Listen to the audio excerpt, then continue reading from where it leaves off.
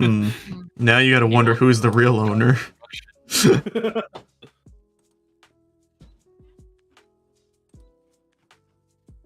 Alright, let me grab all the important Tante bits. I like Beerus. Alright, Beerus. Beerus is cool. He's a little rapey for my taste. He's kind of a simp, but yeah. Oh god, especially from the latest movie. Kind of fucked up. That movie, like, the weird part about that movie was that there were certain parts. There was like 15 minutes of that movie that was really, really good, and then the rest of it was okay at best. Really, I thought it was awesome.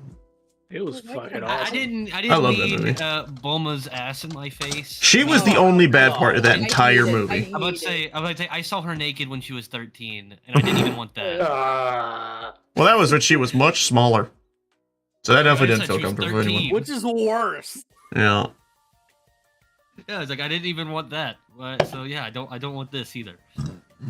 All right. What great conversations to people in the stream to hear first. Oh no! I told you I'd start just so we can get a conversation going and then have that on the stream. And man, what a great time I have chosen. Terrible. This is great. Love it. Loving life. Confused. What the fuck? What the fuck? I forgot. Okay. I wonder how Platinum's doing. I don't know what they're doing today, but I think they're hanging out with friends, if I recall. Match having friends. Pitiful, isn't it? Bitch, what the fuck am I? My best friend's a world away, or half a world away. Oof. The one person I talked to the most recently is currently their computer is fucking dead. What? Yeah, the person I've been forced to talk to most is a furry. So I have to deal with that. Nice. Definitely not talking to 2.5 furries here. Hello. I'm sorry. I'm sorry. That is one of the funniest responses ever. I'm sorry. That was too good. Why is it 2.5? Like, what's the F? 2.5 men? Like, what is Nice, you're welcome.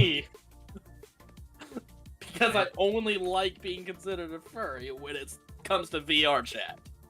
And soNic, apparently. So what you're saying is that you and Kevin go into those furry raids together. Well, I barely ever get in VR chat, so yes. Yes. Fuck there, I need to play more VR chat. God damn. Same. I need to build my tolerance back up. Just keep me away from that one world and we're A-okay. I feel like our tolerance was just fine. We just gotta stay away from that shit. God damn. Alright. Well, is everyone ready? Yes. I believe so. Discord. Good. So, we're going to start off, obviously, by doing everyone's description of themselves. So, whoops, I almost forgot to set this thing to the chat section. Okay. Eeny, meeny, miny, Dawn, go first. Yeah, what? What is your character? Explain. It's literally just Spike Spiegel from Cowboy Bebop, but okay, no what's gun. I guess, well, actually, hold on. You know, I'm going to describe the Cedar real quick. Just to get some going, because I feel like most of your characters are city-bound, except for one very obvious separation of character in this party of a bunch of people. So, here's what I will say. Much like the last time, this door appears randomly in an alleyway. Hello? I gotta clean your bed. You're doing that stuff I read online that Just to match Mr. Popo. Mr. Popo's stool. Hi. Oh shit, I'm a giant. What? Okay. I can get infection. It can cause infection. I gotta clean Kira's bottom. But you're so small. If you don't, they're not cleaning their butts. Okay. That's why they stink. And they have Jasmine, poop. how tall are you? She's doing it too. I read online that Catholic do this if you don't. I'm 5'3". Okay, have fun with that one. Small. I've done it before. Okay. Sorry about this immediate interruption. She's cleaning the cat's booties because they do not know how to poop. No, they don't know how to work it. Oh, good lord, that's damn it. nasty looking. Well, that's what they're both doing. Okay, you know what? I'm just gonna start describing the scene. I need a character familiar token. What kind of dog? Do you mean just you want me to put just somewhere make you a else. character sheet for you? Yeah, one I could just put the cat on. All right. Let me. I Move still this think a around. Doberman would go nuts. Ah, yes, I'm a Yeah. little hellhound. Character. Sit down. Oh, I'm small. The fucking demon dog from Pokemon. Is this what When I get done, you can get up. Not till I get Whatever done. the fuck its name was. Hound do? It's the Houndoom. Hitmonchamp. I'm gonna Go for it. There you go. Oh, she's Oh, yeah, got hit the knives. champ. Thank you. Let me bring this down to your player selection thing. There you go.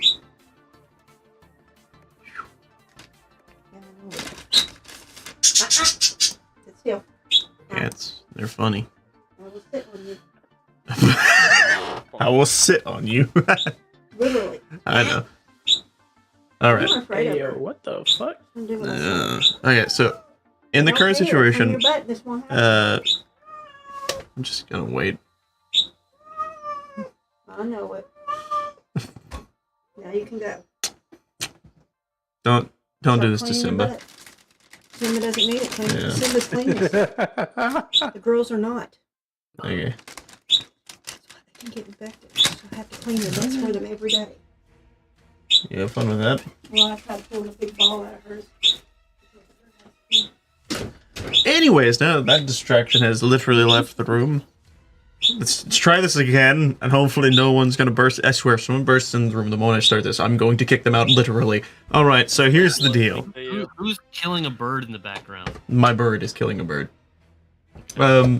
So you guys basically are going to be meeting in a dark alleyway, right? Gay? Why did I just see that pop up on Discord? I'm gonna go on freaky do not disturb. Why are you I was- never on Do Not Disturb? Because Literally. I just like being invisible. I like not existing, but I'm going on do not disturb. Alright, so you will all find yourselves in the middle of an alleyway. In this dark, long path, right? There's trash cans, garbage stuff. You'll see a stray cat running around. Not your cat, Agent 47, just a random cat. It looks like the cat itself is drugged out to hell. It's got patches of fur missing. It's scraggly, and it's running away. But down the hallway, you will see what looks to be this very medieval-esque door with these big, like, stone brick patterns leading all the way up and then around the door. It's like a frame.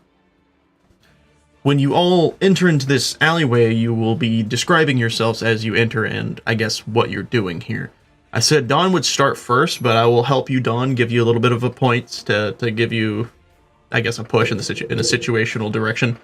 Because I just imagine your character's probably was drunk, found himself in the alleyway and saw the door and was just like, what is that? And then just found themselves in the situation. If you want to bounce off that, you can, or if you want to leave it as that, that's fine. You know what? Honestly, leave it as that. All right, makes sense. Honestly, it also feels like a character-fitting moment. But anyways, Ethan, go next.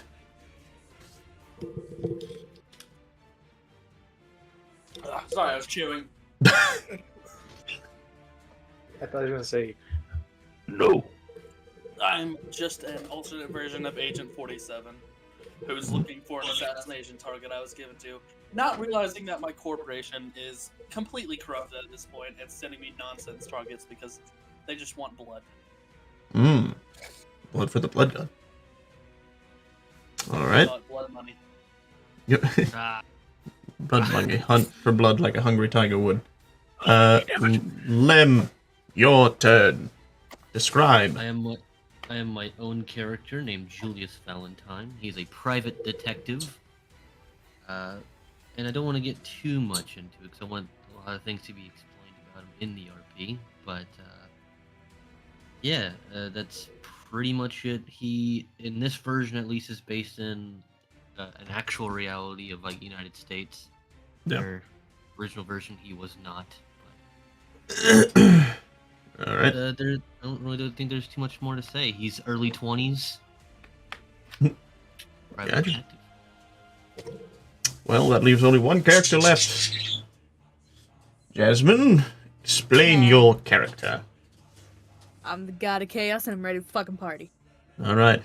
And as you all gather around this door, suddenly a vortex random will pop in as this weird goat-looking creature will pop in, and he's just like, "Hey everybody, I'm here to party." I don't know what he sounds like, that's what I'm assuming he says. I don't know. Maybe Anyways. it's more deeper. What does he talk like? Because I have literally no idea.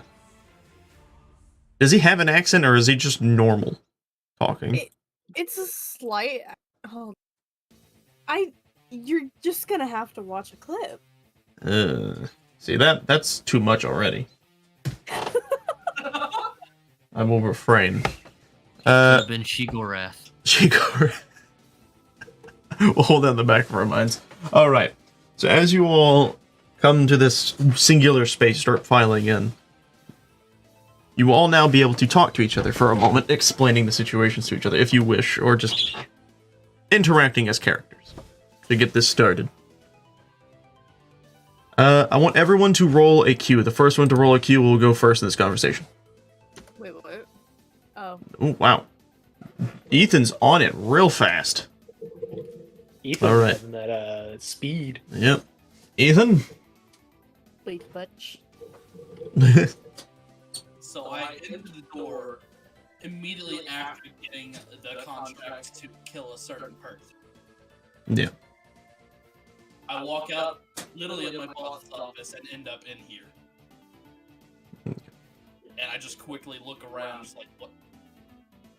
Like, for the first time in a while, I'm confused on where I am. Gotcha. So, okay, wait. So, your character just kind of waltzes in here and he's just kind of confused, is that right? Yep. Alright. Oh, because he's like seeing people start filing in as well.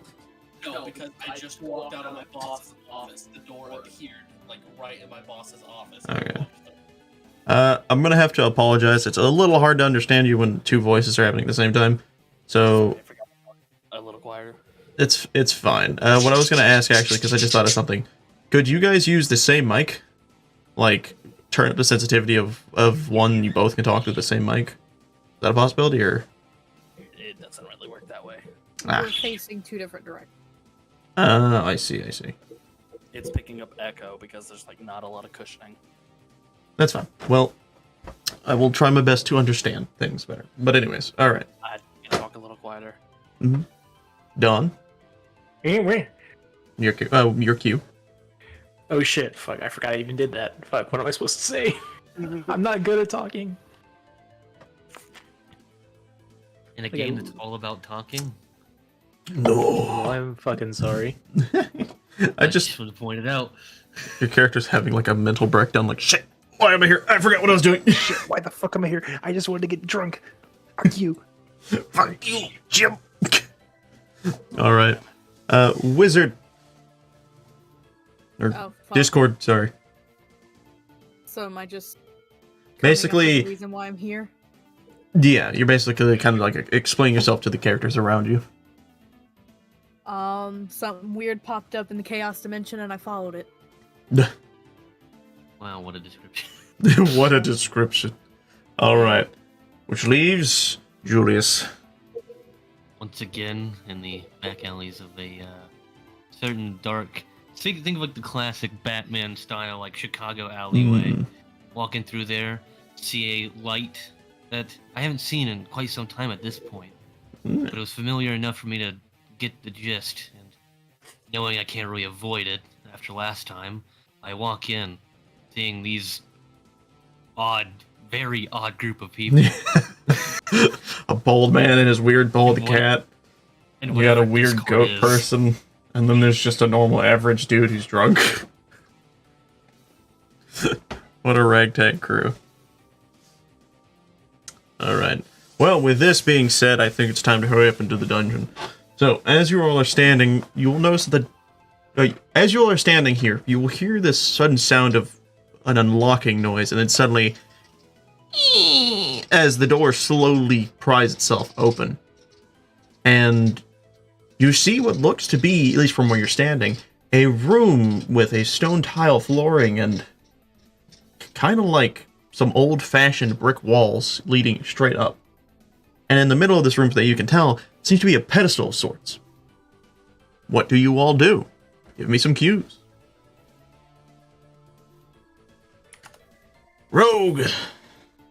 Once again, knowing that this is pretty much unavoidable, without talking to anybody, I go up to said pedestal, and I go to and I go to grab said book. Okay, I'm gonna have Archer's Agent 47 do what they say first, just to make sure. Oh, no, it's fine. Huh? He walks up and he grabs the book at the exact same time. Oh yeah. Do you? You know, sure. Let's go with that. All right, that's fine. That's amusing.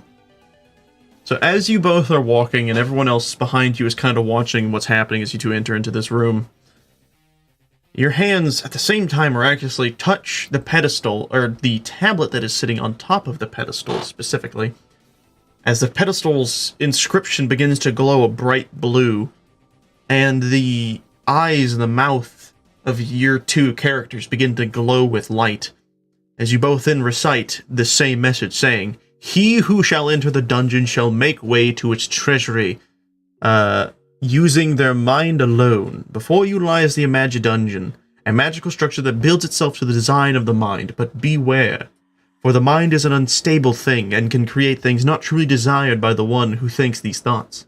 Enter at your own risk, or your own thoughts." And as this is said, the two people outside the door suddenly feel themselves pulled into the room. Not of their own fruition, it feels as if they are literally being sucked in by a vortex, and as they randomly enter into the room and probably fall over each other now they're being literally sucked in, the door behind them slams shut, as now all four of you are locked in this room.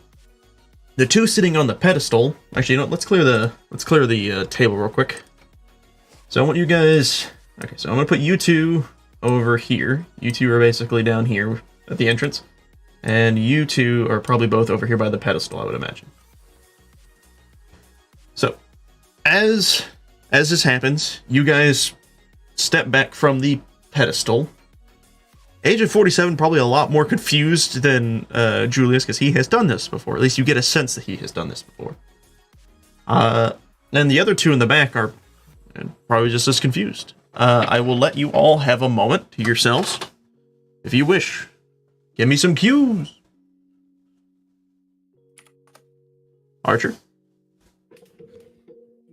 Going with the fact that just like his intuition's very strong, so he hears all that in his own head as he's speaking. He's just like, our own imagination, and just starts thinking to himself. Did you say that out loud, by the way? Yeah. Don't let this place fool you. It may not be, well, it may not be exactly what it seems. I've been here before. Alright. I'll keep that in mind. Spike, Discord, you two got anything you want to say? You guys are just whisked suddenly into this room. What's the word I'm looking for? Uncontrolled of your own motions. Honestly, I think my character would just be kind of like thinking this is just a fucking bad hangover dream. Oh, this shit's probably just normal for Discord. Discord just in the back is like, that was fun. And then Spike's over there just like, I'm way too drunk for this. But anyways, with this now being said, you will notice 3 doors in front of you, minus the one behind you, of course. The left, the front, and the right. I want everyone right now, I want everyone to press Q, but don't enter it. Just get Q set up. When I say go, unleash the Qs at the exact same time. Are you ready? Has everyone got their Qs ready? So basically, what I'm saying is, in the type box on the bottom right, press Q, but don't press enter yet. Hold the Q there. When I say go, press enter, and that's going to be our order of the whole dungeon creation thing. So is everyone ready? They're going to have their Qs pressed in, and they're about to press enter, right? Yeah. Yeah. All right. On your mark. Get set. Q. Oh, okay. So I'm going to quickly... Wait, okay. I'm going to pull up my stuff to the side here.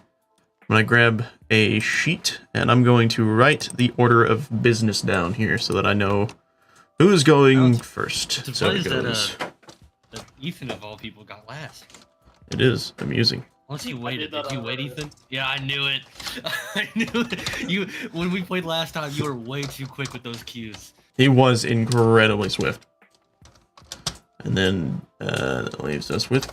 Which is weird because on my screen I'm still third. You're third?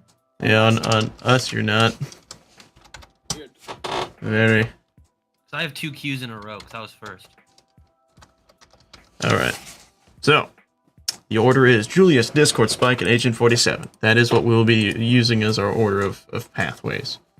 So, I want you all to talk amongst yourselves to figure out which way you would like to go. Left.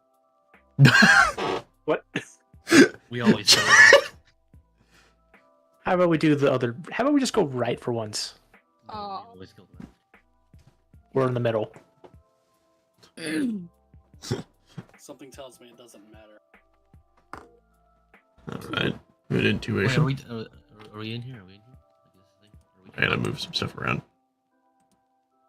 I'm gonna turn Ethan up a smidge. There we go. So that way he can talk quietly and I can still hear him very well. Ooh. Alright. Louder.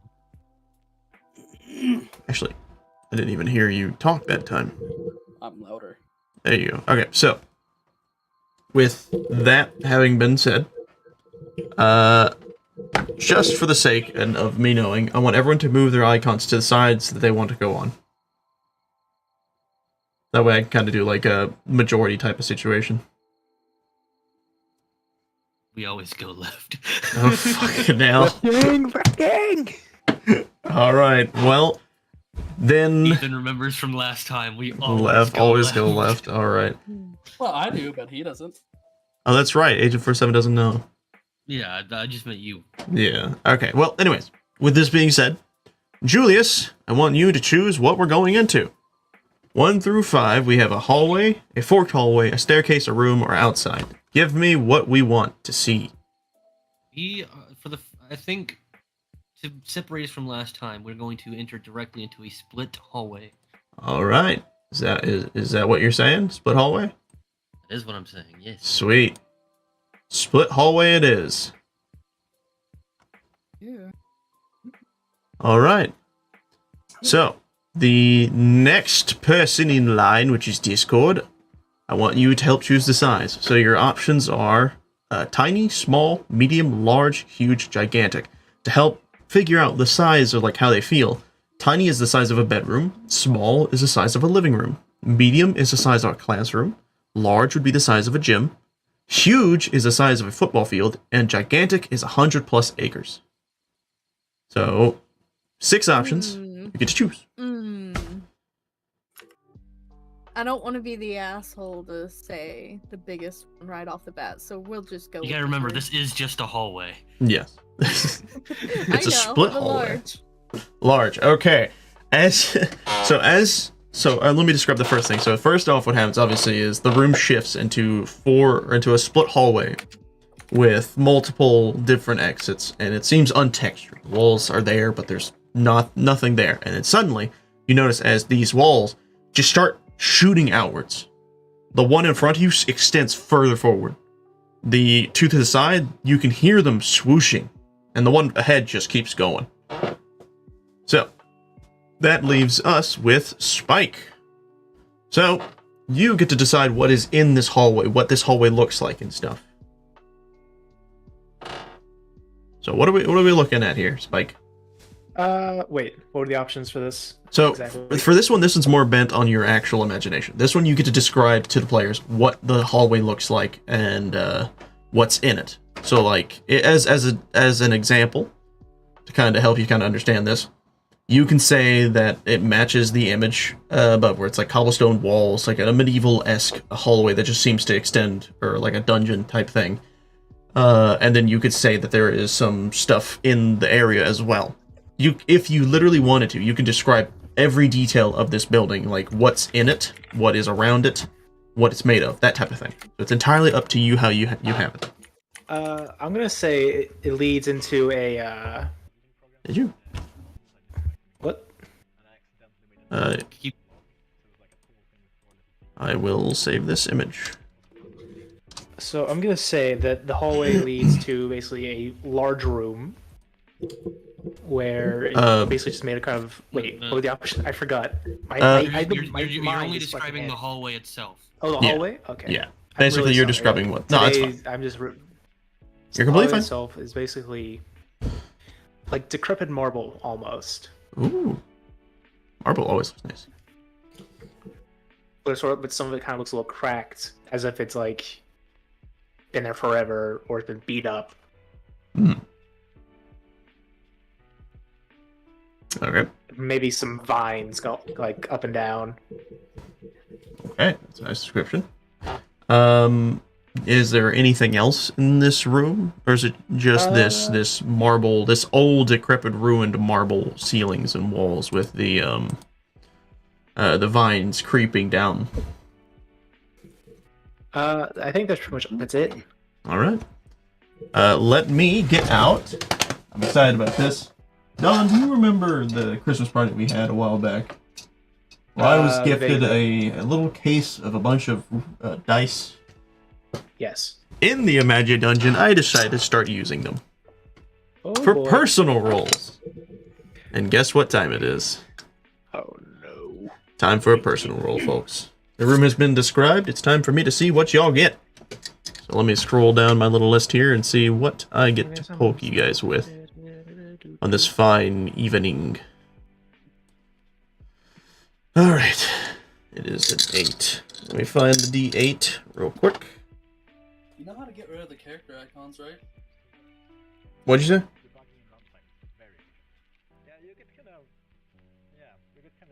Ones that are like covering your entire screen. I think it's this one. This one looks like a D8.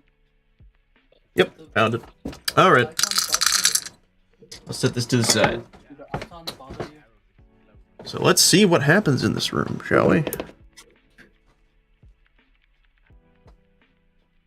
Wait, that's not a fucking D8. That's a 9. I can't fucking read. This is a D8. Has 8 sides. I'm stupid. Woo! I dropped a dice. Okay, let's try that again, shall we? Ah, that's a good number, I think.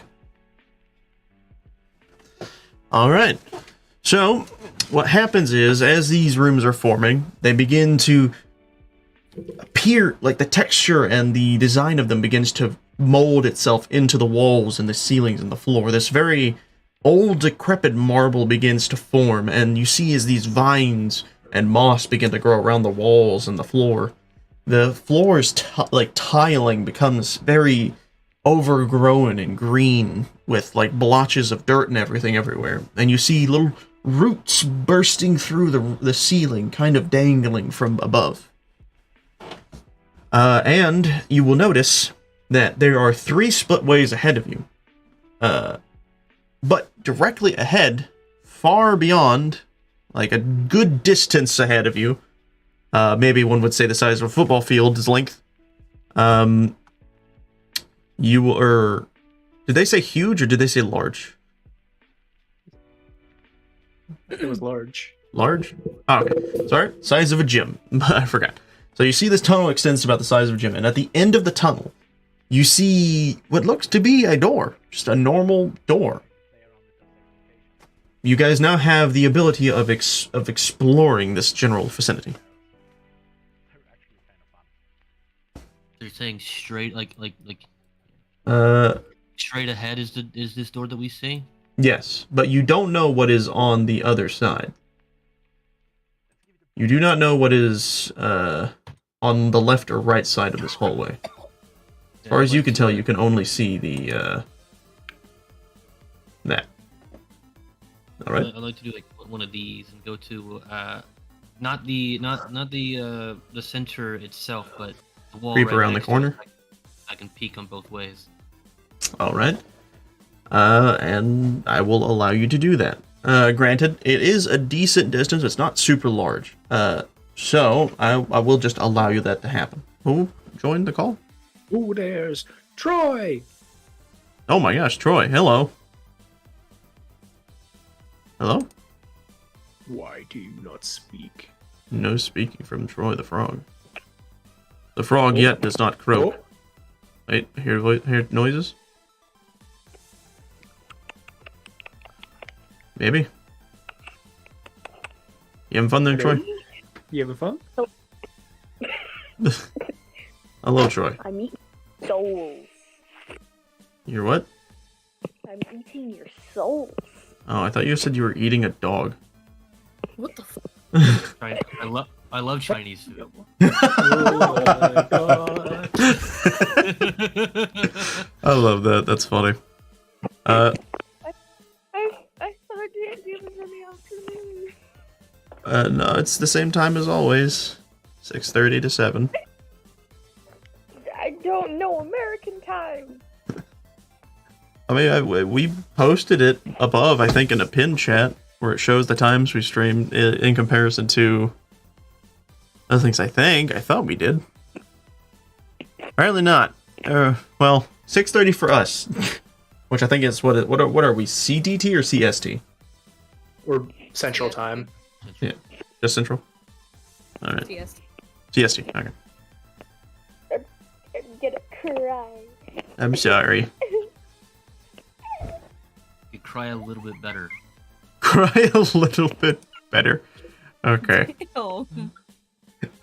Well, if you want, you can still join. We are still very early on, but you will be thrown in very randomly. I'll be thrown in randomly, yay.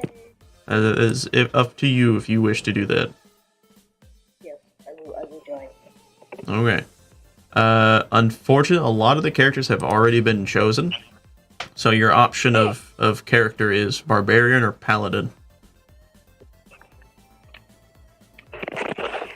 Give me the, Do you know of a character you want to use in this current situation?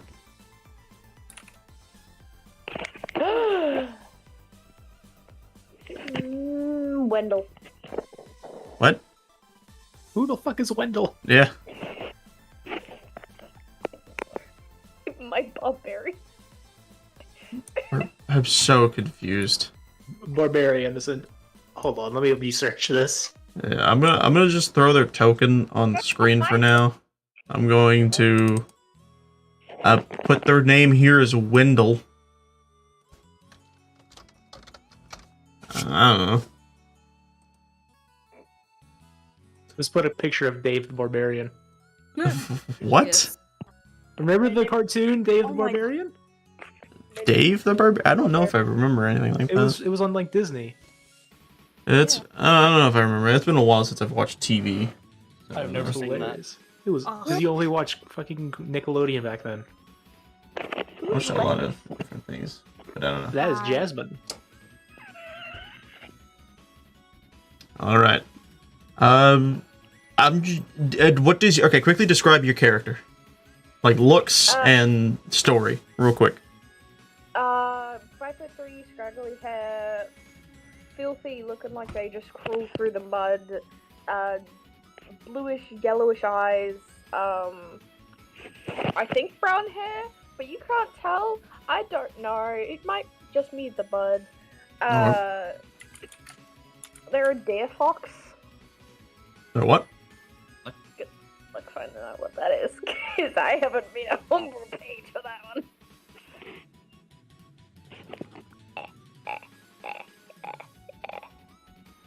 What the fuck is going on? I have no I idea. love this session of D&D. Oh gosh. Like it sounds like you're speaking into a microphone with a megaphone behind it. It's like, why? It Australia. sounds like the mic has an adapter through a microwave. That is so accurate. What the hell? You sound like you're actually in the upside down. Vecna! I will crack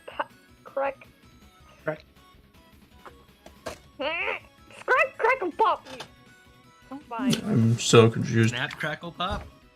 I will. Snap, crackle pop you. Fine. Yeah. Not the best. Not the best cereal, but okay. No, Pops are pretty good.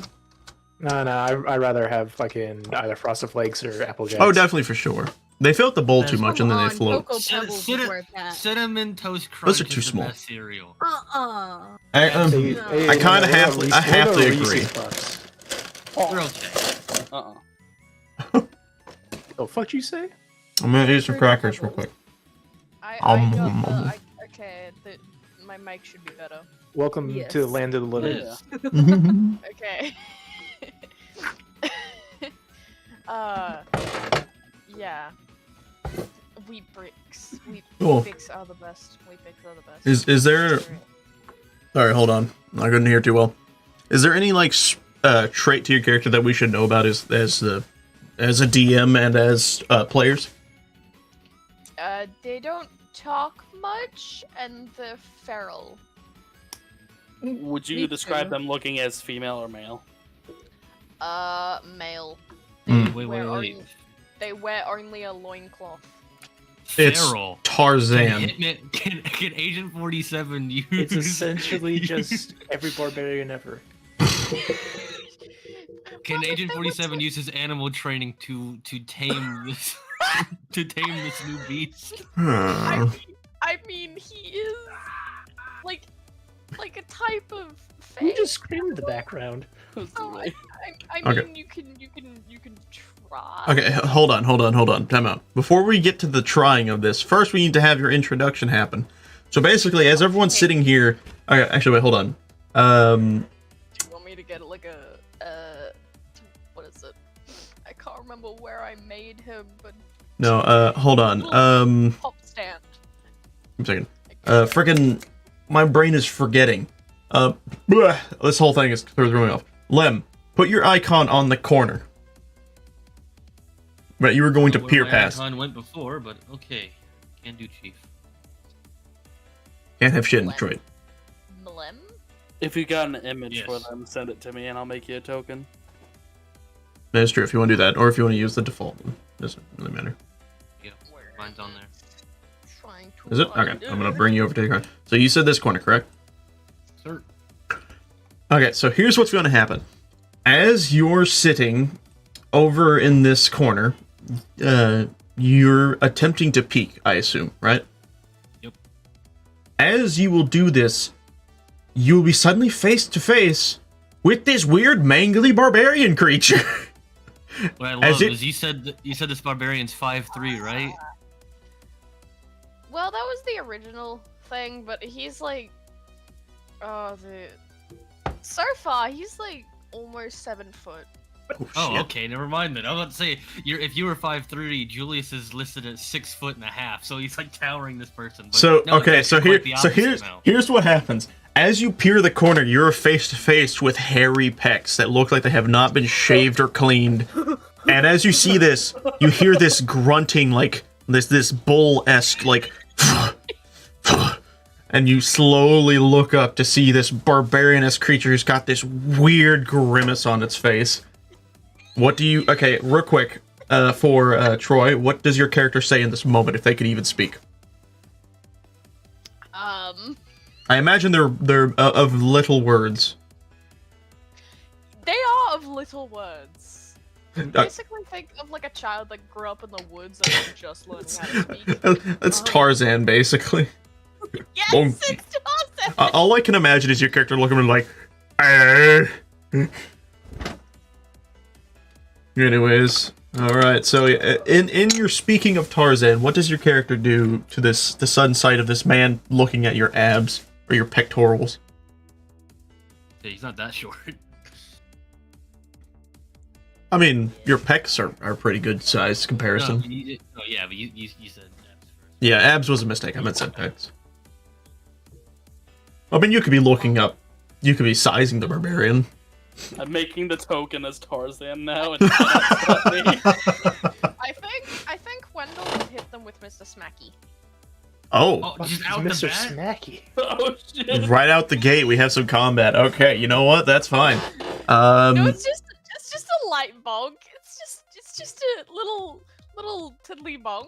Just... Well, Rogue tries to uncanny dodge. I want you to dodge with advantage. So roll me 2d20s.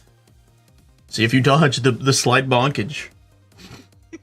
Slight bonkage. You do not. Oh my god. So here's what, real quick, Barbarian, or Wendell, sorry. Wendell, if you could do me a solid, roll me strength. Oh god. Don't worry, I'm not gonna make it hurt. Where's my thing? Where's my thing? I don't have a thing. What do I roll? Strength. 20? Strength. I don't know. Roll of strength. Go to the fucking paper. Yeah, right You there. just click strength. There is no paper. There is a newspaper in the top right corner. Yes. But Click there it. Click on your character. Yeah, you click on Barbarian. I see. My glasses are getting worse at helping me see. How do you spell your character's name? Oh,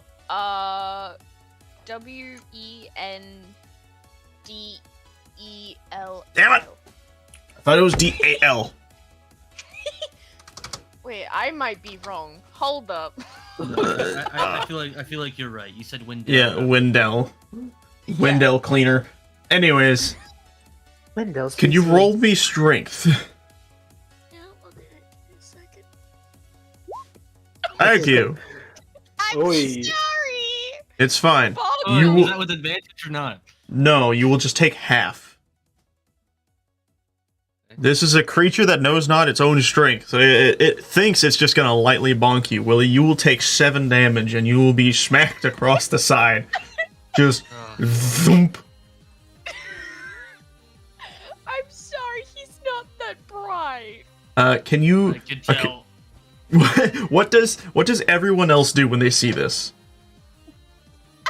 Oh no! He's just a boy. I just turned the corner. Oh fuck! And then you just hit. I just imagine your character turns the corner and sees pecs. He just has a dopey grin on his face and it's bonk. I just imagine your character being like, Grog friend. strong. Grog Here we go. strongest I is. changed the Eric icon to just Tarzan. All right. You want me to plop him back on the field? Yeah, do it. Oh, the actual character. Let's get rid of this one. Pull this one into place. All right. So, the people who are not Troy and Lem, press me some cues so we can get some reactions to the situation. Oh no! Don't hurt my boy. All right. Starting with Archer, what is your reaction? Seeing an immediately aggressive, Agent 47 just goes to tackle him. All right. As this is happening, Wizard, what's your reaction? 47 uses tackle. He uses tackle. Hysterical laughter. That makes sense. Dawn, what's your reaction? Fuck this shit, I'm out. So Dawn's just trying to turn. So your character's just trying to turn around and open the Yeah. door, I assume. Pretty much saying like, fuck this. This is not what I signed up for.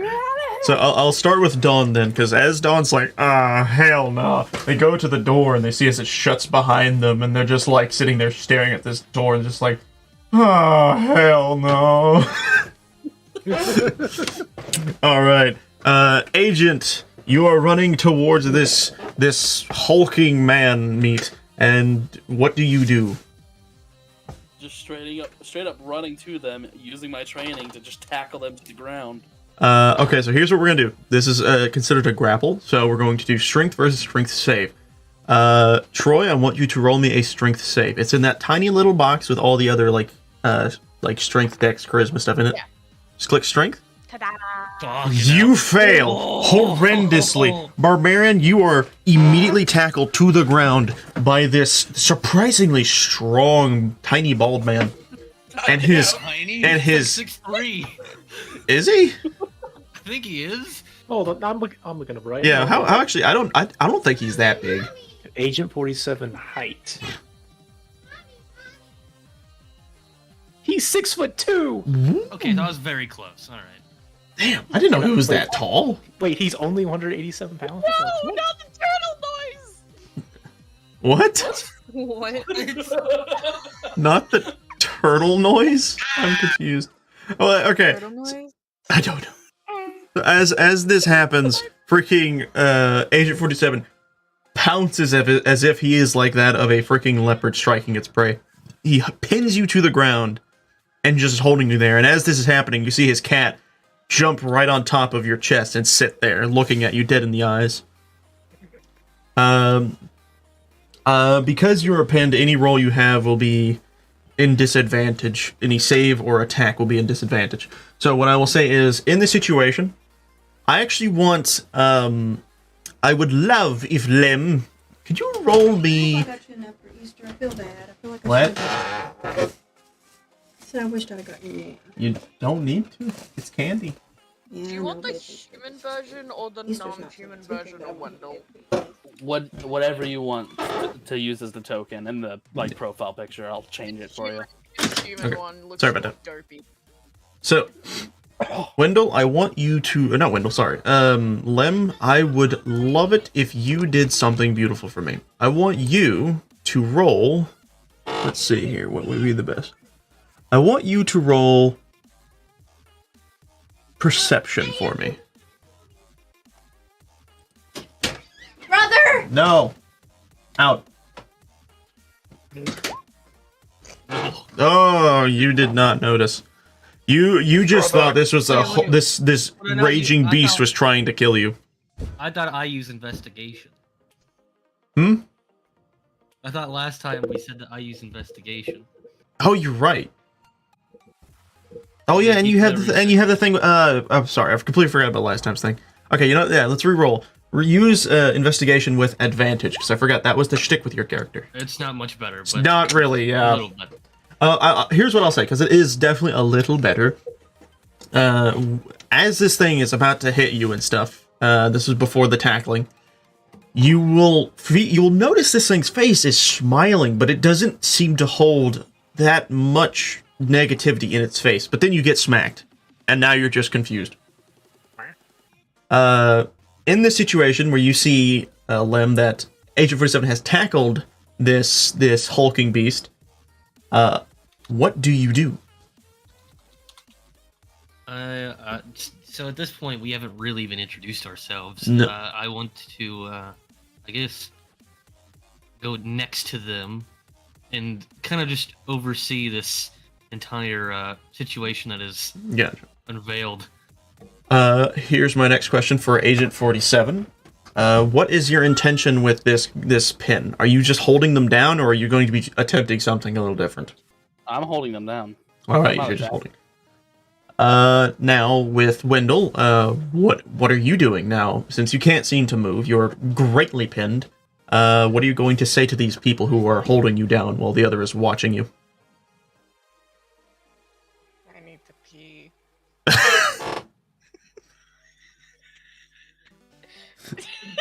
That's All right. just what I will say. I Can- need to pee. I want you to roll me a charisma roll.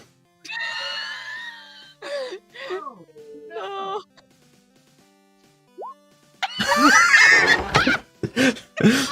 They You do not. they do not believe that you have to pee in the slightest. They are unfazed by your statement. Spike and Discord, do you have anything you would like to say or do in this matter of situation? I just want to see how this works out. This is rather amusing. Also, I forgot to put Yes. wizard in this. There you go. Honestly, on the this board. is more of a show than anything else. Yeah, I know, it's definitely something different. Alright, sorry. Jasmine, you said you were doing something? No. Alright, so you both are just kind of watching this with bated eyes, just enjoying the scenery. Yeah. Alright. I will say, Julius, since you seem to be probably the most collected in thought right now, even though being smacked, I want you to be the one to interact with Wendell for a little bit. I'm just here to pin them down and Yep. keep them from attacking. I want to do 2 things. First, I want Athena to run a background check on what the barcode on the back of Agent 47's head Holy means. shit! Shit.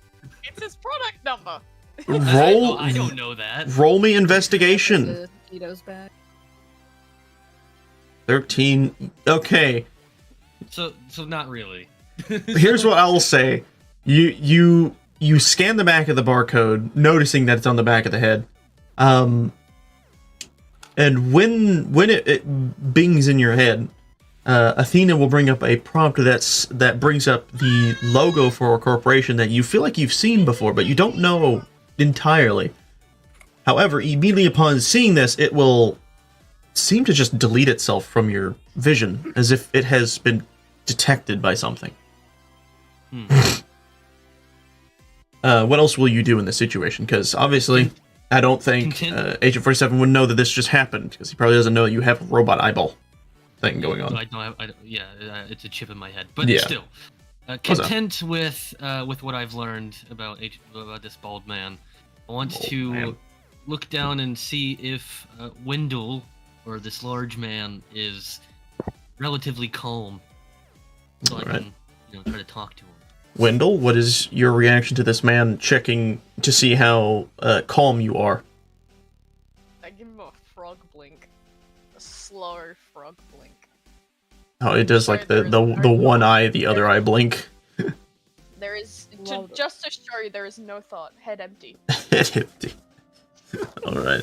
As this happens, you see this giant man, like this Tarzan-esque man, looking directly in your eyes, and you just slowly notice as the eyes begin to blink one after the other, and you begin to notice drool forming around the bottom of the jaw.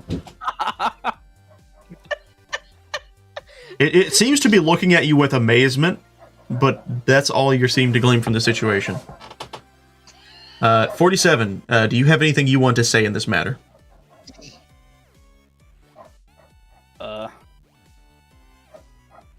You know what? Let me just roll a perception check to see if I even realize what's going on. That's a good point. Yes. I'd say so. You immediately recognize that this creature is very dumb. It is drooling, but also amazed with what you guys are doing, and it just seems to be happy that someone is around it. He has been lonely for the past, 90 years. See, what you guys don't know is Wendell's been trapped in the dungeon forever. Wendell found a door and did not know how to leave. He followed a piece of meat on a string, and now he's stuck. Yeah, you just hear, there's, this door open, the Imagi-Dungeon doors open, and you just see, a weird creature in the back with a fishing rod, come here, I got you, come here, as it's reeling in Wendell. But anyways, that's all jokes aside. Julius. I turned to 47. I don't think this guy's much of a threat, just caught me off guard is all. Yeah, no, not a threat. Hey, hold Unless on. you got meat on them, maybe. Keep your cat to yourself. He wouldn't hurt a fly unless he was hungry, and then he would eat the fly. Anyway, we should probably let him up. As Julia says this, Agent 47 gets off of Wendell. All right. As you all are kind of dispersing yourselves, Wendell will slowly, very sloppily stand themselves up, kind of in this overly excited fashion, and then they'll quickly look at you, and all you see is this thing goes, "Friends!" as it just happily looks back and forth between the two of you. Julius gives a slow nod with yes. Oh no, we're gonna have a Goonies moment. Yeah. Oh God. Sure you can. All right. As this has happened, Discord and Spike, are you guys gonna stick in the back, or are you guys gonna do anything else? Shit. Yeah, I'm just gonna go ahead with the rest of the group. All right. Yeah, I want to go with the group too. All right. Actually, I like. yep. Sorry. No, fine. I like this guy. All right. As you guys start to join this group, keep in mind, Wendell did not notice you guys before. Wendell, roll me a perception, please. Oh no. Fuck, where's my Come on, Wendell. Good boy. Come on, Wendell. Come on, Wendell. Who's a good Wendell? Who's a good Wendell? That... Wendell notices all. Yeah. So Wendell sees Spike first, and it just seems to be just a normal, weirdly dressed man in Wendell's mind, or a weirdly dressed Wendell, really, because Wendell doesn't know anything. It just thinks everyone is a type of Wendell, and it just thinks this. But then it sees something it has not seen for a long time. I'm gonna get close to the mic for this one. Food. What? Just so happens that as Discord walks up, they both meet eye to eye. Discord sees a barbarian naked man with loincloth. Wendell does not see that. Wendell sees fresh meat. Oh shit. I will allow Wendell to do what they wish in this moment. Time for a recreation of arc. Wendell, what are you going to do after you see this what appears to be, to you at least, an animal that you can eat? Oh no. Token was updated. What? Oh, okay. Oh no, his intelligence. Oh, his intelligence is fucking. I mean, what do you expect from a barbarian? I did it again. What? Without his druid counterpart, yes, he is dumb. He is big dumb. All right. Does he have the sense that if it talks, it is not food? You know, I'll allow that. But you know, okay, you know what? I'll do a roll of fate. Let's see. Let me grab a d20 for my collection here. I'm going to see if our goat friend says anything in this moment, or if they just walk up and act like a goat person. Oh no! Oh no! I'm gonna be honest. You got a 15. So what happens is you're looking and you see this goat person, and then you look down and notice they're standing up as if they are human, and then you kind of like sadden as you realize not food. This is like sentience. Shit, it's alive. Agent 47 puts his cat into his jacket slowly. Did you even think about the cat? No, I literally just look at Spinks and I just flick my fingers up and he jumps up onto my shoulder. Nice. I will not have perception roll for barbarian this time. Wizard. Okay, I noticed that he is sad because he is hungry. Can I just like poof a nice steak in front of him? Roll me a d20. Ah, fuck. Because in the dungeon, you will notice that your powers are not as they should be. You put up what seems to be, at least what you think should be, steak, but in fact is soybean steak. Fuck is soybean steak? Gross. The smell wafts the air, but you can tell the barbarian is the first to smell it. Barbarian, what do you do to this soybean steak? He looks at it in horror, like that is not food. Damn it. With a confused like anger at it, just like why do you exist kind of look. All right. Can I still fly? I mean, you're a wizard, so I would imagine you have the ability of flight for limited time and travel. Okay. So, with that being said, this plate you'll be noticing with this horrible looking steak, you'll notice that it suddenly jumps up off the plate and runs away on these two little spindly legs. Oh, it's the thing. and as this just disappears onto the left side, yeah, I won't even gonna, you know, yeah, it just explodes. just sprayed all over this general area. It was trying to make a run for it over to here, and it just gets splattered. Here's what I will do. I will give it this nasty green color. Whoops. It's just completely splattered over here. Just. All right, Julius. As this miraculous headshot goes off, I want to walk forward this way. I want to look at the door and see if I see it shining like I did last time. You will not notice there is any shine coming from this door, but now that you are in the middle of the hallway, you will notice that there are doors on the left and the right side of you. They all look the same. No shining. No shining. No shiny. You get a sense that they're important, but you don't know which one is important.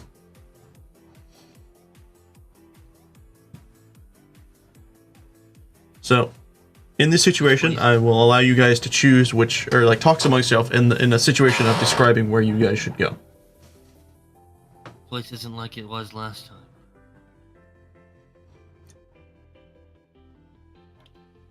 Also, for the sake of saying it, as long as I'm not in battle, I'm using this after I use a bullet. That's fine. Always restocking. Yes. Just Smart. reloading, really. Yeah. Every shot you have to reload. You know the rules. And so do I. Alright. Give us some cues, everyone.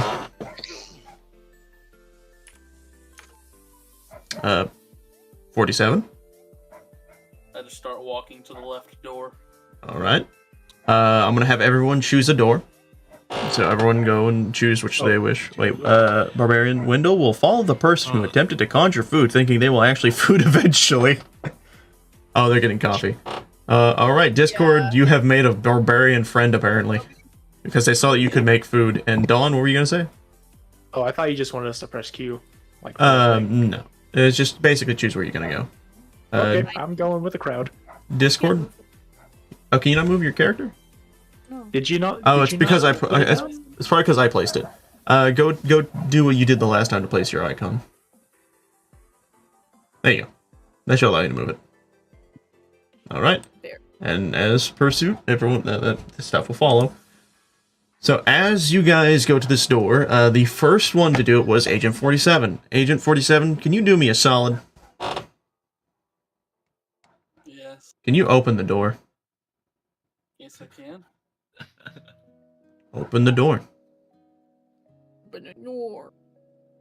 Okay. As you grab the door handle and you begin to open it, you notice there is a brick wall behind the door. Oh. Oh, what? What? You will also suddenly hear a tick sound. As you then look behind the door you had just opened, and will notice that there is a string that has been pulled. Oh, shit. Julius freaking booked it. No, okay, everyone, you're all in the range, unfortunately. So here's what's gonna happen. I want everyone to roll me acrobatics. Because what is about to happen is spikes are about to plunge from the ceiling. Oh. Damn it! Alright. Let's see. Last time my rolls were terrible. Jesus fucking Christ. Who are we missing? Is it Wendell? Wendell's what we're missing. Yeah, Wendell's getting coffee. Let me roll for Wendell real quick. Where is Wendell? Barbarian. There you are. I will roll the acrobatics. Alright, what do they get? They got 10. Good lord, Julius. Being the goat. Yeah, the goat. So I will say the save would have been pretty much a 13 and above in this situation. So only 2 of you get over. Dawn, Archer, and unfortunately Wendell. Here's what you guys will take. Welcome back. You came at an interesting time.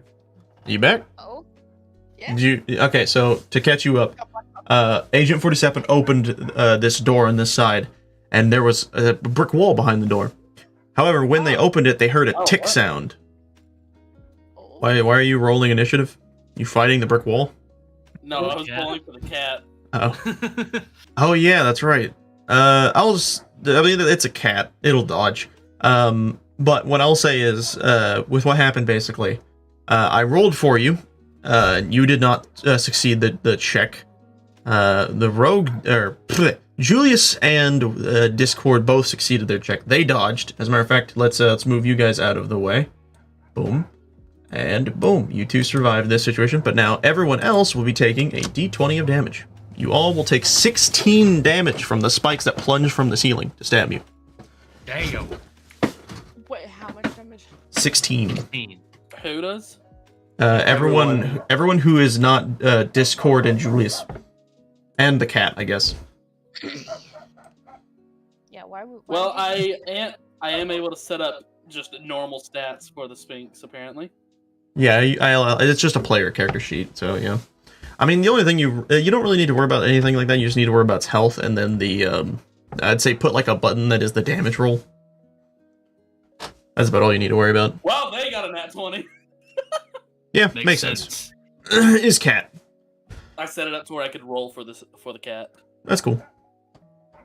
So, with that being done, you all have taken the 16 damage, and you have now learned that some of these doors are trapped.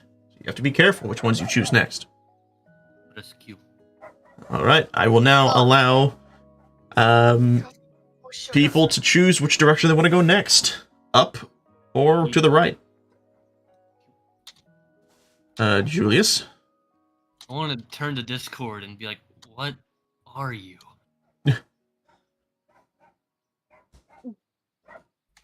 I'm gonna go put some more sugar in my coffee. Okay. That caught me off guard. Chaos. Well, you certainly looked the part, but I was hoping for a little bit more of a accurate description. How tall is Discord, by the way? Oh shit, I don't even know. Does he have an like... official height? Okay, think of the normal ponies. He's like 4 of those ponies stacked on top of each other. Ponies, they're pretty tall. They're not like super big. About as big as like probably about as big as like a bulldog. Okay, so I looked up the height. He's tall. At least 12 feet tall. Holy shit! But no taller than 16. What? He's tall. He's got like a long worm body. From head to tail. I thought this thing was much smaller. Okay, yeah. That makes. Tina and I have never seen anything like you. Yeah. Holy crap. Also, Cody, random question. Is there anything flattered. that you think a cat would be able to roll higher on? On anything that's acrobatics. Really, anything athletic based is what I'll say. By how much more would you say? Because they're all at a stat of 0. Okay, I'm back. Oh, yeah. I'll say boost anything athletics based by 5. Or no, no, give him 10. Give him a solid 10. Because they're a cat. They're fast. They're smart. Would that work for perception as well? Yeah, they're very well. No, cats are stupid. Okay. Have you seen a cat? They're not smart. They attempt to be. Curiosity. All right, so they just have Exactly. Acrobatics, athletics, performance. I guess. I mean, they do always attract attention. That's why one of my friends is called Curiosity, because they're dumb as fuck. All right. Good lord, Julius, you are going towards that door. Okay, so here's the question: does everyone follow Julius, or do you guys go into the other side? Because you now note, and I will apply this. Doot, doot, doot, doot. This side is a trap. Oh no. I go. All right. Although the leader. Kitty, no. Hold on. I'm gonna. That's fine. So everyone goes up. Is that right? Yeah. I'm gonna open this new door. Okay, Julius, you are opening the door, right? Yes, sir. Okay, that's good to know. gonna stand back this time. All right. Fucking. You know, it's We're gonna really stand funny. back a little bit. Because that is also a trapped door. Fuck. This time, when you open the door, you see a comically large boxing glove on a spring. And as soon as you open the door, boing, punches you right in the fucking face. I don't even get to roll. I just get hit. You just get hit, unfortunately. Oh. You didn't investigate the door. Hitting the bowling line. Well, last time I got the roll, so I was acrobatics. Right in the bowling line. Well, last time I told you what happened. It ticked and stuff. This time it was just the door itself was the trap. Okay. So here's what I'll have you do. If I can actually do it. See what happens. D20. That's not bad damage. That's not a bad roll. You get 9 damage. At least you're the only one who got hit this time. Alright. I get punched. Ah.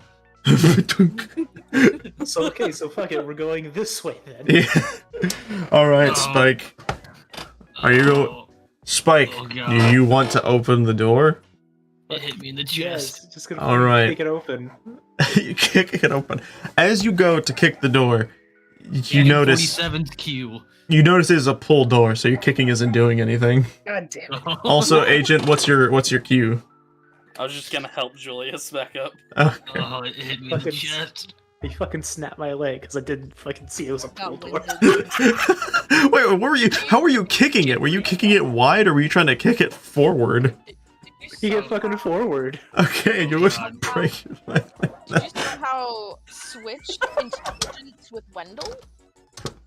You take Listen, 3 I wasn't damage for told. kicking a metal door. I wasn't told it was a push door. Or no, it was a pull door. All these doors they've been opening have all been pull doors. Fuck you. But yeah, you take 3 damage from your attempt to kick in the door and stubbing your toe.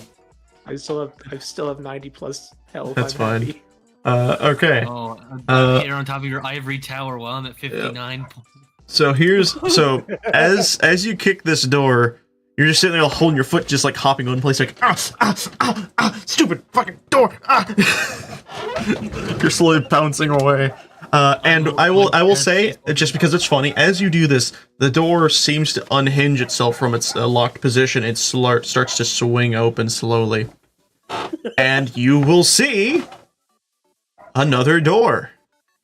However, this door looks a lot familiar to you, because this is the normal dungeon door. Which means it is time to make another room. Time to So last time we started with Julius, this time we'll be starting with Discord. So, Discord, I want you to choose. Are we going into a hallway, a forked hallway, a staircase, a room, or are we going outside? Let's just go with a room. Alright. So, with the room chosen, I want, who is next? Spike. Spike. Can you tell me what size of this room? Is it tiny, small, medium, large, huge, or gigantic? Fucking medium. It's fucking medium, mate. As you say this, no, my voice. As you say this, the room will start to slowly expand. This untextured wall will begin to grow to size what appears to be the size of a classroom. It is not a classroom. It just is the size of one, with untextured walls. Definitely not akin to that of like a CS:GO lobby.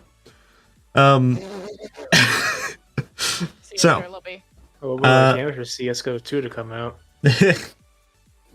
Agent 47, it is now your turn to decide what is in this room. What are we looking at in this room? I remember what the dungeon said at the beginning about it goes off our imagination. So I quickly imagine my target. Well, you have to imagine a little bit more than just your target. I can't make a room out of your character. Yeah, I know. I'm just trying to remember the details about where they lived. All right. What they may or may not be doing. That reminded me of a specific SCP where it's just flesh. It's a All right. flesh room. As this happens, you will suddenly see that this room begins to fill out. And it begins to look kind of like an apartment. maybe just someone's apartment, you see these posters starting to form on the wall of maybe some bands or something, and then this very messy bed begin to form. You see this the kitchen begin to form on the other side, and that is where, unfortunately, I don't have a image of that, but I'll use this because I feel like it's enough. As you seem to be in what looks to be a city apartment. As you are in this space, you will notice. Actually, roll me perception. Agent 47. Oh. Sorry. I'm really sorry. You notice absolutely nothing. Not an ounce of anything has been spotted in this room. You just see this as just like a high schooler's like apartment building. Like some sloppy teens building room. Ugh. And as this is shown to you, everyone, you have now the ability of exploring. I'm sorry that this isn't like a good room to mimic the map, but remember, imagination-based, not image-based entirely. So I do like letting them try to figure out who it is anyways. So. Yeah. So as you see this room, behold, in front of you, it is a pretty big room, surprisingly. And as said, you see like a bed off in the side, the kitchen off to the side, a bathroom that it seems to have on its own. I will allow you guys to investigate everything around you, if you wish, or to do whatever you want in this room. While I roll me a d8. Is the bed clean? Great. Is there a bed? Yes, and it's dirty, and I was not much help in the investigation. Wasn't your AI still Wait. on now? Yeah, your AI allows you to get what is it called? Advantage every time. Any investigation check is done with advantage. Then fantastic. I get to investigate the room. By the way, this is perfect because of what I just rolled. So as you do this, suddenly you see this dresser begin to highlight in your eyes. It has this golden aura that you are very familiar with, but only you see this. So your eyes are very special. Special eye. Yes. What do you do with this dresser that you see? Knowing what I've known from the past, I want to approach the dresser. I want to look it over first. As the last time I approached something, it bit me. Well, I'm glad you said that. Roll for initiative. No, I'm kidding. So you're just approaching it, right? Or are you going to open it or anything? No. I'm talking about the last time I played last week. No. I mean, I know. I'm talking about like with what you're doing now. Yeah. What were you saying? What I was saying. Okay, so what I'm trying to say is, with the situation, I know your character is like edgy about opening random things in this dungeon. So I was like, what are you going to do with this, knowing the past situation? I'm first gonna look it over, and if it looks pretty clean, I'm going to open the top drawer. All right.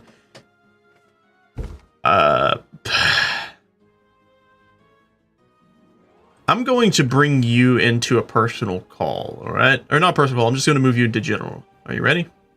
Okay. Let me do that. Am I allowed to come with? No. All right. Your perception sucked. Fair enough. Hey, buddy, pal, chum, friend. Yes, sir. When you peered into this dresser, you found a very familiar mask. Oh no. Yep. So I did guess right. Yep. Shall we return? Because I'm sure you know what to do from there. Okay. Yeah. And that's bougie. All right. It's just the D&D one. All right. Wait, Dad, do you have a bank account? No. Wait, do you have a credit card? No. I mean, I used to. What? What are the numbers? What's the code? What are the numbers, Mason? All right. Julius has just found their item. They were looking at. I first, when I opened the drawer, I looked down at it in complete shock. This can't be here. That's not right. I pick up a mask out of the top drawer.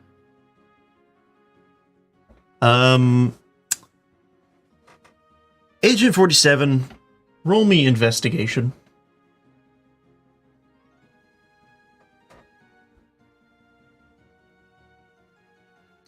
You notice as Julius picks this mask up, the color is very striking to you. It is familiar.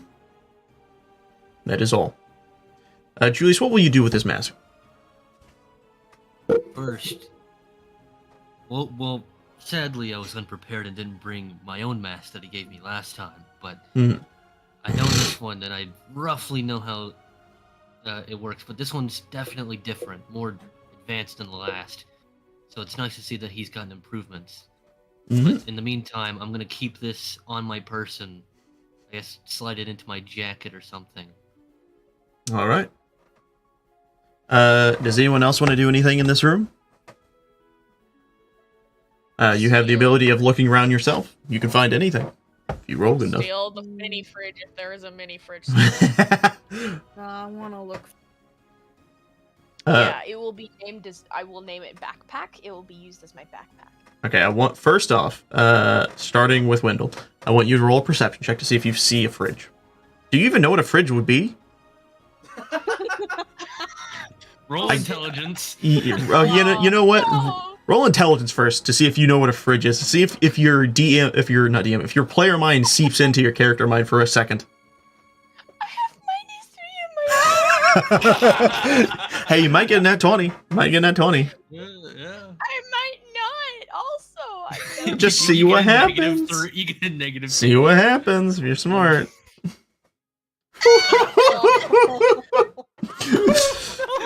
As your character sits there, you just noticed, like, okay, as your character is sitting there, Spike, I'm gonna use you as this funny moment.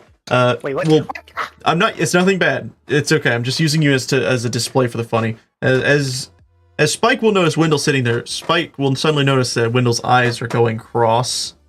No, they're going split. Sorry, they're splitting to the side, and you see it start to smile and drool again, as it does not seem to know what it is doing.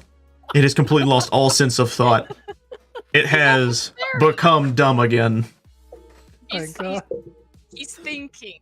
Yeah, he's no thought attempting. behind those eyes. He is effectively kind of like the dad like- off of the Croods, where he tried to think and it hurt him.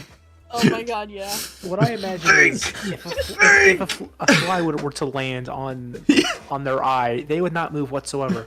Yeah, pretty. Yeah, and as you say that, you see a fly start to land on the tip of the nose of Wendell, and it just sits there. And then it just flies away, and Wendell seems to not care. Now, Discord, I want you to roll me a perception. Huh? Where the fuck is perception? There it is. Oh shit, I rolled that's it too. twice. That's not right. So with the 9 being the one you got, you don't notice anything, but you do notice a couple magazines. They look a little bit more adult than a teenager should have.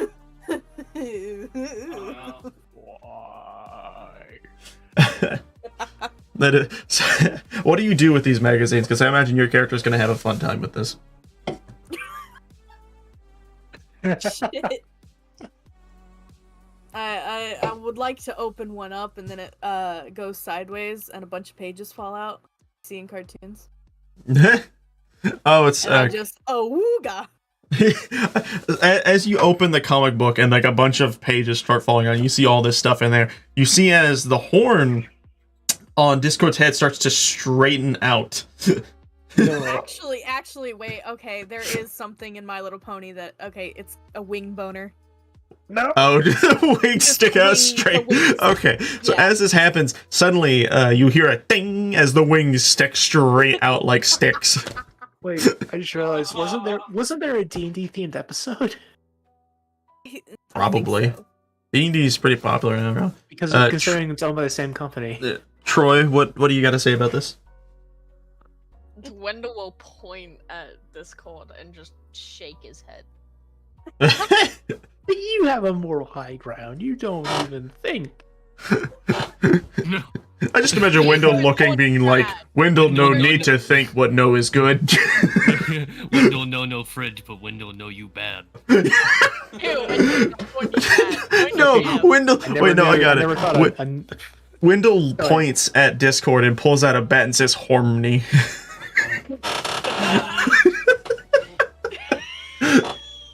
I didn't know we had a moral fucking caveman. That's great. Alright, Spike, what do you do in this situation? You know what? I'm gonna try and roll perception, see if I can. Alright, give me it. Give me the number! Why? Oh, the same. Okay. You also notice another stack of magazines. But this time they're cooking magazines. You are not as lucky. Julius. I would like to approach Agent 47, and seeing as he might be the only competent person here, all right, I would like to approach him and say, "Well, you're certainly no businessman, so fuck." You do it. Next, I don't see any other doors. Well, I mean, I do, but none of them like the last one. Okay, wait, hold on. Repeat that. I couldn't hear you. I was saying that I'm not seeing any shining doors.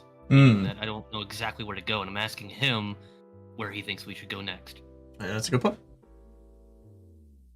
I'm not too sure either. I quickly look around to see if I can see any sort of exit anywhere. Roll perception. Ooh. Ooh. Yes, you notice that the door you guys had came through was the bathroom door. And that the main entrance door is straight across from you, actually. You will also notice that the door is slightly open. It's cracked a little. But, as this door is heard, as this door is seen by Agent 47, you will all suddenly hear the sounds of what seems to be the sounds of a girl and a boy, like a young boy, talking. But they're getting closer and closer to the door. Archer? I quickly hide into the shadows. And you do. Rogue?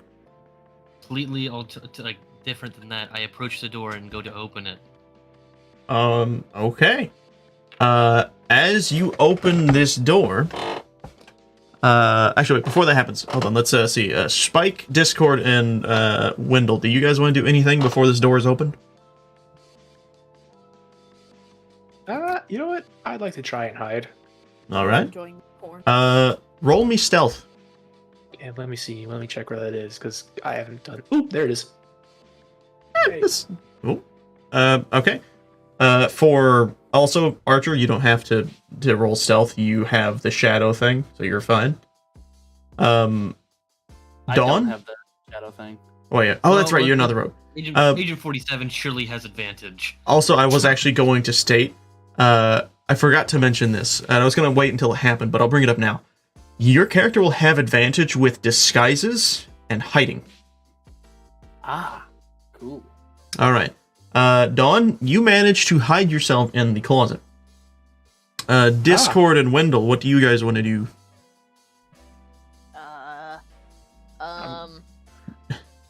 Does Wendell even feel like they should hide?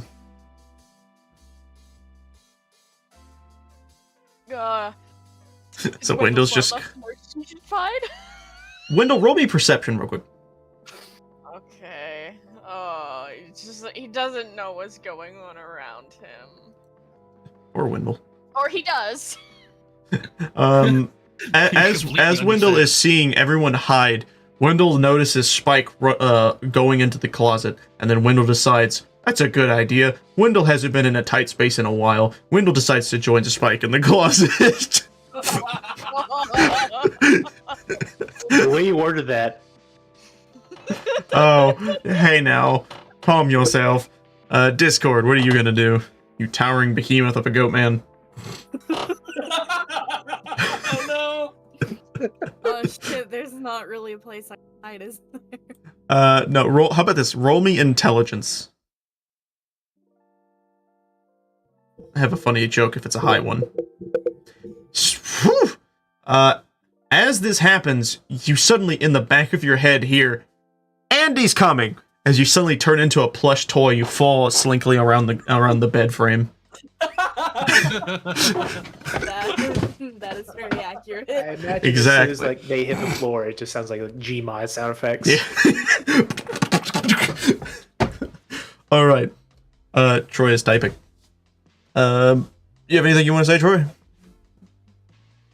Wendell just has a look of horror on his face. Just like, As you slowly slink into the closet with Spike slowly backing Spike into the farthest corner of the closet. I can't even fucking move. I'm Yeah, like, your character's in the just back, like looking away from pressed the opening. against the back. Oh wait, hold on. What?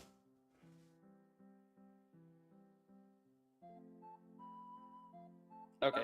Oh, that's a good point. The cat manages to hide with you perfectly.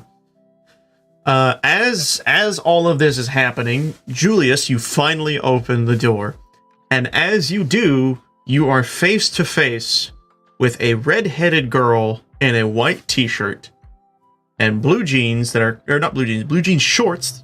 And then you will see next to her a very familiar figure, as you will see a young boy who, or a young, is he a teenager? He'd probably be a little bit more as like a young adult at this point.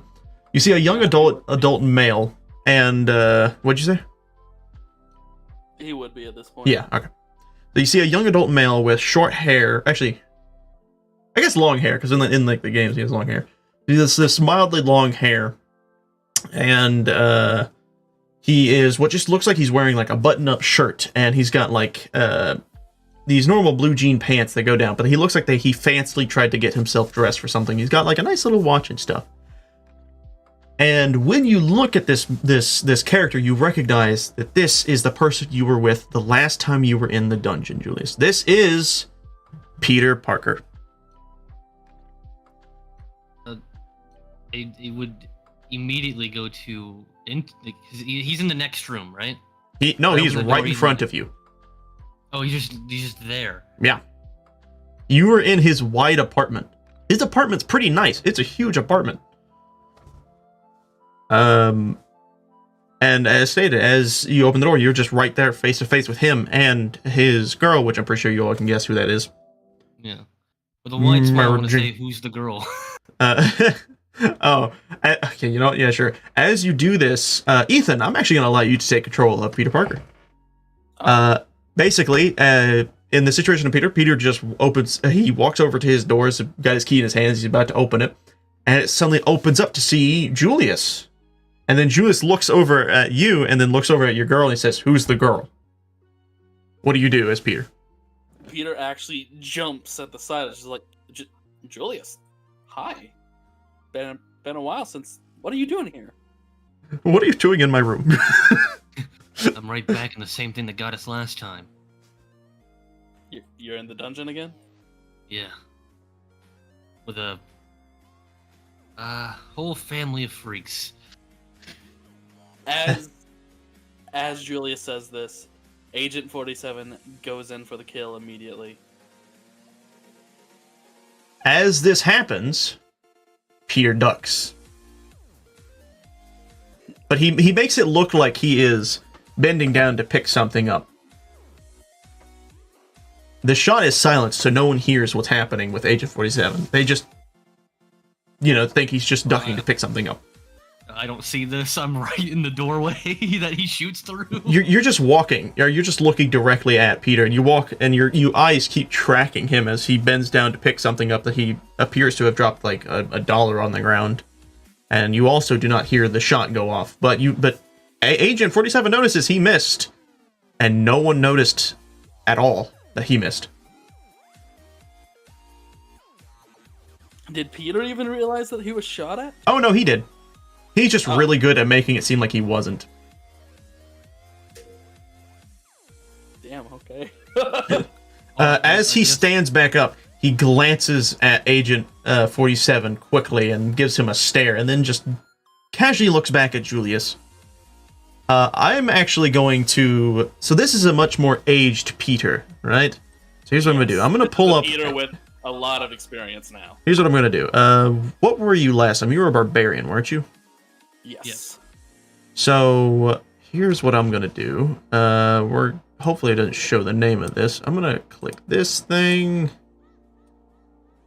I'm gonna boost all these by like a solid 10. Oh shit, that's a little more than a 10 on that one. Alright, he will roll for intimidation. Whatever the fuck that is. There it is. What did he get? It's kind of hard to make Agent 47 frightened. Yep. Yeah, it's very hard to. What would I roll as a save for that? Constitution. Probably Constitution. That's what I was thinking. Probably Constitution save. Yeah, no. Yeah. You are unfazed. For you, you have just missed your target, but you will get him again.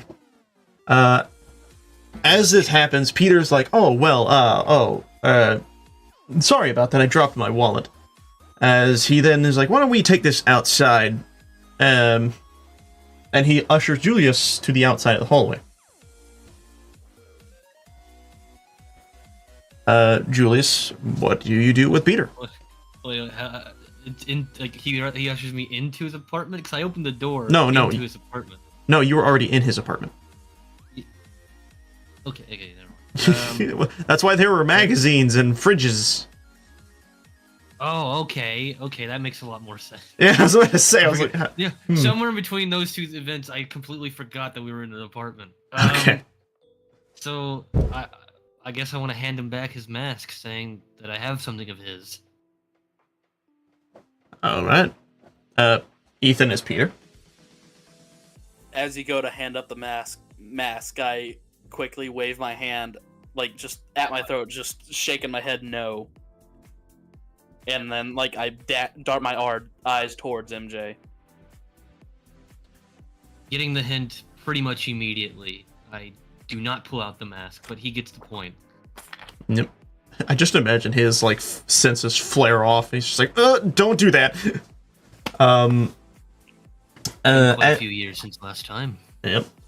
I'm going to allow Agent 47 to do something because they are now behind the wall.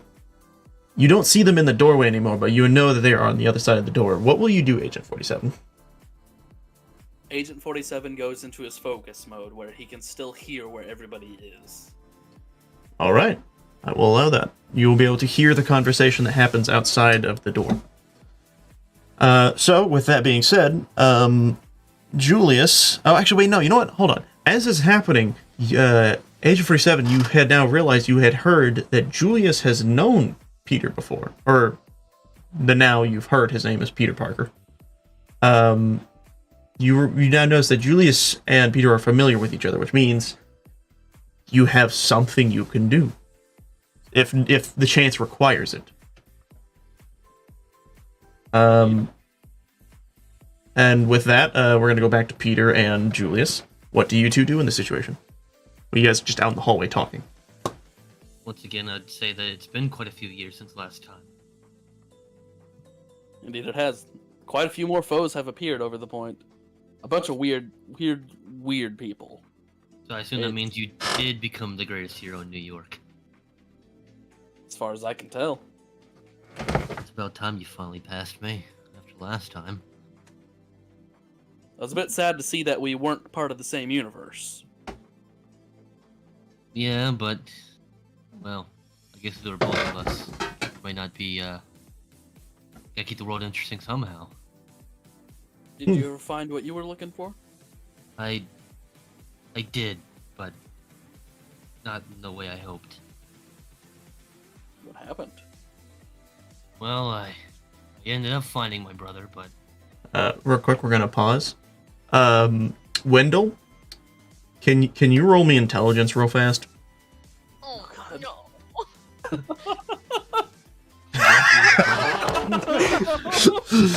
As you guys are talking, you will suddenly hear the sounds of very loud cluttering and suddenly the sounds of wood splintering and breaking as Wendell has discovered that they are very uncomfortable in this tiny cramped space with Spike. Wendell will then burst through the closet and be like, "Wendell not comfortable in there," and he'll very loudly express this. Peter, you definitely hear this, and obviously Mary Jane be like, "What was that?" Don't worry about Wendell. Wendell's not here. Remember that family of freaks I mentioned earlier? Family freak. How many are in there? Well, well.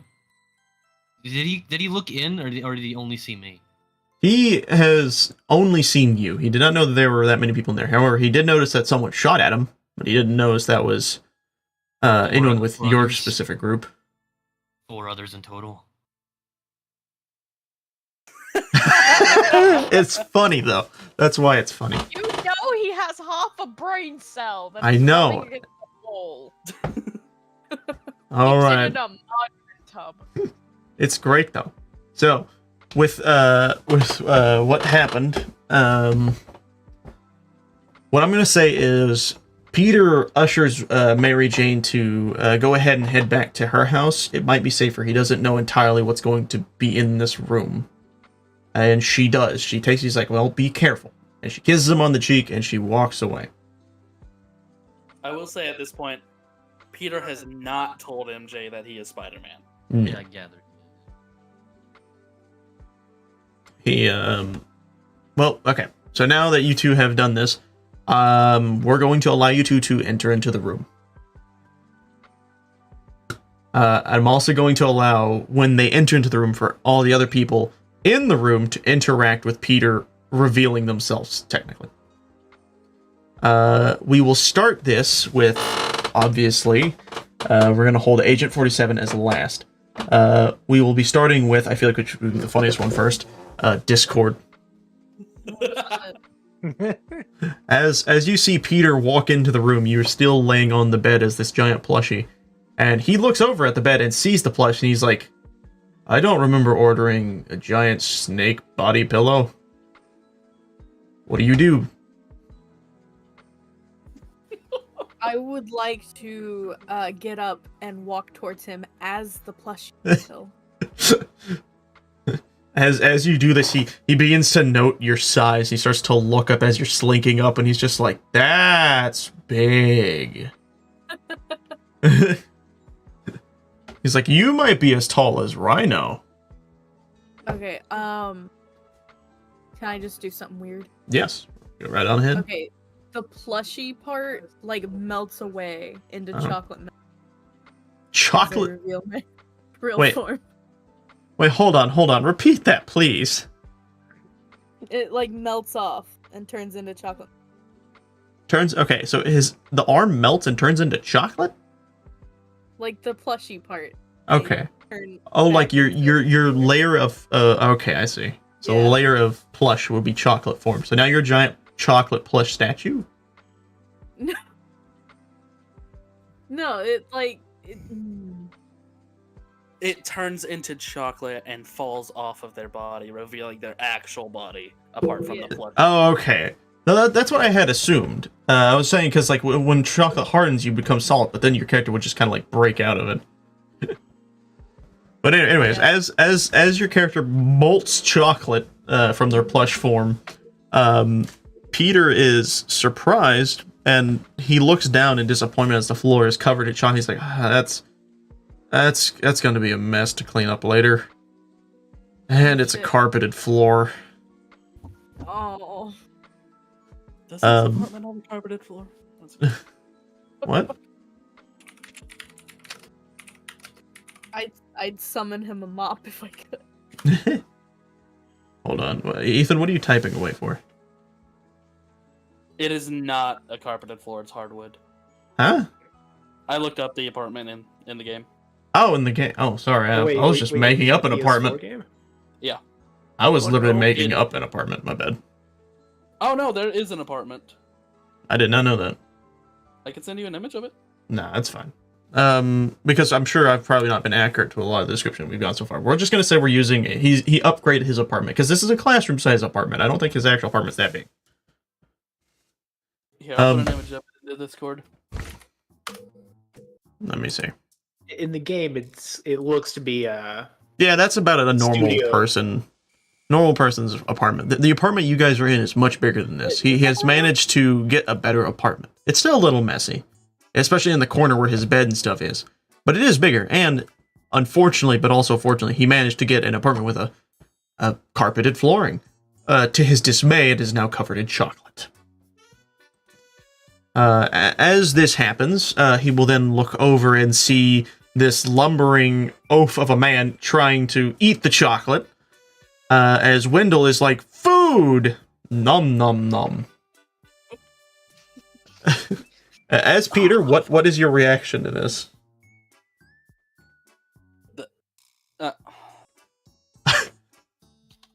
Literally just speechless. Yeah. Julius, I will allow you to intercept in this situation.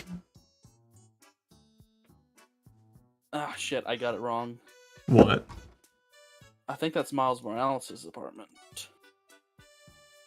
It's fine. We're not on. Yeah, we're not in that apartment anyways. It Imagine- looks weirdly comfortable. Like Mhm. it looks like chaos, but I feel like I would be able to find everything I needed to. Welcome to New York. Absolutely. I imagine Discord just looks so. Wait, what? good. What are we doing? Julius. Weirdly enough, I feel like Yes, I'd sir. be able to find anything. Like you want like. So it's like the room of requirement. Yeah. Oh my goodness. Find a picture of myself with a bestie from like 5 years ago. No problem. Anyways, To okay. pull that up.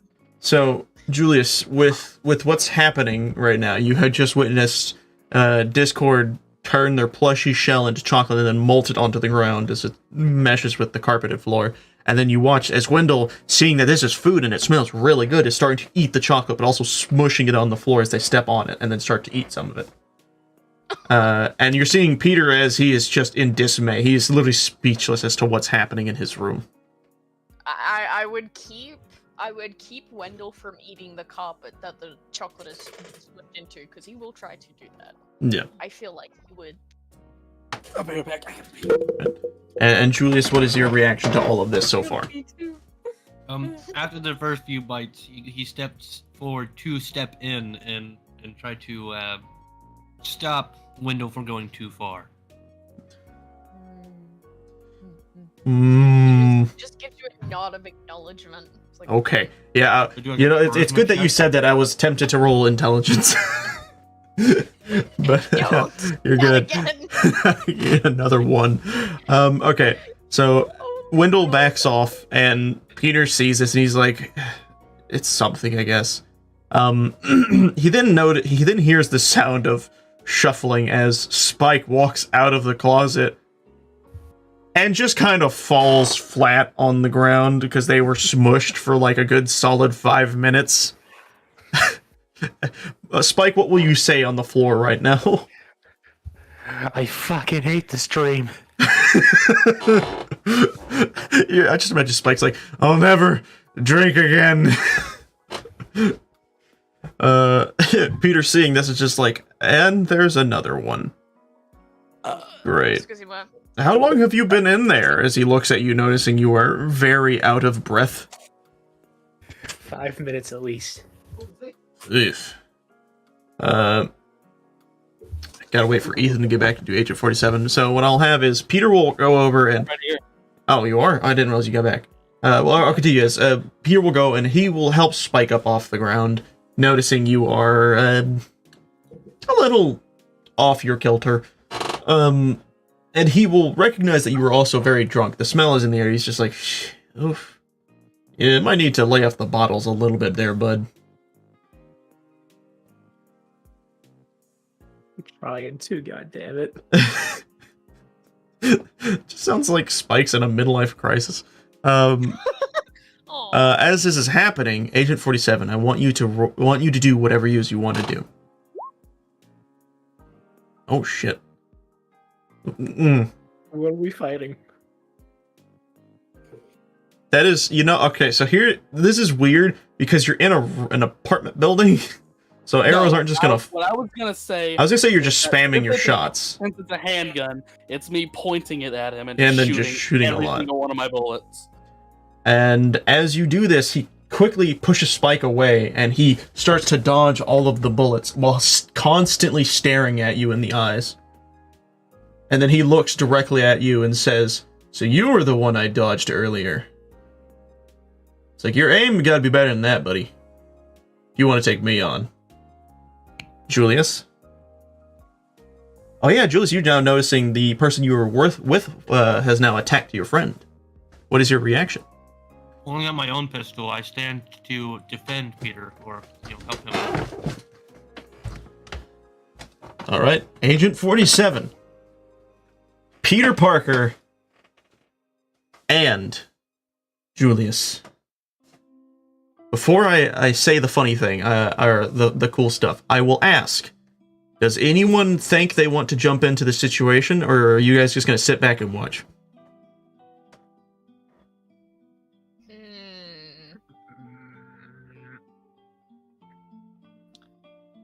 Wendell will sit back and study the situation.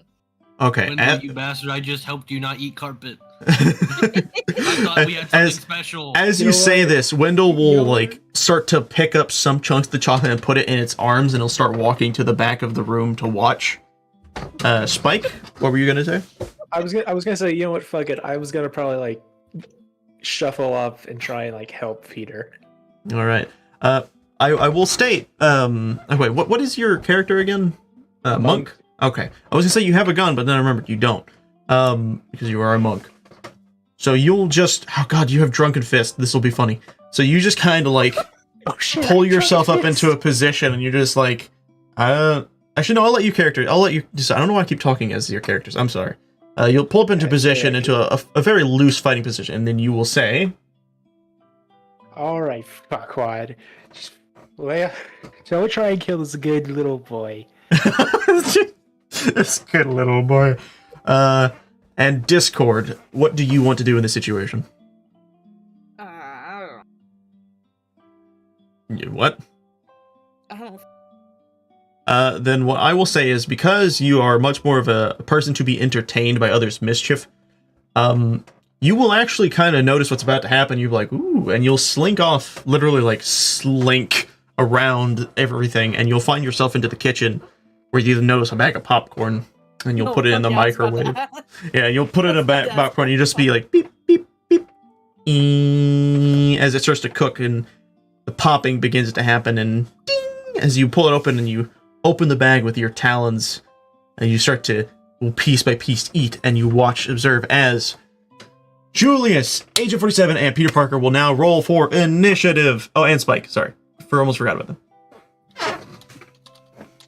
2 hours in. Yeah, and we're gonna have a player fight. This will be interesting. I will have Peter first roll. time I think this happened in our D&D history. Yeah, no kidding. No, wait, we've had one before. Kind of. Not one where we're all at each other's throat here. True. Like, I think before it was like only 1-on-1. Yeah. All right. I will make another list on the side for this initial situation. So I believe it's Peter first. It goes Peter, and then it goes. What's going on? A bit of the popcorn bag, when it's done, is meant to shake off the kernels. Apparently, the open bit of the popcorn bag, when it is done, is meant to shake out the kernels out of the bag. Oh, that makes sense. That is actually interesting. I'm too lazy to do that. I do that, but Discord doesn't care. He'll eat the fucking kernels. He specifically will pluck out the kernels first. He eats the whole bag. He definitely would. He would pluck out the kernels and eat them first. Yes. All right. Why does it give me vibes of someone eating just straight up Jolly Ranchers? Oh god, he would. Oh, just he bites the Kit Kat bar long ways. All right. So, with this happening, the first to attack is Peter. So, realizing the situation and that he is being targeted by an assassin, or in this case, a hitman, one would say, he's going to...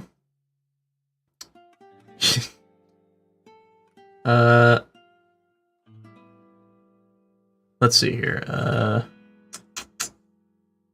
Yeah, you know what? Here's what we're gonna do. We are going to have him tackle you. So, you will now compete with your strength saves. Or with the strength. So I want you to roll a strength save. He is now going to roll his strength. Oh. He pounces on you faster than you could have ever expected. You thought this would just be a normal person, a kid, a smart kid who seemed to work at somewhere your hiree wanted you to take down, but he's fast. Way faster than he should be. He's strong, too, as he pins you to the ground, and you are now disadvantaged from attacking and saving throws.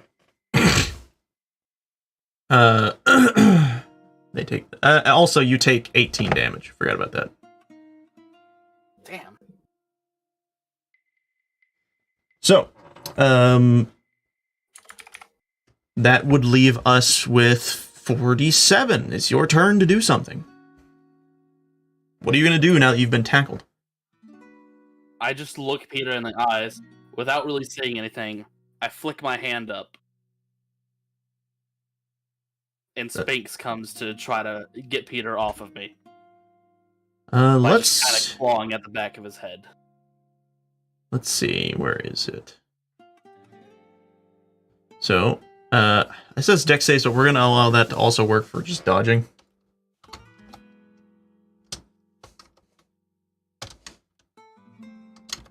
Wait, did I do that right? /RD20?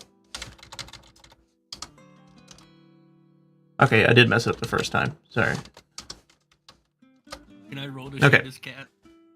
It got a 18, so he perfectly dodges the cat while still holding on to you, by the way. Like, his hand is still pressed deep onto your chest, and he spins around the cat and lands perfectly back to where he was sitting, pinning you once again.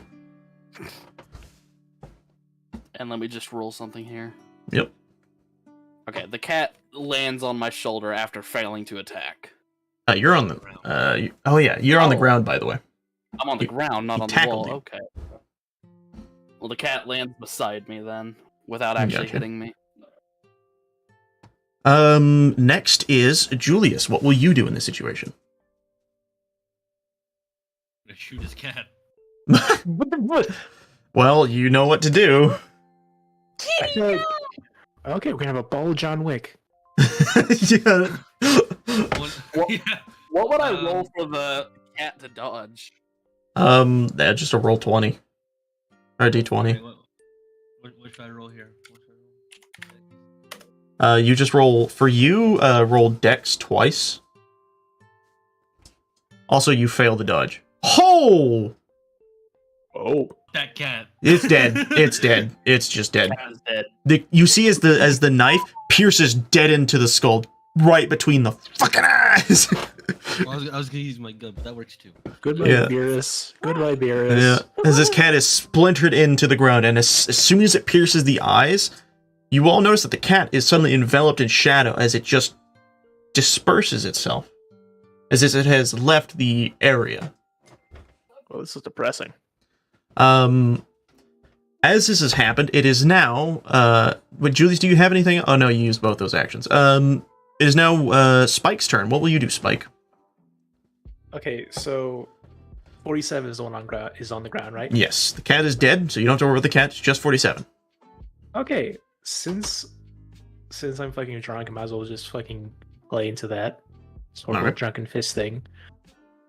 So I'll just kind of like slothfully kind of run over and act as if I'm gonna trip down, but in reality, it'd be like you fucking gonna elbow drop? No, not an elbow drop. More like a sliding kick to the head, to the side of the head. Okay. Quick little question: does your statue have any kicking abilities? Just curious, or are you just gonna roll for strength? Because it's fine either way. I'm just curious if it does, because I don't remember. Most of it is purely just fists related. That's fine. Then I will just allow you to roll for strength.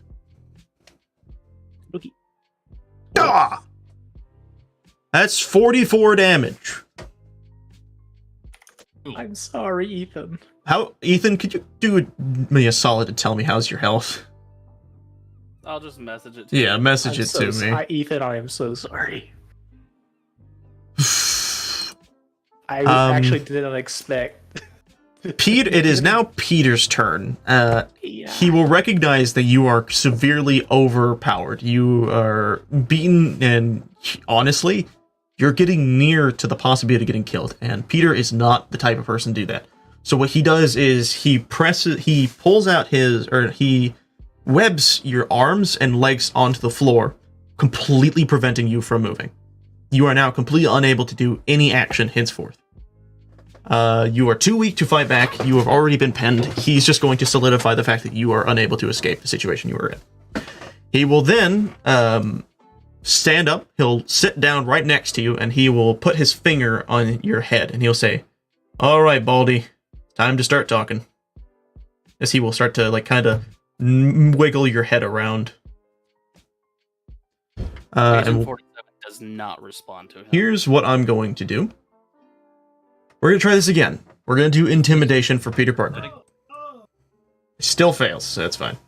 So yeah, you said you don't do anything? Yeah, he doesn't feel any means of talking back to Peter. With this, he's like, all right, that's fine. I don't really need you to talk anyways. As he pulls out this little, what looks to be kind of like a ladybug, but once he places it on your head, it quickly turns into this weird spider android thing. As it then, you feel it pierce into your head. He then taps it on the back of it, and he says, find the connection, please. As this thing then wires to his mask that he then dons on his face, and he begins to watch as, also High Primal, as basically your memories are read to him. He is specifically, though, looking for anything related to him. He is not caring about your past. He is very clear with this. Julius? I'd like to use Athena to also see what he's seeing in his mask. What I'll say is, with the mask you had prior, you had managed to figure out some of its technology. It's nowhere near as advanced as the one he currently has. But you do manage to find the frequency he is on, as long as you roll a good intelligence save. Intelligence save? Or not save, roll. Sorry. That's good. Yeah, you lock into the same frequency. And with this, I will let Agent 47, in the mind of these two people, speak his past and his reasoning to the situation. The only thing they really see is my boss handing me a piece of paper with Peter Parker as a target, telling me that this is the assassination target for the day. They, in the situation of them reading through this, they hear that specific spot, for the day. Realizing your character has done this before, almost as if for sport, Peter looks at you and he says, "So, do you do this whole hitman thing for sport, or do you think you're doing some kind of justice by killing people like me?" He still does not respond. As he says, he's like, "All right, connect again." As the device on his head whirs again, and it looks for the correct answer. What is the actual answer to his question? He doesn't really find anything. Agent 47 was just trained from birth to be an assassination. Well, he would find that you do it as a job.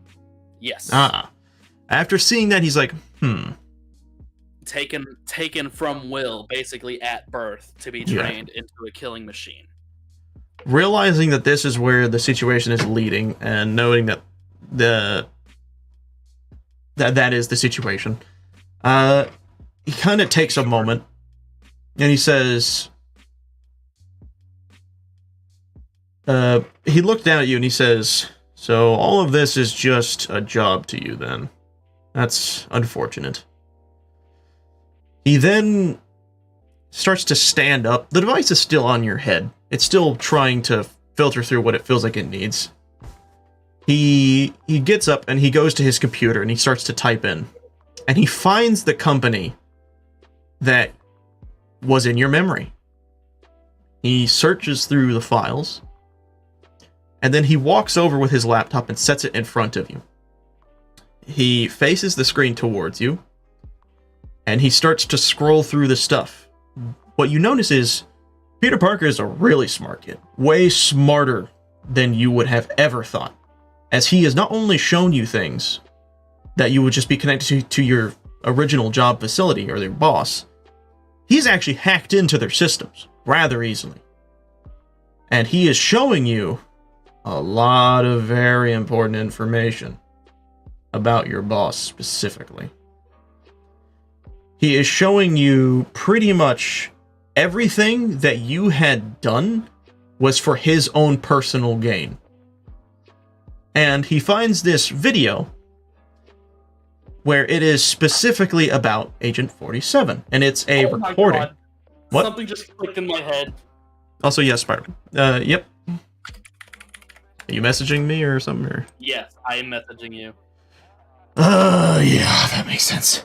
As this is happening, you see the video play, and it is a video of Kingpin looking over, I guess, you specifically from like a glass thing, as your character is kind of just wandering around the office building of Kingpin, and he's looking over and he says, This guy's gonna be a great tool for me in my business.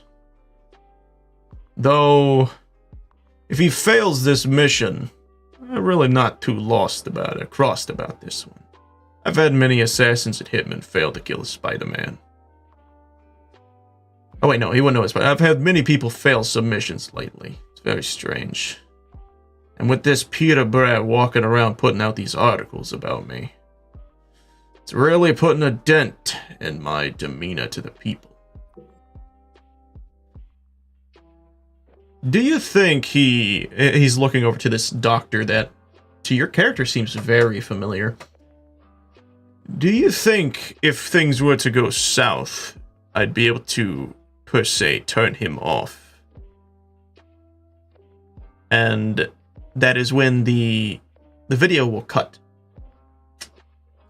Peter will then look at Agent 47 and he's like, well, I wouldn't say you're much of a job person, but seems to be more of a toy, ready to be thrown away at any point in time. He will then ask a very interesting question. He says, how does that make you feel? Agent 47 only lets out a grunt, but this time doesn't make direct eye contact and just looks away. As this happens, Peter smiles. He's like, there it is. You may have been programmed to be a killing robot machine, but you're still human on the inside. He gets up, and he closes his laptop, and he puts it to the side. He then kind of paces around in thought, and he goes, so here's the deal. That boss, as he puts in quotations, is Kingpin, a crime leader. The hit list that you were sent after is me, Peter Parker. I am someone who is trying to, let's say, put the news out on people who deserve it. Do you know what he recently did? As he turns around and holds a newspaper. And whenever he holds it up, he sees that an orphanage was recently burnt down because they did not pay recent bills. And he throws it to you. And it sits just kind of on your chest where you can kind of like lean your head up and read bits of the paper. It's like, you may still be a killing machine on the outside, but I'm sure your human side really doesn't like looking at that, does it? What does Hitman say to this, or 47?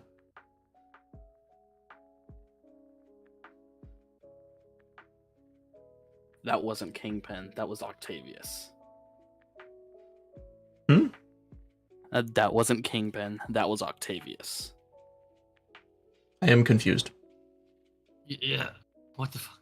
Octavius was put to blame for. Oh, okay, okay. All right, now I see. That's as this is said, he kind of like chuckles.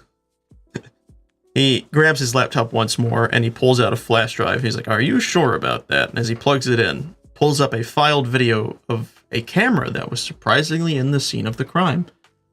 And he slides it over where you can see, and he clicks play, and sure enough, you see a recording of the both of them in the building, off in what seems to be a singular sect office, and Kingpin's just kind of walking back and forth, talking to Otto, and he's like, Otto, this place, it doesn't pay as well as it should. I don't care if it's an orphanage. I don't care about any of this stuff. This is a front to something much bigger. But the part that you're in control of, Otto, hasn't been putting out. I want you to terminate your work here. Erase all evidence. Oh, and one more thing. Fail to do what I say correctly again, Otto. And I will see to it personally that you're going to need those tentacles to move around permanently. As he then walks out of the room, and you see Otto glance over at the camera, and then it shuts off.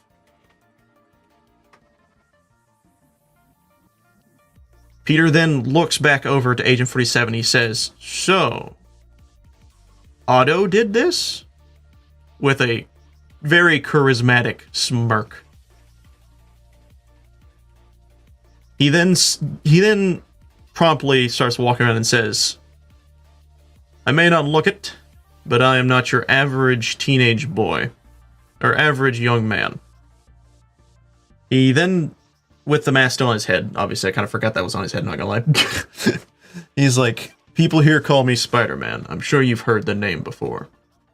But, as he then makes his way around, I make it my purpose in this city to make sure that all villains, bad guys, are held accountable for crimes. When I had heard that Otto was put to this situation, I knew he wouldn't have done it. I know Otto a lot more than people would think. He may have, well, lost himself, but even he has boundaries. However, as he looks back at the computer, your boss doesn't. He's the type of character who will do whatever he wants to get whatever he wants. That includes sacrificing others, such as young children. As he clenches his fist when he says that, and he looks down. And he breathes. And also people like you. Degenerates who just think killing is just a job. But you're different. I can see it in you. So I'll tell you what. I want you to answer me honestly. As he then paces over to Agent 47. He sits down. He kneels down in front of him, kind of like in like a crisscross fashion, and he goes, I want you to tell me, what are you going to do now? He then dead stares him in the eyes. Agent 47 closes his eyes and lets out a sigh. Just like, it looks like I have a new target. As Peter says this, he's like, that's good to hear. He then hands him a video. Or like a he drips the solution on the web. Actually, no, wait, no, this is Advanced Spider. He clicks a device on his wrist, and you will notice that the webbing on you starts to dissipate, starts to melt away. And Julius, you will also notice that, and you'll kind of chuckle, like, made better webbing. As this happens, he will then hold you a flash drive, and he'll say, in this flash drive holds a very interesting video I made a while back. I staged it to make it look like I had gotten assassinated, because, if I'm being honest, you're not the only one who's been spying around. I knew you were after me. I've been following you, actually. By the way, your disguises are not as good as you think they are. But in this flash drive is a faked video of my death being shot from the back of the head. I imagine you'll be needing this as evidence when you go to Fisk and say, you did your job. As he hands you the flash drive.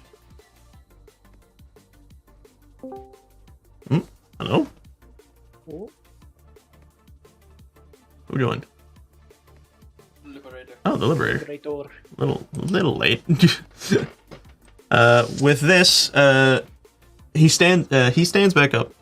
And he says, "All right, I know you all are probably going through some weird fancy adventure. If you guys happen to manage your way around town, you could say hello, but next time don't crash my apartment." As he now remembers he has to clean up this mess, he's like, "That's right." Anyways, everyone out of my apartment, please. I gotta clean this up. As he starts to rub his eyes.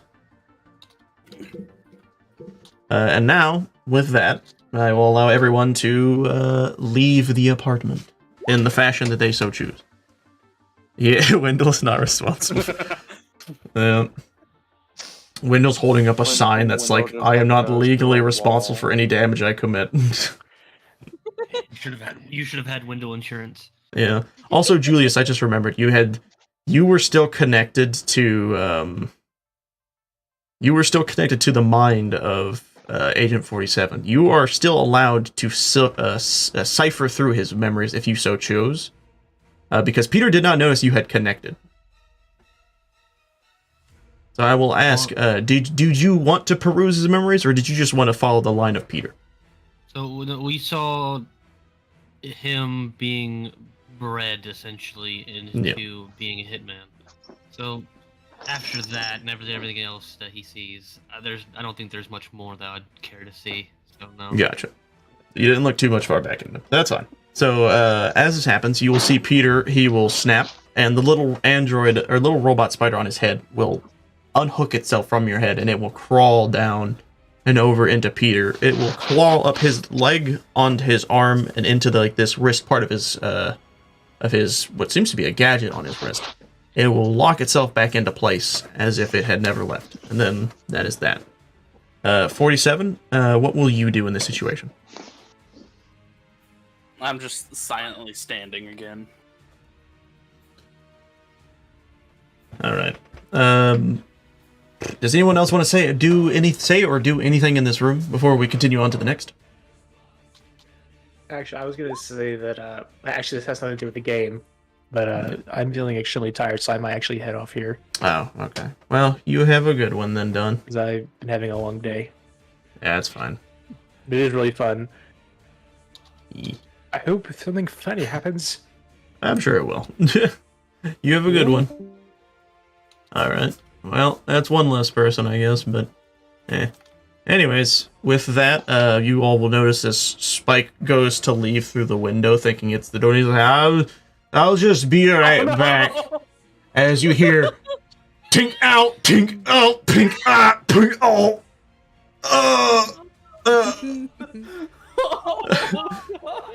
Peter looks over and he's just like, I'll be right back, as he runs and jumps out the window. As this happens, you guys are now able to do what you wish in the room for one last time. Oh, wait.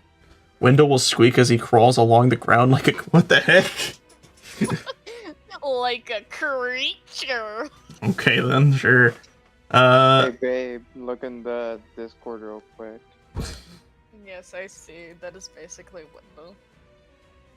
Good lord. He goes to a fucking wall. Alright. So, with this done, Julius, what do you want to do? Surely there's some...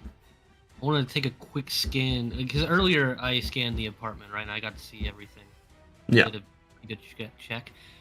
I'm going to try to see if there's any place that, obviously, like, he hides his stuff so that MJ doesn't find it.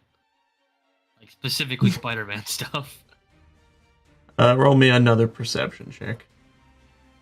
Investigation? Or investigation, sorry. I gotta remember that yours is investigation, everyone else's perception. No. Oof. Advantage would still be 8, but that's still not gonna help. You open more dressers and stuff, and you just find normal clothing. You do find...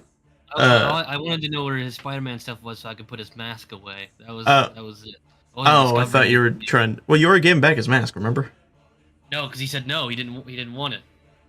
Because MJ was there. And then yeah, you're right. I forgot about that. Well, okay, sorry, my bad then. Then I guess you could just put it back to where you found it. I thought you said you were gonna look for more Spider-Man stuff. My bad. No, I was gonna give him back the mask. Gotcha. Discord, do you want to do anything in the room before you leave? Besides leaving another chocolatey stain on the floor? Which one will eat? Like, I want to do something when we leave the room. That's okay, so you'll be the last one out. It's not really special. That's fine. But Quick move. so with hello?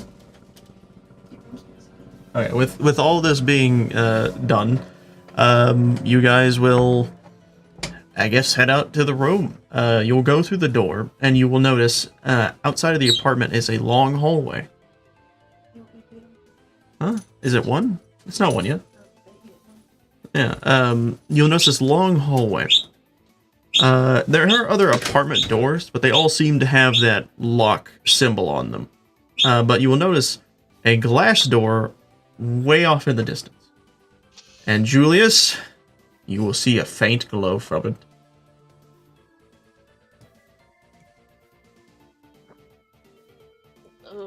I know where we're supposed to be going. Yep. And what do you guys do, I guess? Now, you've heard where Julius says he knows where to go. Do you guys want to follow Julius, or is there anything else you want to do in this hallway of an apartment? Any interaction at all? Anyone? I know Discord wants to do something as they're leaving the apartment, which they are about to do. Just... I mean, I guess you could say you technically have left the apartment. If you want to do your action thing, you can do it now. Okay, I just wanted to crumple up the bag of pop. That this popcorn sucks. Throw it over my shoulder, leaving more of a mess. Rude. I like how Ethan sighed because it's his character. So as this happens, and you know what? I'll say you left the door open because you didn't care, and you all, I guess, just walk down the hallway. Then, if Wendell's in the hallway, I want him to drag or smack or what? Drag Mr. Smacky? Oh Yes. wait, do you mean Julius? No. It's the weapon that Wendell used to hit me in the first place. Oh, I didn't realize you named it. I thought you were just smacking him with your fists. But okay, I didn't realize you were just dragging a club behind you or something. Yeah. All right. Well, yeah. You all make your way to the door. I have to now rearrange the order of things. I gotta move Spike out of the listing and then move Agent 47 up and Wendell up. Here. There we go. There we go. All right, cool. Julius. I turned my audio up. I'm good.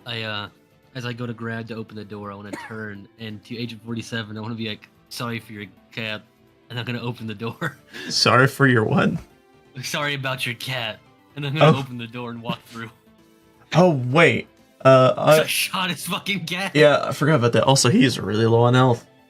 I kind of forgot about that. He has got, like, so low health right now. So let's hope something good happens to him in this next couple of rooms. Wait, what health are you on? Long rest. Not where you're at, but maybe in the next room, we'll see. Unless you want to just fall asleep on the freaking apartment hallway. What health are you on? He's at 22. Okay. He yeah, legit almost got killed, by the way. Like, the next 2 attacks probably would have done him in. That's why I was like, and we're just going to have Peter web him down. So here's what we're going to do. We're going to get back into the order of things. I believe it is Agent 47's turn to start. So, with that being said, what do we see, Agent 47? A hallway, a forked hallway, a staircase, a room, or outside? We're just gonna see a room. All right. Suddenly, the door, as you open it, you see this untextured room. Next is Wendell. You will now choose the size. Will this be a tiny, small, medium, large, huge, or gigantic room? And to help with size-wise, by the way, since I don't think you were here for this part. Tiny is the size of a bedroom. Small is the size of a living room. Medium is the size of a classroom. Large is the size of a gym. Huge is the size of a football field, and gigantic is the size of 100+ acres. Football stadium? Huge. Okay. So what? Oh, that'd be huge. Huge is football field sized. Let's go. Huge. All right. No. Nope. Gigantic. Oh god. All right. As you say this, the room just suddenly zooms. It just goes.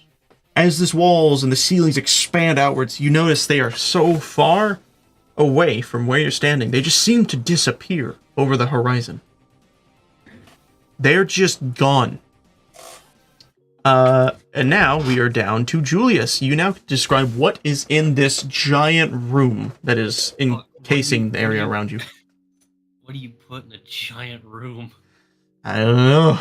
It's up to you. Oh. I have no idea what to put in this big of a room. Well, just you don't have to put specific things. You can just be creative with it. Well, so even though it's technically a room, can it still look like it's outside? Yes, you can do like the Truman Show-esque simulation type thing. Okay, that's what I'm gonna do. It's going to be immediately in front of us is going to be a small forest, but beyond that, it's going to be almost like a seemingly vast and massive castle built into, like halfway into a mountain. Okay. And as this happens, the walls start to the floor turns to grass and gravel as a pathway begins to form ahead, and it stretches for a long time, and then suddenly trees start to sprout from the ground. Giant freaking spruce trees. And they remind you of like those really big Christmas trees you'd see in stores, but these are way bigger. And then off in the distance, a mountain erupts from the ground, and cresting on top, or on the side of said mountain, is what appears to be a very old medieval-esque castle. And, Julius, what I will say, is at the entrance of the castle from where you are, you can see a faint glistening glow.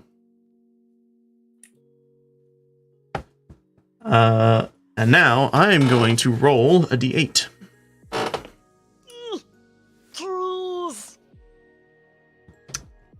Wendell love trees. I'm gonna roll again. Wendell love trees. You know what? Fuck it. I'm not gonna roll for this. I'm just gonna role play this one a lot. All right, or go with the wind on this one. So, with that, I'm finally going to shut the Peter Parker thing I had pulled up, and now I am going to move the players. You know, we'll do this one. This one feels good. Hello, everyone. Welcome to your area of view. So this is a massive area, and this will probably be like a multi-staged situation. So here's what we're gonna do, right? It's gonna feel very D&D-esque.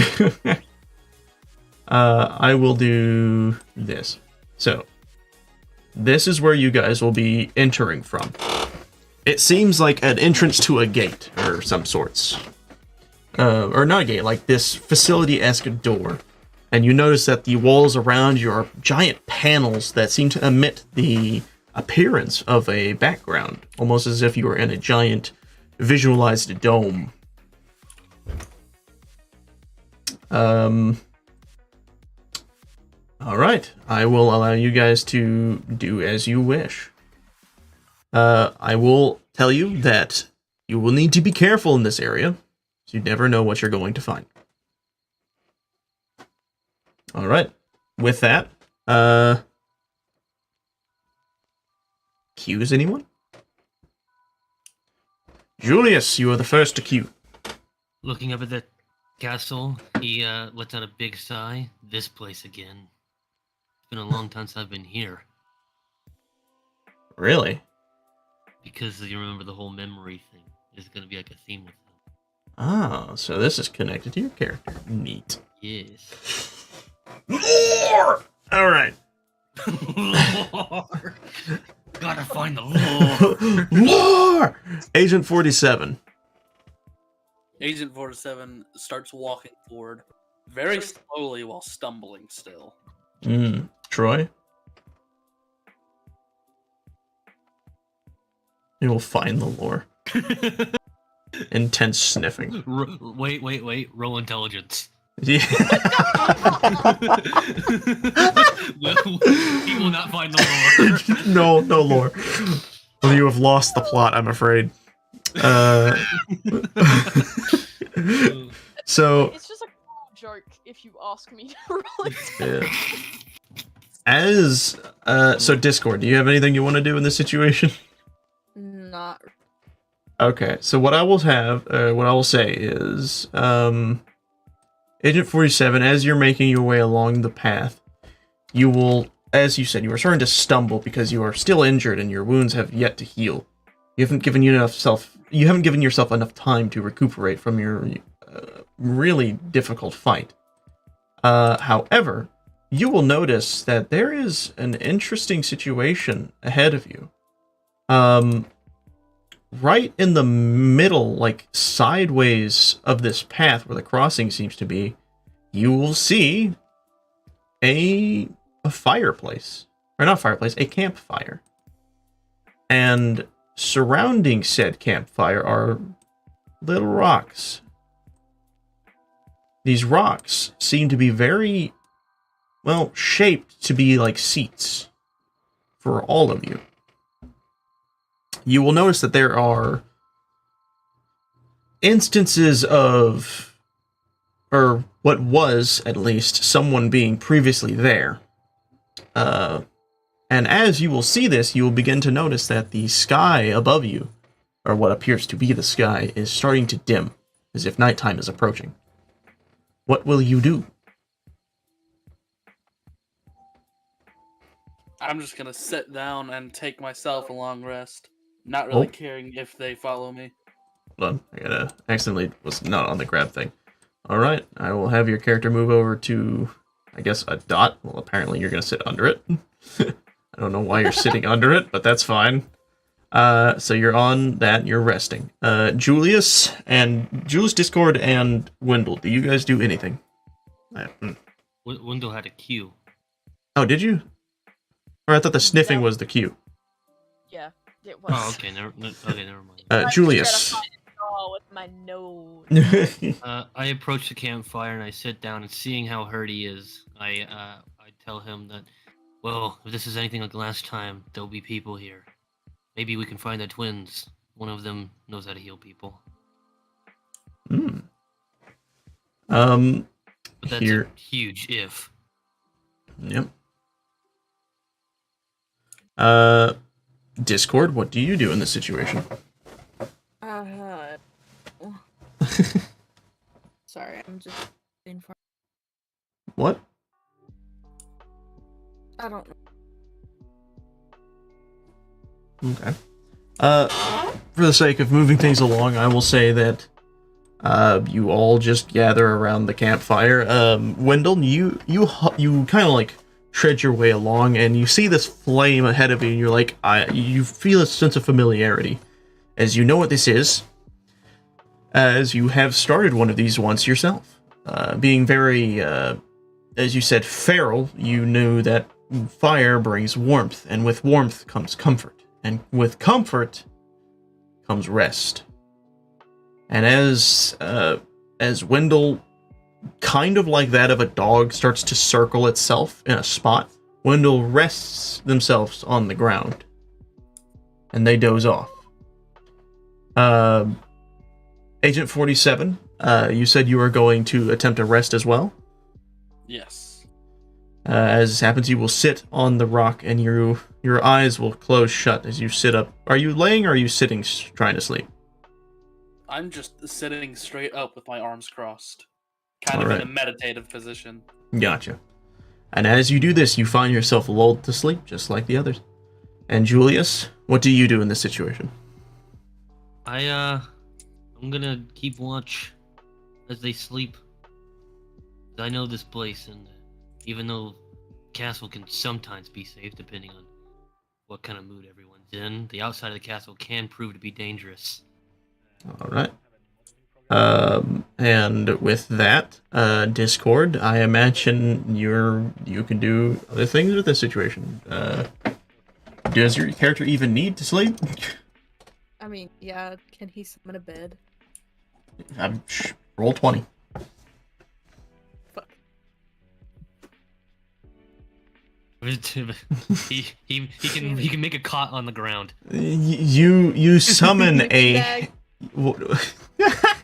you summon you know what? You summon a very normal average human sized sleeping bag. And quickly you notice you are not gonna fit, but it's all you got. He's cozy wozies in it. Yeah.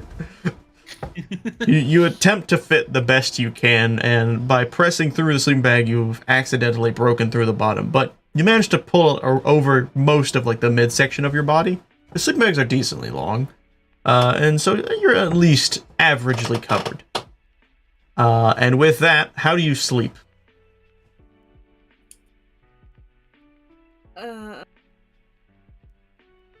Does your character got any specific way they'd like to sleep?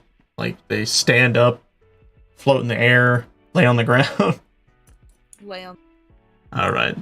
They just kind of throw a ball like a dog. Yeah. Much like before, they curl up. Yeah. Yeah, they curl up and kind of like that of like a snake or a dog, and they just kind of start to gnaw it off to sleep. Like a rock. And with that, I will say you guys have had, I won't say a long rest, but a rest enough for Ethan to, I'll get you back to half health. And everyone else, I don't think you guys had any damage done, so you guys should be fine. Huh? I do. Let's go. I got sucker punched by a door. and one of my partners. I forgot about that. So yeah, you in your case would probably heal to full. But Ethan, are you talking? No. Okay. I think I was hearing you very faintly in the back of Jasmine's mic. No. I don't know what I was hearing. Talking at all. Oh, then I don't know what I was hearing then. Anyways, with that, as you all doze off and you wake up. Actually, before I do anything, I'm going to ask a very quick question to Senior Lemon Man. Lemon Man. Let me find you. How long has it been since I talked to you? Good lord. I had to make a new profile. We never became friends after that. Oh, so really? I actually just sent you a friend request. Oh, that's what that was. Okay. Let me grab that then, because that is very important.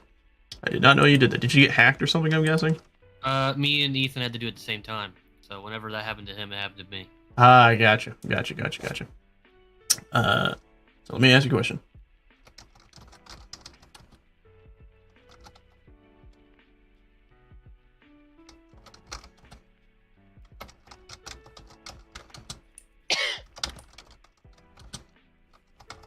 Come off into the silence. Wait, what? I am checking something. Okay. So someone asked me a question. No.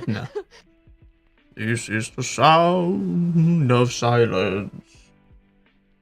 And silence is loud! Oh yeah, silence can be deafening. Yep.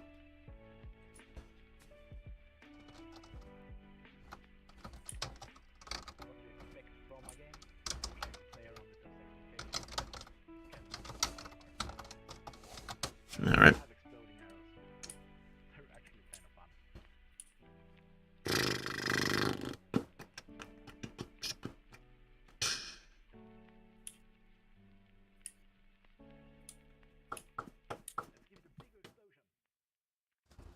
BRB. I'm gonna take a cracker eating moment.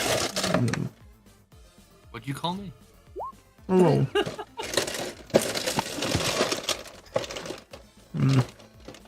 I know that. I just didn't know if this area had some interesting stuff in it. Gotcha. That's about all I need to know then.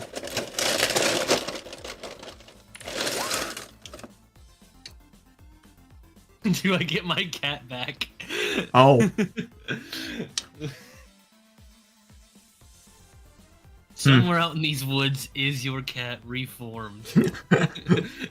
You must go find it. You know what? Roll me a d20.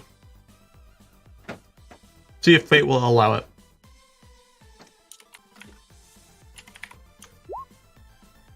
Oh. Alright. I will remember that. Right. This is very off topic, but people are being very racist in Roblox. Why are people being racist in Roblox? I don't know. There's one person Wait, no, talking there about it is. black people. Oh, Okay, well, after I'm a short sorry, rest or a I long got- rest, that's funny. Yeah, I got distracted by Ethan's resurrection. What'd you say? Someone's talking about black Black? being Interesting. very stereotypical. Okay. Your mic's cutting out from me. Shit. Anyways, with Roblox to the side, here's what I will say. So, with this rest over and everyone slowly waking up, you will all wake to the sound of a stick crunching. And as this happens, you will all... actually... No, hold on. I want everyone to roll me a perception check. This time actually perception, by the way, not investigation. Oh shit. Good.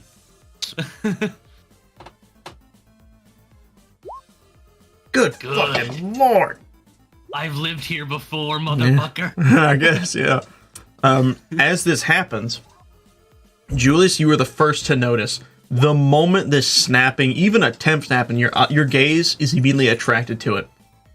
What is that? Oh, so you got, okay, yeah. Archer, Agent 47, you're sitting in your very laxed, meditated wham position, and suddenly your eyes open immediately and they snap over to what is over in the side.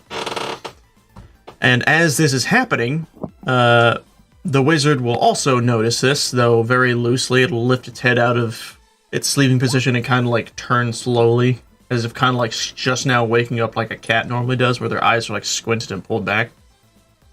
Wait.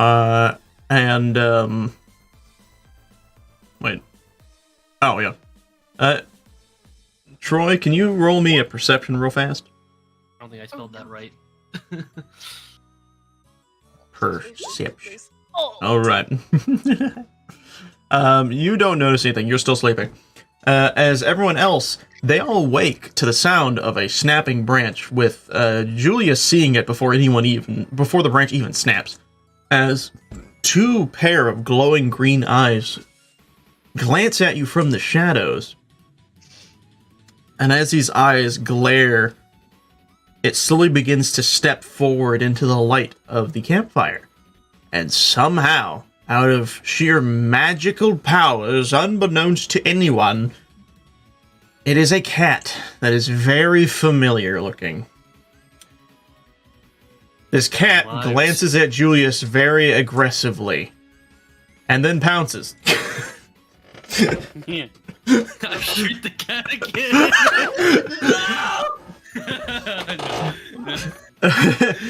It wouldn't matter because I would have denied it anyways. It just jumps on top of you and starts to scratch your face. It's not going to do any damage, but your character's just like, he's looking at this and just, whoa! As it grabs onto him. You wouldn't even survive. So as you fall out of your stone chair, and you're being pounced by this cat, That's a little bit better. you manage to hold the cat back by the scruff of its neck, and you lift it up, and to your amazement, it is the same cat you swear you just killed. And you're looking at this like, you bastard, how are you still alive? Nine lives. I guess, yeah, you would look at it as like, you fuckers really do have 9 lives. As this happens, 47, what do you do?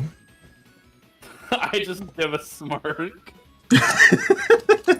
As this happens, the cat somehow manages to like swing from your grasp, and it rolls around your wrist or your arm, and then falls back to the ground, landing on its legs, and then starts to very prancily walk itself over with a happy little jaunt over to Agent 47, and it curls around his leg, but always stares directly at Julius. I like how you never ask Ethan to He just does it to see. He always rolls good stats, so it doesn't matter. That cat is good. But yeah, so this happens. But not only does this happen, the cat will suddenly roll me perception on cat. Oh no. Perception on cat. Never mind, the cat doesn't know shit. As you all are sitting there, and Julius, you're just kind of pissed off at this cat for jumping and attacking you again. And Agent 47 is kind of cackling to himself. And Discord, you're just kind of chuckling off in your little sleeping bag, trying to, again, nestle yourself back into it, but remembering it's not big enough, so you're just kind of like immediately back to being disgruntled. Suddenly, you will all hear the sounds of very deep breathing.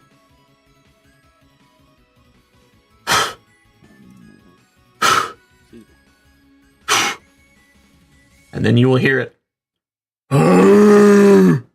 as a loud thump, thump, thump, thump, thump, thump, thump, as a bear, a grizzly bear, barrows through the tree line. Unfortunately, I do not have the icon of a bear, but, you know, I feel like an ogre's icon will do just fine. As you are immediately attacked by a behemoth of a bear. Let's see if it actually catches any of you off guard, because I'm admittedly curious. Everyone roll perception again. Sorry for having you roll perception so much. I like sneak attacks. What can I say? Okay, that's a fail. Feral senses with advantage. That's a 17. That's a succeed. Discord and Wendell roll for perception. Perception. Oh no! What is with your rolls? I don't know. Every single roll you've just sucked at so bad. All right. Here you go, Cody. Wendell not good, What? but Wendell lovable. Wendell is Downloads. There you go. In the Discord. Let me look. That'll do, donkey. That'll do. Is it a bear on cocaine? Oh no, I've seen. Hold on. Let me do this. Let me click this guy. Can I change his token from here? No, I can't. Reload it. Yeah, damn. That website is fucking fast to do that shit. That is. I'm admittedly impressed. So I will click this guy's stat sheet. Go to edit. I'm just gonna change the default token to this. All right. Let's hope this worked. I don't have to update both. Sweet. Awesome. Smaller. Bear. There we go. Unbearably large bear manages to surprise.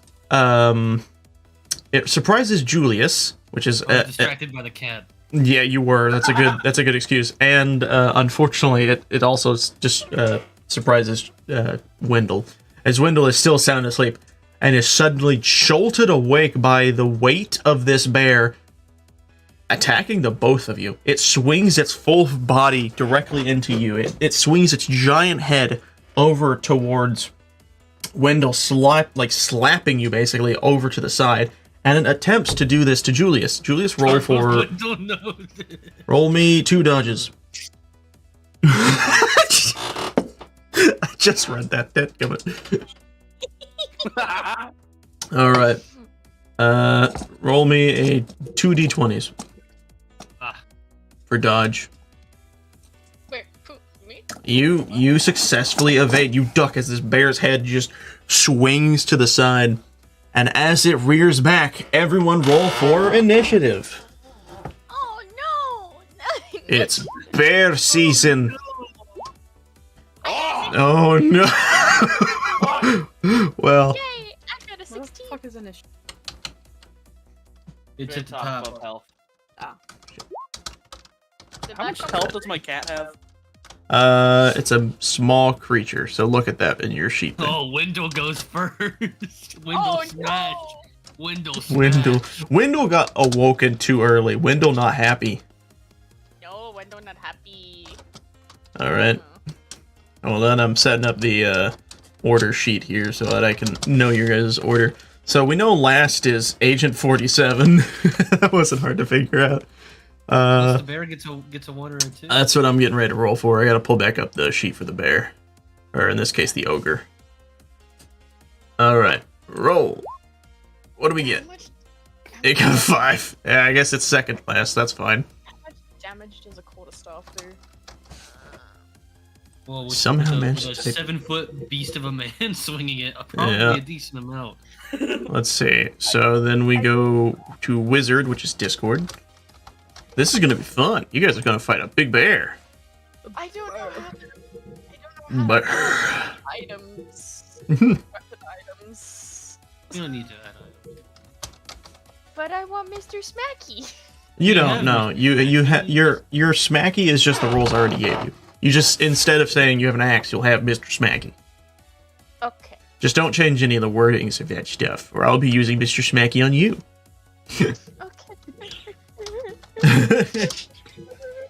All right. I now have yeah, sad window noise. I now have the order correctly set up. So with that being said, Mr. Smacky, it's your turn.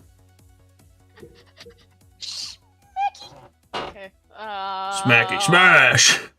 That'd be a strength. Wouldn't that? Yes. No. Yes. No. Well, you can look on your character sheet and you can look at the bottom right. You can see like certain specific attacks that you have.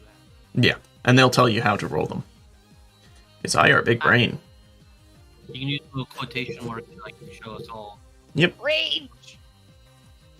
Rage. You're activating rage. You gotta click on it so everyone can see what your actions are. If you hover over, there'll be a little quotation. Yep. They already figured it out. Okay, so you now have activated Rage, which is sensible. You just were abruptly awoken from your very nice beauty rest. So that means every damage you do in this form will do plus 10 and will with advantage on any form of roll of resistance or attacks. I have bonus action. Yep. What else can you do? Smack. These taxes deal strength roll for damage plus 5, so you'll be doing 15 bonus damage to this thing. So roll me a strength. That is with advantage, remember. So it's 18. What is that? 18 plus 15? Calculator. Calculator. 18 plus 33. 33. I'm going to move the calculator to the other side because I'm going to need it. Alright. Big jump. That's pretty good. I dropped out of high school. Alright. Yeah, and I... You have dealt 33 damage. As you bury Mr. Smacky into this bear's face, it takes the hit, and then just kind of stumbles to the side because it was not expecting a really strong attack for its size. It is now Julius's turn. Julius, go. Oh, you cloak. I'm gonna try to cloak and then. So let's see what it says. Sneaky and go behind. This can only work if. Well, let's see if you can do that. This can only work if you are not spotted moving in the shadows. When attempting this ability, the player must roll a stealth, and if it's higher than the opponent's perception. I will roll perception for this guy. Let's see if you get a good stealth. Shadowy. Perception. Yeah, you successfully shadow behind this creature. All right. I'm gonna stab it right in the butt. Right in the butt. Fun fact about Troy. Troy doesn't know multiplication. That's fine. I don't know math. So let's see. What do you do with this? Strike dealing double damage. So I guess just roll with the dagger strike. And let's see what you do. Let's see what you do. Strength. Yep. That's gonna do. That's unfathomably possible. Oh my! Double nat 20s. 2 nat 20. So, and it's double damage, so that does 80 damage. Natties. Holy shit. Hey! Sheesh indeed. All around, baby. As that was a TF2 backstab right there. Your eternal I have to agree, that was really bad. There was a critical hit. I became that bear. Julie's just fucking started hearing rip and tear. Oh. As you do this, you see this bear. It is incredibly wounded. It has suddenly I mean, you effectively you attacked it in the butt. You notice as a clean chunk of this thing's rear has just been cleaved off. You have a literal chunk of bear ass on the ground. And this thing, it turns around in retaliation, and it just goes to... I guess it's just gonna swipe at you with a punch. Which does 50... No? Yes? Wait, hold on. Did I set this up right? Yes, it just does that. Yeah, that's right, that's right. Okay, I was just making sure. So it deals 15 damage to you. So I'm assuming that once I attack, my cloaking no longer... Yes, it would dissipate, so it would know where you're at. Also, you attacked it in its butt, so I'm sure it knows exactly where you're standing. Fair enough, but if like something invisible stabbed you in the butt, you'd probably be like, what? Fair enough. Anyway, yeah. So we're just gonna take the 15? Yep, just take the 15. It is now Discord's turn. Okay, zip. Ooh, lightning bolt. Fireball. So, are you going to use your bonus action and your turn to cast this, or are you going to wait a turn to summon this lightning? And use a bonus action mid-summon? I didn't think that far. That's fine. So, to explain how spells work, you can cast a spell on a single turn. However, it will cost you to use your bonus action along with the full turn action. But if you want to use a bonus action during a turn without using it on the spell, you can take the turn to charge the spell, and then do a bonus action while it's charging. So, like, you can attack and charge an attack for the next turn. Okay, so... Huh.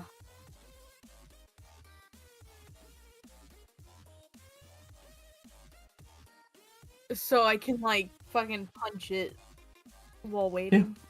Yeah, and there might... do you have anything else in your selection of abilities that can work as a bonus action? Because I imagine you should. I like the balls of you charging an electric bolt in one hand and punching a bear with the other. Lightning bolt, go! Bonk. It Magic missile.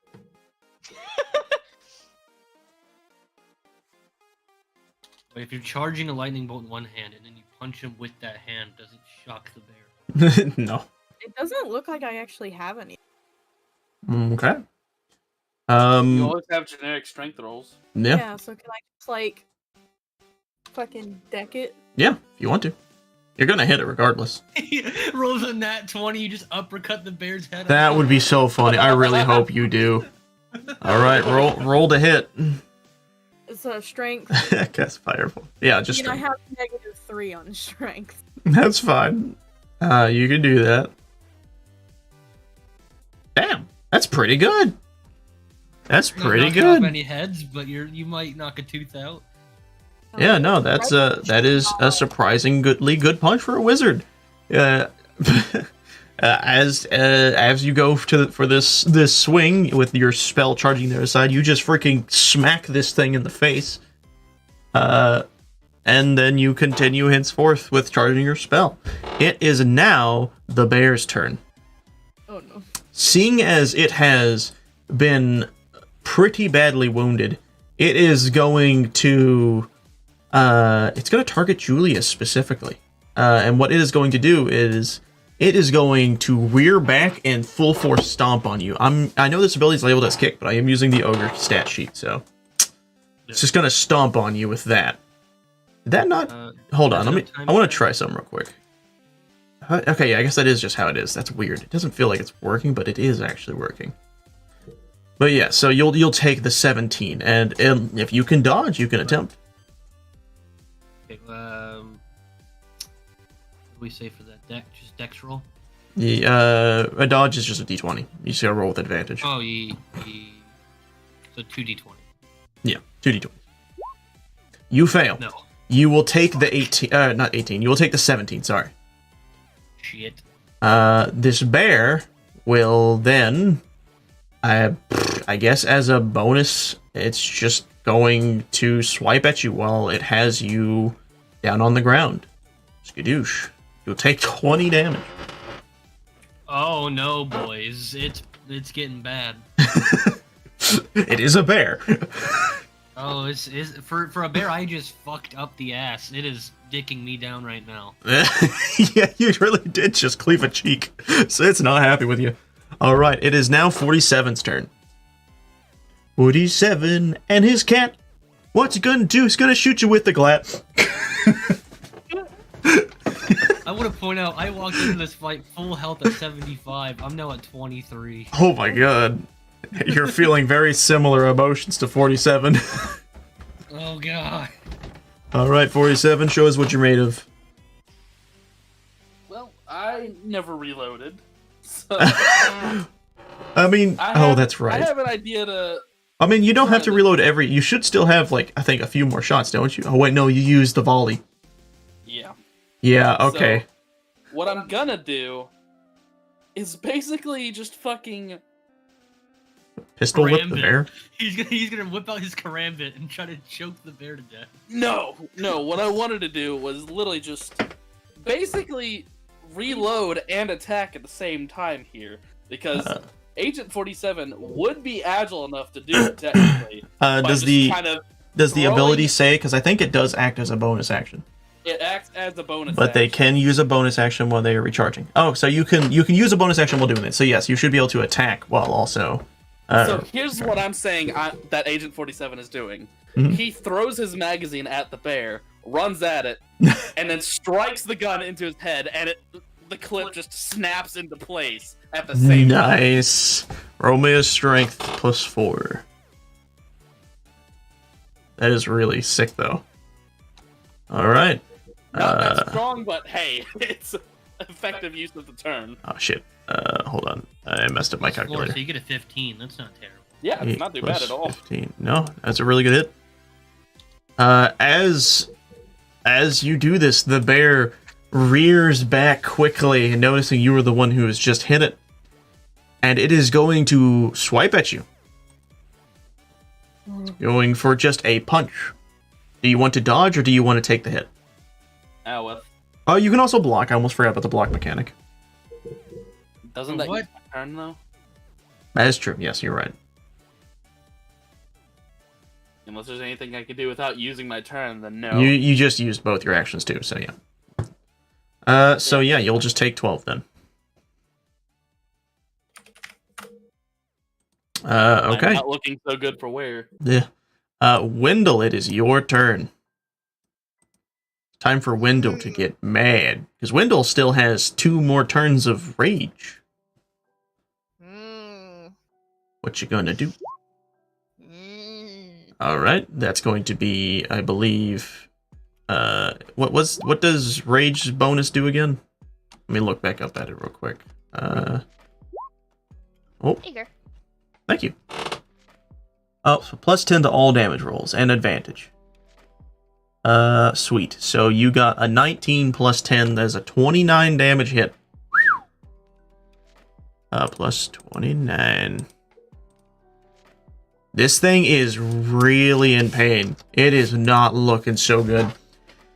It is kind of like starting to sway to the side, and as it does this, it kind of starts to back away as it feels that it is starting to get overcome by you and your strengths.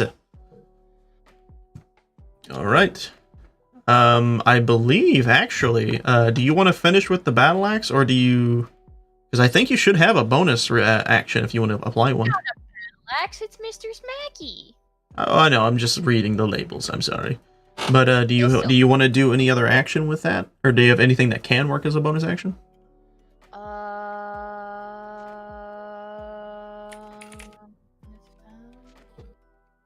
Battle Rage and Dash. What the fuck is that? I think that one requires a full turn. Oh, extra one- attack. The player can attack twice within one turn. However, this can only be done once every other turn. Oh. That'll work. Yeah. I guess another Mr. Smacky. Yeah, sir. Land a Smacky. 7, and it's with advantage. That's 21 plus 10. That's 31 damage. And with that, how do you want to end the bear? I want him to swing Mr. Swanky so fast and so hard it beheads the bear. And with that, you take your freaking Mr. Smacky and you just start to spin and spin and spin like a freaking cartoony tornado. You're like the Tasmanian devil. And then as soon as you get near the bear, you stop and let your Mr. Smacky land dead on the freaking bear.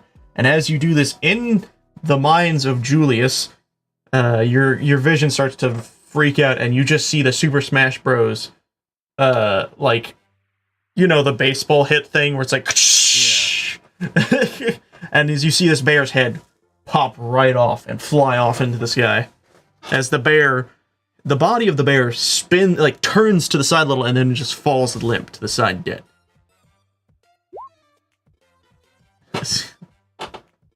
Yeah, do not wake up Wendell. Wendell is not a fan of being woken up. And with that, the bear is dead. Congratulations, you have salooned the bear. Window eat bear. Window eat bear. We have a campfire right there. That is true. Yeah. I will, you know what? Do you guys want to loot the bear for meat? Fuck yeah. Sure. Wendell, you're still in rage, so I want you to roll a d20 twice as advantaged.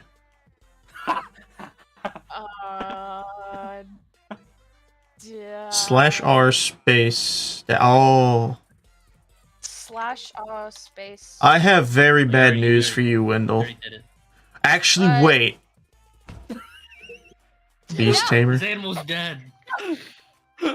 Actually, your cat never got hurt. Hold on. I did just realize something. No, you can't. Don't tame him. He's supposed to be wild and free. Talking about the bear, you already have your cat. You can't tame another creature. No, I'm talking about trying to tame Wendell. No, you're good. You're good. You can't do that on a person. However, I will state something, because I think it's time I bring out my secret weapon. So unfortunately, with the rule of advantage, is if you land on a nat 1, even with advantage, it will automatically go for the nat 1. But I have this thing called cursed dice. No. It basically means you can sacrifice a nat 1 or any bad roll and re-roll for a better one. You will, however, take on a goofy curse that's just kind of just a funny gag throughout the thing until you feel like we can take it off of you. It's nothing actually harmful to your character most of the time. I want a goofy curse. That sounds like All right. Last time I had a swollen tongue. I'm not letting you take it back. As you say this, in the back of your mind, you hear this very familiar song going, yes, bum bum bum bum bum bum bum bum. Are you ready? And suddenly, Transformation Central Station. As suddenly you feel different. So to first start off, you feel as if when searching through this body, you have a higher chance of succeeding this time. Roll me another d20. Okay. Shit. Please be good. I'll be nice. You do know that I am jinxed with Yeah, rolls. I will be nice. I will let you keep the 9 you had before, because it is with advantage. We'll just swap the 1 with the 4. So you get a 9. I will allow you to take... and you can put this in your inventory or just write it down somewhere. You can have 3 chunks of bear meat. Okay. They still need to be cooked, but they are there. With that, I need you to roll me a d100 once you're ready. I am so excited for this. You have no idea. Put that in ideals. That's fine. 3 chunks of bear meat. D100. Yep. 54. Let's see what you get. This is great for your character, actually. Everything the cursed says must be sung. So when Wendell attempts to speak, they will speak it in a singing fashion. Oh, it's like total drama. Oh god, Like no. Instead of saying, you have to sing it. Yeah. You feel compelled to, as there is nothing else you can do. I'm so glad I got to use that again. All right. So as you're all sitting there watching Wendell dig through this corpse of a bear, you suddenly start seeing Wendell be going like, "Meat for Wendell, Wendell eat meat. Wheat for Mendel, Wendell eat meat," as he starts to sing very joyously. You're singing anyways. Yeah. Actually, that's a good question. Roll for intelligence, see if you even notice the difference. You don't, or you wait. Actually, hold on, that's a good intelligence. You straight up know something's wrong, but you just don't care. Yeah. You know what? I'm gonna be nice. Wendell, you now are a little bit smarter because you rolled a nat 20 on intelligence. Wendell has evolved ever so slightly. You can now form better sentences and do not act as wild as before. You're still Wendell, but you know, you've upgraded a little. I'm domesticating. Domesticating? Alright. With that, what do you guys do with the bear schmeat? I think Wendell has all of them. Oh, that's true. Wendell, what are you going to do with the meat? Are you going to attempt to cook it with your newfound intelligence, or are you going to... Also, what I will say, by the way, for your intelligence, when you do an intelligence save now, you have a bonus of 2. So every roll you get will now have a +2. If you want to add that to something. So you remember. Wait, what? Actually, you know what? Hold on, I have an idea. Let me help you out real quick. So I know exactly how to fix that for you. Where is Wendell here, barbarian? Hey, Wendell, how you doing, buddy? How you doing, buddy? I drank Wendell's mind. Yeah. Coffee for me is like the side effect for coffee. When I stop drinking it after a while, I get overstimulated. All right. In your inventory, you will notice in attacks and spellcasting, you have what's called smarts. That is now your intelligence check. Wait, where? Where's that? It's in the middle. It's middle. Below hit dice and death saves. Under health. Right in the middle. If it's not showing, reload your tab. That might be it then. Oh, yes. Nicey. Yeah, now you can roll for smarts, and you'll have a better chance, possibly. Alright, with that being said, what do you do with the schmeat? The schmeat. I want you to stop saying schmeat. Roll an intelligence check. Oh! Alright, well, what do you do with the bear meat? Divide it equally among everyone. Well, there is only 3. I can cut it up. Alright. There are 4 of you, and that is 3. That's not going to divide equally, so you cut it up into 6 slices. You now get to divide that up between them all. How you choose. Oh wait, there's a cat. No, that is perfect, actually. I forgot about the cat. You get to give some to the cat, too. Actually, there'd be one. What? You said Oh wait, no. 6 people. 4 people. No, I was counting myself. I'm stupid. Never mind, sorry. I was looking at the bottom thing with all the names, and I was like, oh, there's 5.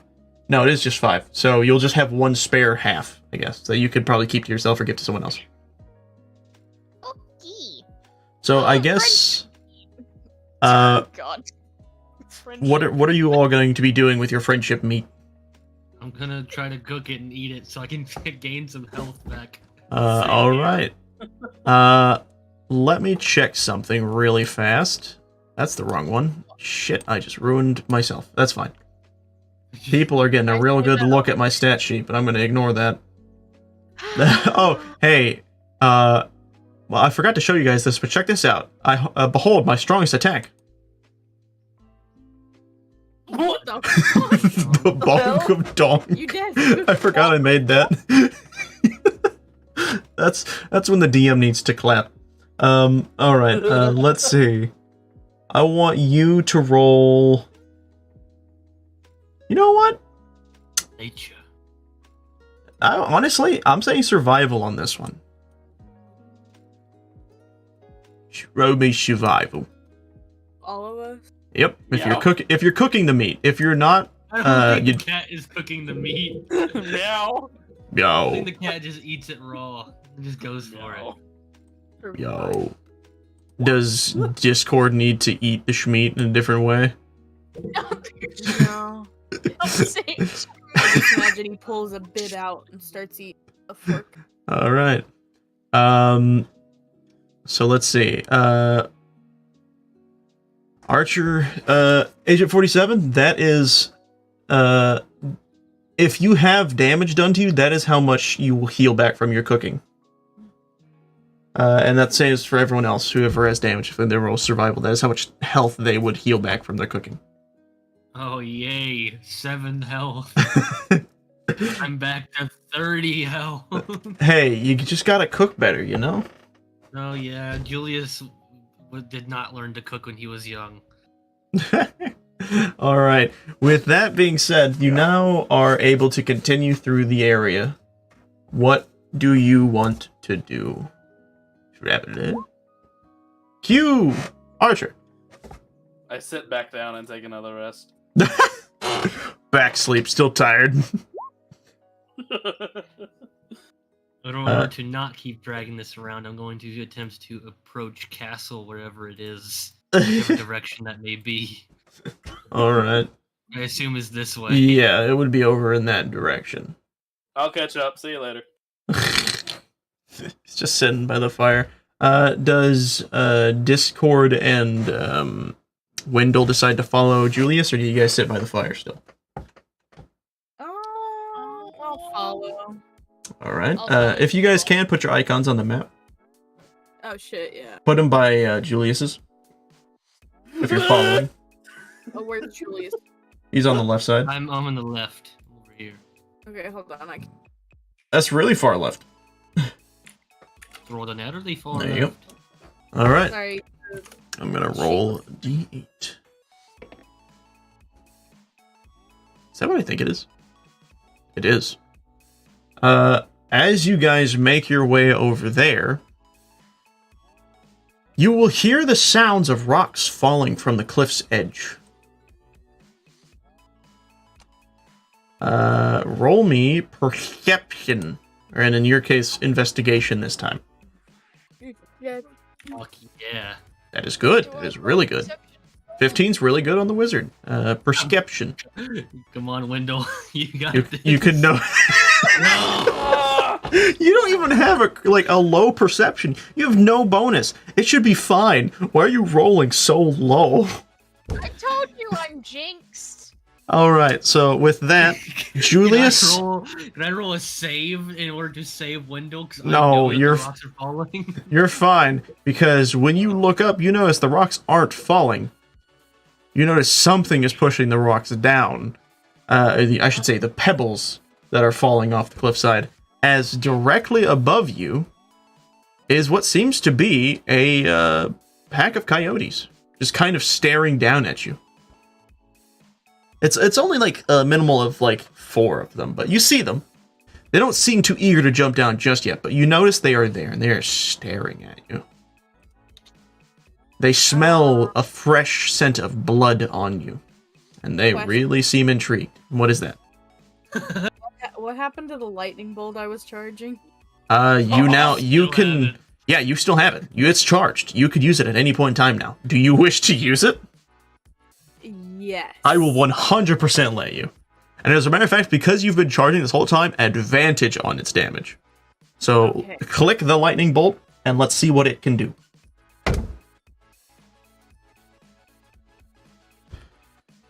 And while you set that up, I'm going to grab. Let me move this over here real quick. Let's grab these guys. I knew I should have gotten a wolf.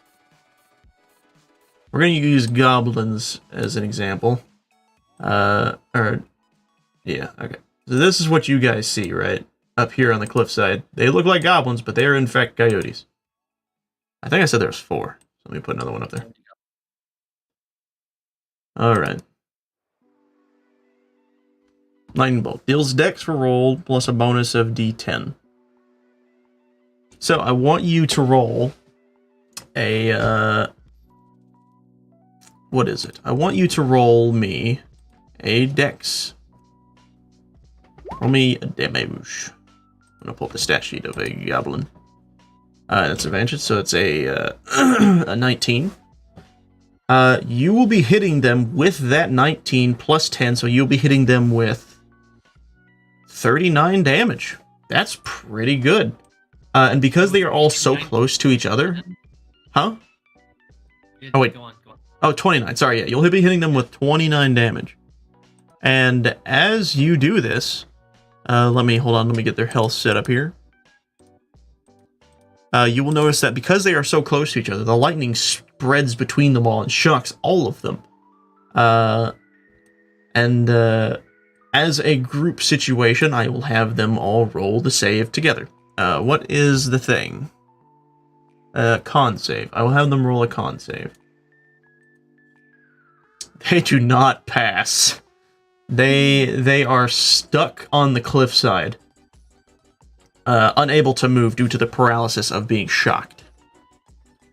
I will allow everyone in this situation to attack if they so please.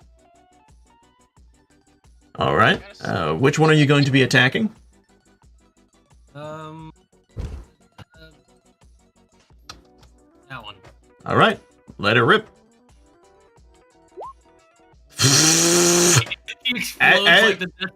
As you freaking throw a knife, it is with insane precision.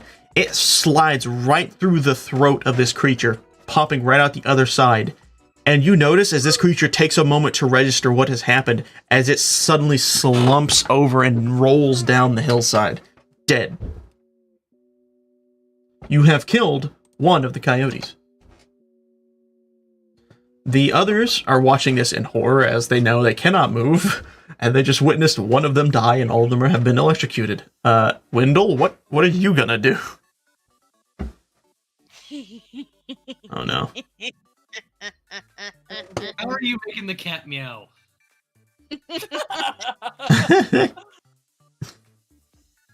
Look behind your sheet, Jevin. Wait, is Wendell able to What? dash What the heck? these fucking Oh, I see what you did. That's funny. Yeah. Oh. How Meow. Go. Go. Go. Wait, what about Wendell? What? Is Wendell able to like dash and like clamber up? If you're wanting to climb the cliff, that is going to be acrobatics.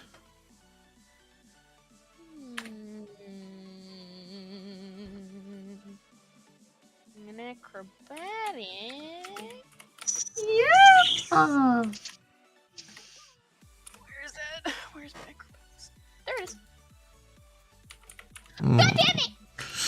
What is wrong with your rolls? Can you roll multiple times? Yep. Your rolls seem abnormally small. Wow, you just are really bad. You attempt to climb the wall with this hungered face. You look really demented as you're climbing, and they see this. And then you just start to notice you're sliding down every time you try and grab up the thing. And then you fall on your back because you now notice you've lost your grip and cannot climb the wall. And with that, your turn is done. It is now. Let me see something with the lightning bolt. But what about my extra attack? The target for a turn unless they exceed. Okay, so. Sphinx has the zoomies. If you want to, you can attempt to throw something at them. Yeah, a rock. All right, roll me dexterity. That'll be a range attack. Oh no. That's what dexterity is attached to. Which one are you hitting? All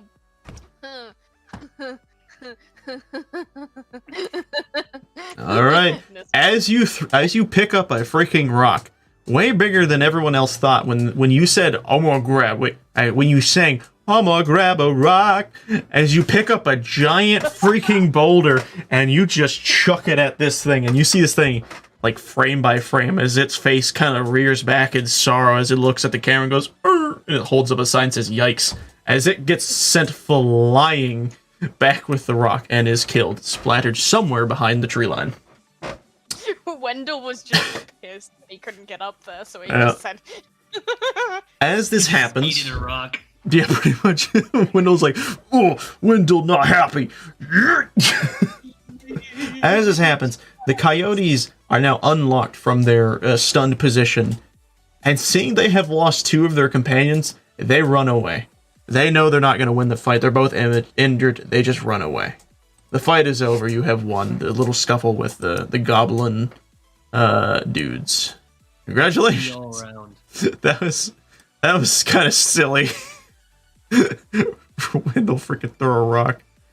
Discord just with lightning powers Palpatine over there. I say bonk. Bonk. Alright. With that, you are able to continue.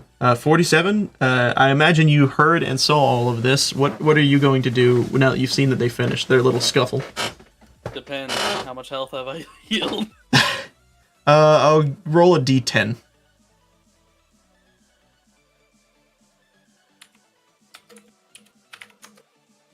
You got 7 health back.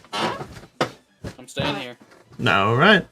You guys will now make your way wherever you wish to go. To castle, which I guess is this way. Uh-huh. Alright. Are you guys following Julius, or are you heading back to the camp?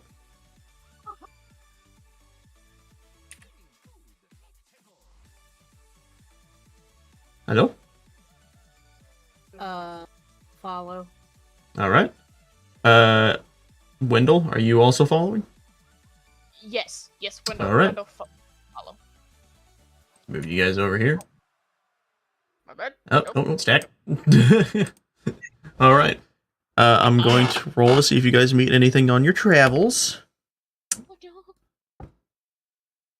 No, you are undisturbed on your travel. And, Ethan, roll another d10. Just gonna have each, like, extensive walk be a break rest for him. You get 4 health back. I'm gonna be here a while. You're a little bush bitch. I have 30 health and we're gonna keep going. As the DM, I'm gonna have some fun with this. As he sits there on this rocky pedestal, just kind of resting with his cat, he hears a very familiar sound, but in this time it's a multitude.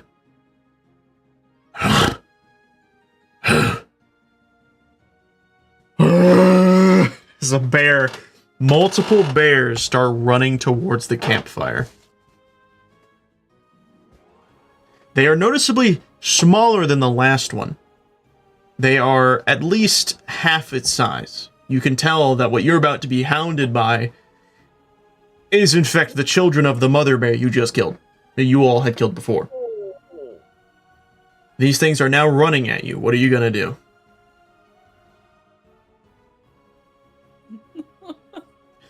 Are you gonna fight the baby bears, or are you gonna run away?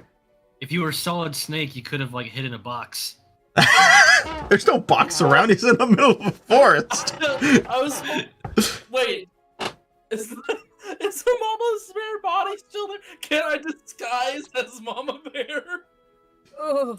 You know what I said earlier. There is only one problem. Comprise adoption. Well, here's what I will say. You are able to wear the skin, but you will notice you do not have the head of the bear around to finish the top. What will you do to fix your conundrum as you see these guys quickly pacing towards you?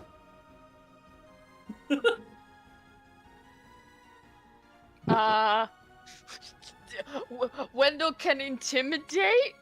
You're not near. You don't know this is happening. This is Oh shit, he did roll a 20 stealth. He did. That doesn't fix the problem with the missing head on the bear. Oh no, that wasn't me. I'm just hiding into the shadows. And what now? I'm just hiding into the trees, hiding from them now. Oh, you are you hiding in the top of the trees? No, I'm just Hiding away. Okay, let me bring out that bear icon we had before. The I think it was an ogre, wasn't it? Yeah. Oh, whoops, that's the wrong thing. I actually wanted to bring out the sheet, sorry. I wanted to take the very small chance of rolling 100 so I could say stealth 100, but What was it? I forgot. When it comes to like versing stealth, what was it that I had to roll? Perception, I think. Makes sense. All right, I'm gonna have them roll perception. I have something that tells me. 1, 2, 3. It says perception, yeah. So, Yeah, they all fail at noticing you slink into the trees. Are you still in the bear costume? Quote unquote. I never got it. Okay, you just evaded it. All right. Also, I need to check real quick. Yeah, your cat makes it out. You slink away behind the trees as the bears. Honestly, they rummage through the place. They just destroy the campfire, and as you notice, there is no like remaining bits of the. I have to move you because I gotta get the rocks from beneath you. There is no remaining. Why can I not grab this one? There we go. There's no remaining traces of a campfire. They have trampled it, and then you see as they go towards their dead mother's body, and they start to push and nudge. And they're making sad bear noises going as they push the body over. And then you see as they all cuddle beside the mama bear's body and rest, unable to feel comforted. I will now say to Agent 47, if you attempt to leave your area, every movement from here will require stealth. Well, good thing my stealth is advantage. Yep. All right. I actually tell my cat to go ahead and get on my shoulder. That's so fine. It's just my stealth rolls. All right. So what I will say is, let me find it. What's the? Is it the ruler? I think it's the ruler. Yeah. So for you to get to here, right? You see that? Yep. That is going to be one stealth check, and then to here will be another stealth check. So if you can hit me up with that. Every 30 feet. Yeah. That's a pass. So you managed to make your way over here safely. And your cat on your shoulder, completely fine. Now to creep over to the other side. Roll me again. As you make your way across that section, you step on a stick. Suddenly you hear, as 3 bears look over in your direction and they notice you. They don't move initially, but you can see them curiously getting up and walking slowly over to you to investigate what you are doing. What are you going to do with these bears? I kneel down to them and hold out my hand. I have to ask. What are you doing with... Are you just holding out your hands, or do you have anything in your hands? No, I'm holding out my hand to let them sniff. Oh. Ah. All right. Here's what I will do. I will have them fight that with their survival check. We'll see if they understand. Or if their survival instincts will kick in. Are you ready? Yep. 1 doesn't care. Or 1 cares and is actually curious and is calm. The other also is calm. And so is the other. You have managed to seduce the bears. They are chill. They walk up closer to you, and they get this scent on you, a very familiar scent to them. They recognize that you have their mother's scent, but instead of them connecting the dots that you were one to help kill their mother, they make it as a sense of comfort. And so they start to follow you around. Ethan, I want you to add 3 bears to your stat sheet. Yes! However, I will state this. They will not be permanent members. If they die, they're dead. Wait, how is Agent 47 turned into a Disney princess? By apparently killing the mama bear. He didn't even kill the mom bear. Well, he helped. He didn't even hurt the. I don't think he hurt the. Yeah, he did. No, I remember? did. He whacked it in the I head. reloaded my gun. Oh yeah, you did. You did. So yes, you have, and I will consider these as medium creatures, because they are not big bears. They are just small bears. They're baby bears. So yes, you now have 3 medium bears.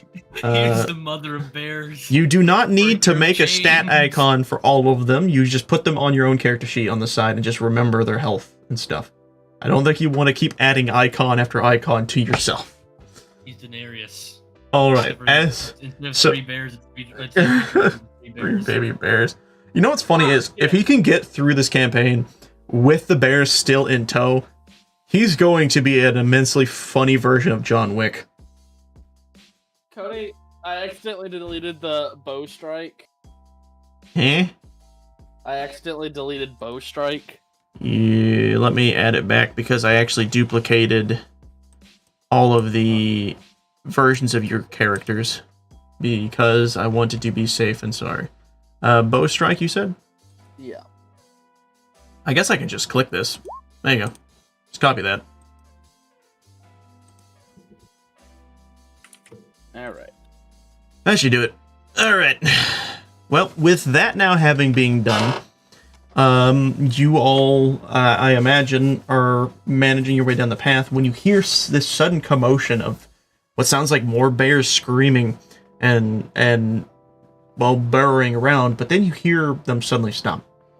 And you hear the sound of Agent 47 going, good, good. They're there now. As he then starts to, as they all follow suit.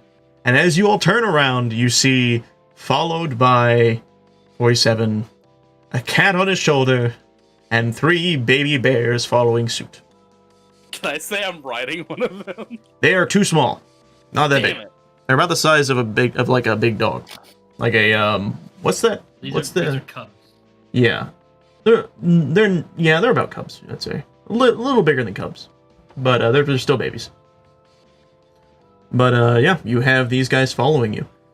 Just now I can imagine if these things survive and they grow up enough. Oh my god. Hit Bears. New hit series. In the next campaign, they're gonna be like, Mama. Agent 47 is like, yes. Mother. He's gonna teach them to speak. Mother. I did yes. say that this version of 47 was really good with animals. Yeah, that is true. All right. How's he gonna stealth around with 3 bears and a cat? They will listen. He is their mama as far as they are concerned. So with this, what is your guys' reaction to seeing 47 and his bear squad? Honestly, after what I've experienced in the last campaign, this, yes, is the weirdest thing so far. But it's not weird enough to, like, really break me. Yeah. Okay, I want an in-character reaction to yours. I'm very curious to see what your character would actually say in this one. This is because I imagine your character standing, looking forward, and then he turns around.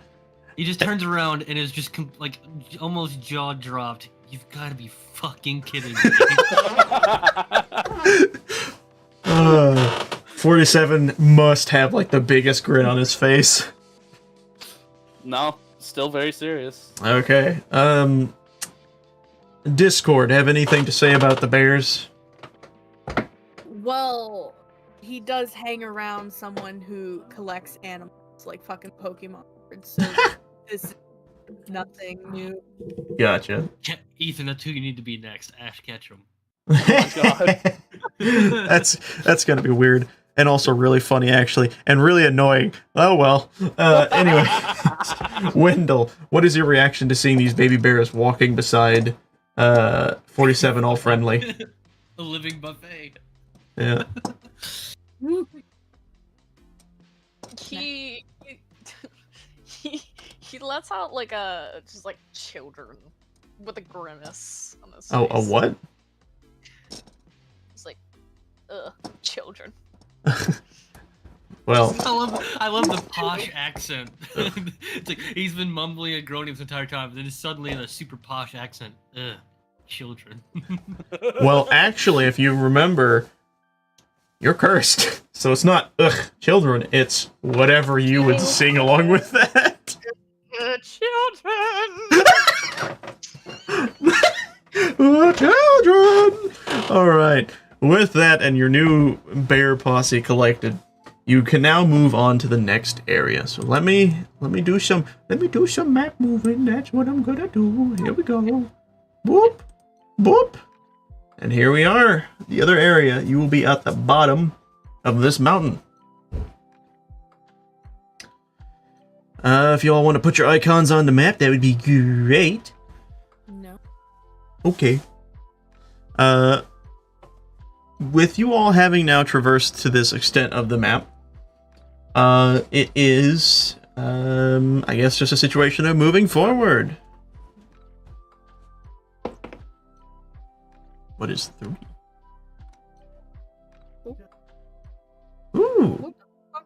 Where do we move forward to? We can go here. Yeah, where Julius is. Just cutting through the grass. Okay. Yep. It's just like a grassed over path. What is that? Is that about 30 feet? That's about 50 feet. So yeah, about 30 feet is where you guys are able to travel. Not from anything just yet. Yeah. What I will say. We can only move like how many feet without an interaction? It was 30 feet per interaction, I believe. Yep. So that's as far as we can go. All right. So when you guys are right here, I want you all to roll perception. Well, what the fuck was that? You're freaking. I don't know. 24. Holy you want all of us to roll perception? Yes. This time perception. Why? I don't think I can ever replicate that noise again, by the way. Wait, that was you? Hold on. Why, Troy? What are you doing? I'm baffled.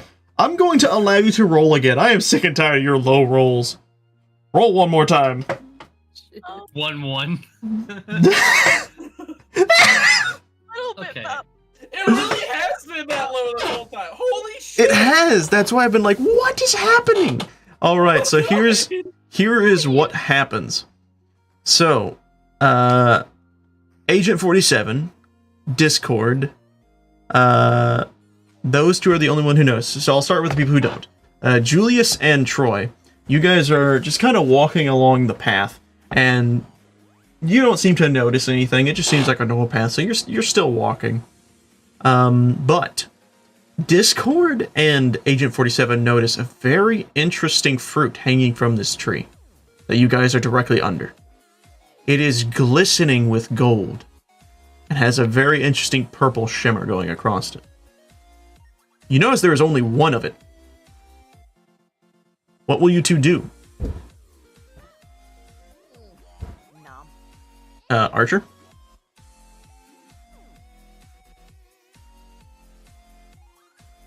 All right. I'll allow it. You shoot the fruit, and it clips the stem holding it to the branch, and it falls. Oh no! I was shooting to fucking explode the. What?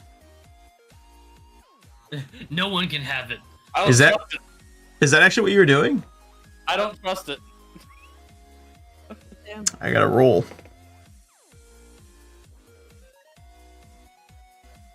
I don't know how I'm gonna do this, but I'm gonna YOLO. He's trying to give you a golden apple, and you're like, no.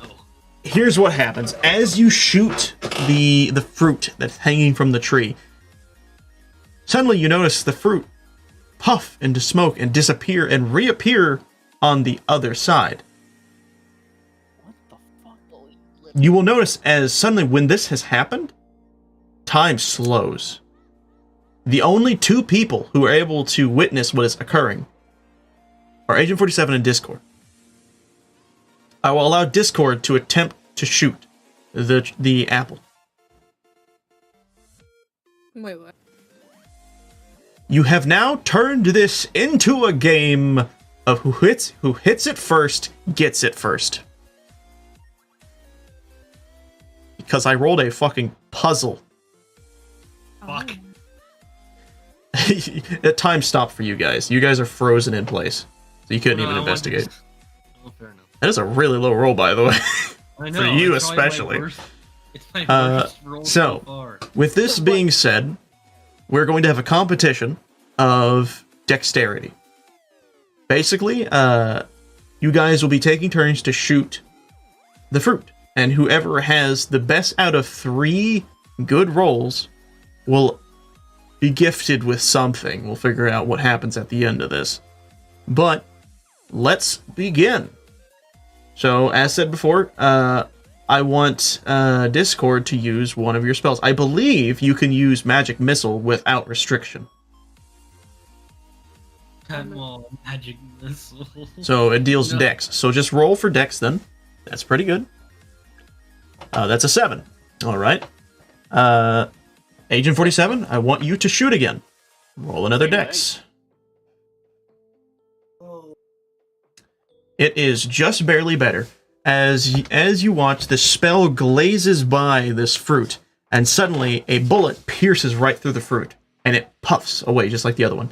And you'll notice, you'll hear this weird ding, as suddenly a tiny little golden fruit will appear above Agent 47. It is ethereal in form and just kind of floats above. And then, as soon as this happens, another fruit will appear, but this time it will be further away. Alright, let's do this again. Starting with Discord once again. Shoot. Shoot your shot! That's an 8. And the same for...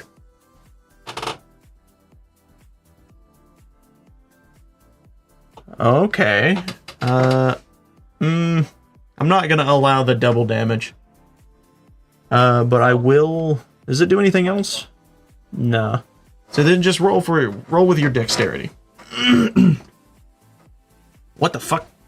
Hi. As you both point your attacks at it, and they both collide with the fruit at the exact same time, you notice that it just explodes, and then puffs away all the chunks. And then you will notice you both have obtained 2 little ethereal golden fruits on top of your head. 2 for 47 and 1 for Discord. Another fruit will appear off in the distance as this happens. Discord, one more time for me. Ooh. Let's see. Alright. Agent 47, shoot me with a fruit. Shoot at the fruit. Alright. Shoot. Ah! As you go to shoot, you horribly... Actually, yes, you know what? Your gun jams and nothing fires. And you just see as the magic missile forms at the tip of the fingers of Discord as it shoots off and explodes the fruit, sending its chunks flying everywhere, and then suddenly as the chunks poof away into smoke.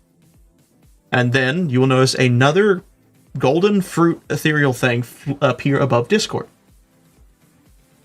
As this happens, you will notice that both of them are blinking. And you'll hear a ding, ding, ding. And suddenly, you will see a row of fruit start to float in front of you.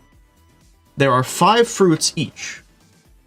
You both have to roll dexterity 5 times, and whoever hits the most fruits wins. So what I'm going to have everyone do is type in on your thing /r space 5d20s. We're just going to use a d20 for this. All right. Let's see. I'm going to consider... So, What I was going to say for the DC for this, or the hit, is a 13 and above. And unfortunately, right out the gate, Agent 47 loses with only hitting one of the fruits. However, Discord snipes 2 of them, with one of his spells just not working. They just kind of... And he looks at his friend, he's just like, huh. He starts shaking his hand, and then another shoots off it and misses as well. And Agent 47, you just were only able to shoot 1. And as this happens, you will see the ethereal point, or ethereal orb, float above Discord. And now you will see that 3 that are above Discord will start to blink all at the same time. And then they'll start to spin around Discord's head. And then they will slowly form together into a fruit. This fruit will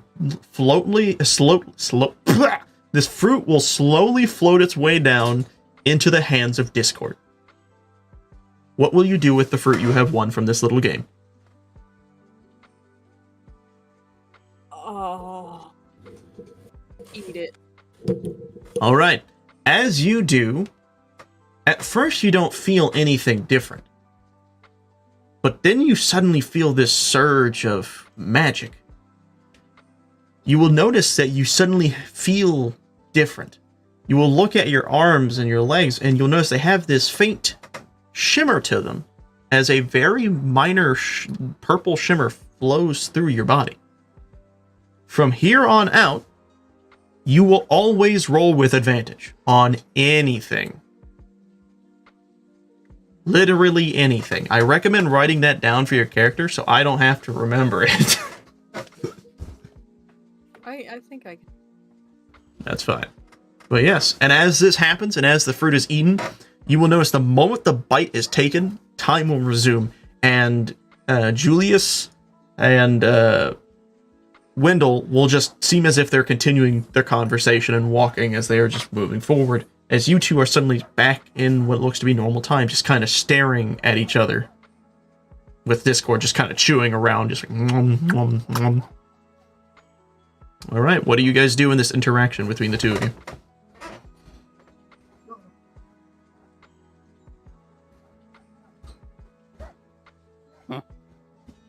Do you guys do anything in your interaction after the world has reset back to normal and you guys are back in the real world? The problem is, well, Ethan has picked a cool character. He's not a character that talks. That is true.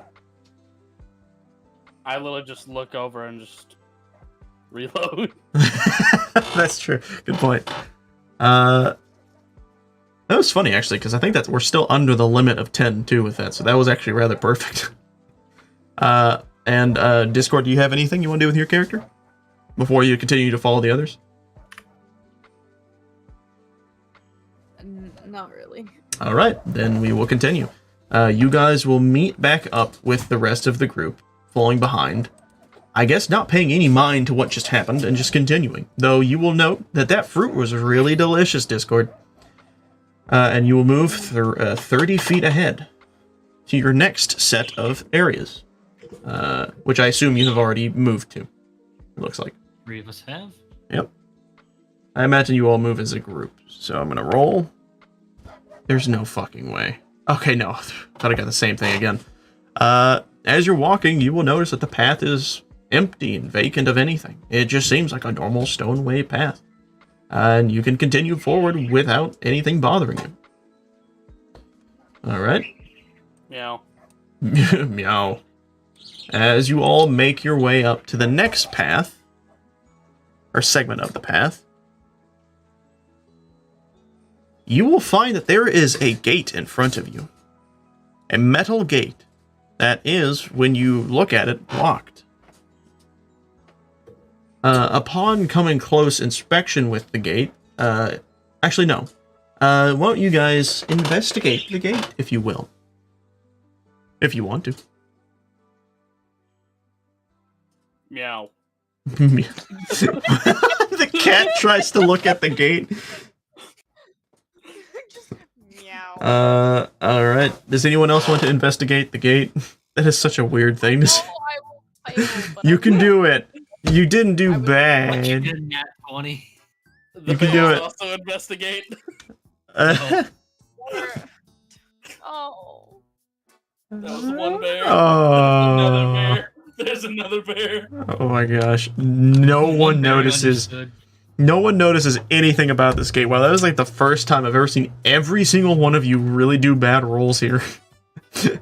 So literally all of you are looking at this gate and you don't see anything special about it. It doesn't seem like anything's wrong with it. Is this a gate that I remember, or is this a new gate? Would this be a gate you would remember? I mean, there would be gates on this path. Sure. But this gate specifically.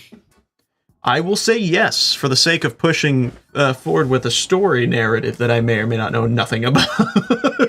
We're unlocking it, and if you have any questions, you could DM me. Yeah, I'm kind of run with the flow in this because I kind of like to learn with all the other players because it's kind of fun to mold things. Wow. I'm like, you know what? I'll pick the lock, and I kind of... Wait. You hear in the back of your head, you could always re-roll it. Boom, boom. Boom, boom, boom, boom, boom, boom. Only if I can get 69. I will look at what 69 is. Just do that correctly. Okay, I'll allow 69, but first, roll me another sleight of hand. Oh, How the even fuck? Worse. I don't even know how that's possible. I'll let you do that one more time. What? The sign of the devil! It's rigged. It's rigged. You got literally 6. Yeah, I'm so rigged. sorry. That is 3 nat 1s in a row, by the way. I'm so sorry, but that is too much of a sign. I'm gonna give you a second curse from that one.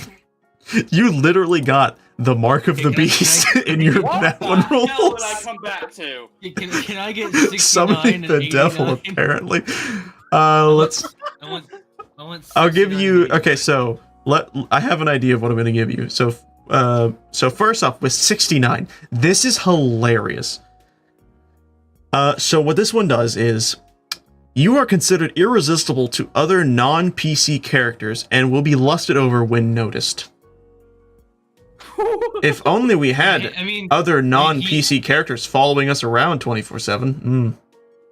Oh no, not the bear. No. Yup, they count. They're not players.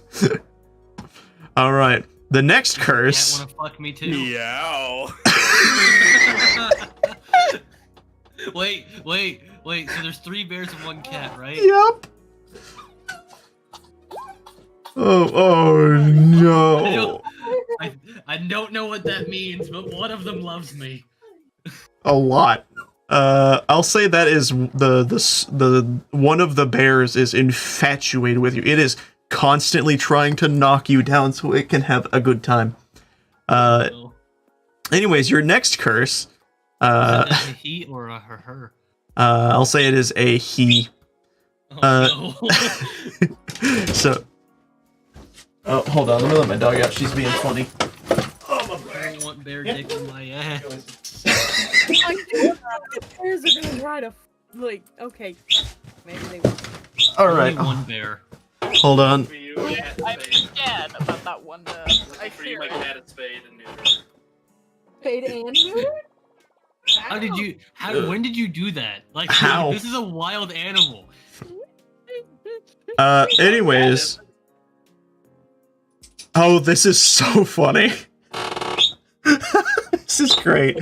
So the other number you got for rolling the fucking mark of the beast somehow, you are cursed. Wait, which number is this? This is 21. Oh, how did I get 21? Because I decided to be funny and give you the meme number of 21. Much like how you chose 69. The curse becomes incapable of visually perceiving any NPC unless it wants to fight them. Wait, what? That means if you see any NPC, you don't see it. That includes the bears and the cat. I would extraordinarily ask you yes! to reconsider, because you know that I'm the driving force of the narrative right now. And if I couldn't see NPCs, there is no story. Your AI can. That is true. Well, then I would just be able to see them. If Athena can see him, then I can see him. So there's I either negate the curse, or the curse kind of. Oh, all right. Here's what I will say. Roll me a d100. Let's see what you get naturally then. Okay. 21 isn't your forte. I was wanting an 89. 74. That's pretty good. That's a pretty high number. This is actually kind of funny. The curse cannot open their hands, for they seemingly are stuck in a fist position. Okay, that's not the worst. That's not the worst, but now you can't use your knives. Yeah. Or your dagger. You can only punch. Anyways, with that, as he attempts to sleuth around this gate and investigate, he does manage to unlock it. Hello? I'm still doing stuff, I'm sorry. I'll give you a hug though if you want it. I'm sorry, I'm just really busy. You know how my Saturdays are. I love you. My baby. I don't even know. Alright. So as... Okay, that's fine.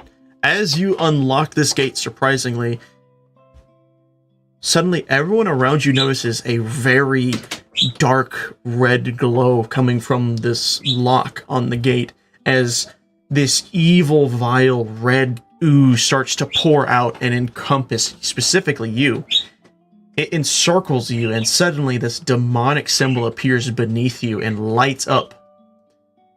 And you will see this creature of shadow form around you, and it will wrap itself around you and appear as if like a chain figure, as when it eventually goes away, you will now have chained markings around yourself to emphasize you have been cursed by the devil.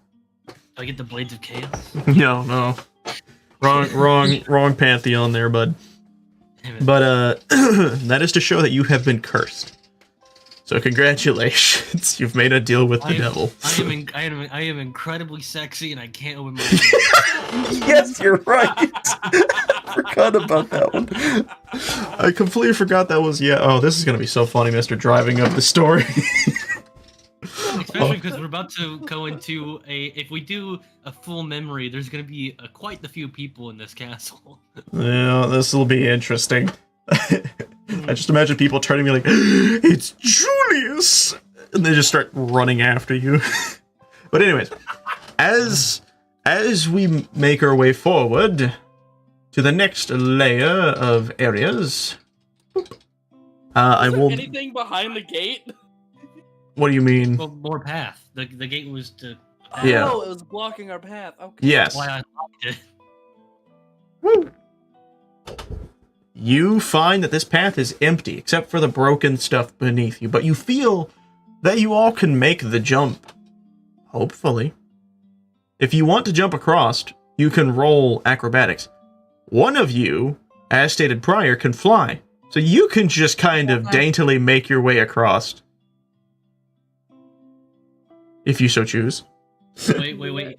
Does this mean that besides the cat who could sit on his shoulders, does he have to roll acrobatics for all the bears? Oh no. You are correct. Throw them across. That's true. You could also throw them if you so feel like it. I'm not strong enough for that. Trust me. Is this where your bear friends are gonna die? Alright, that was good acrobatics. 47. I'll say you jump across, but you start to stumble back due to the weight of the cat uneasying your steps, but then you manage to kind of barely manage your way back up and over. I'm gonna move Discord over here, because Discord, I imagine you daintily make your way across that, like a gazelle hopping across, but you're flying, or whatever. And, Wendell, how will you make your way across? Yes. Roll me acrobatics before you jump. Oh no. Oh no. Acrobatics, no! Now, let's see if your rolls remain. Yeah.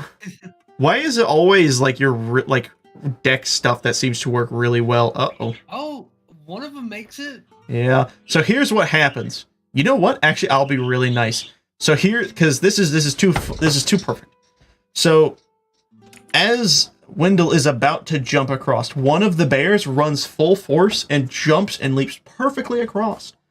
But then you notice the other two bears, Wendell, as they try to make it, but they slip and almost fall until you run as fast as you can, realizing they are in danger, and hook them in your arms and jump across with near, like perfect form as you, like, elegantly thrust your chest forward and leap across the gap and then land perfectly and let the bears down on the ground and pet them on their heads.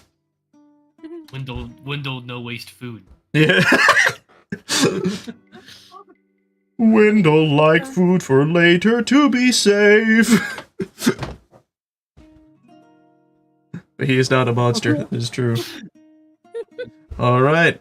With that, let's move forward, because I believe we have one more area to go in this general vicinity.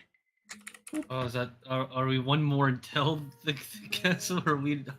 Let's find out. Let me roll. Let's see what we get.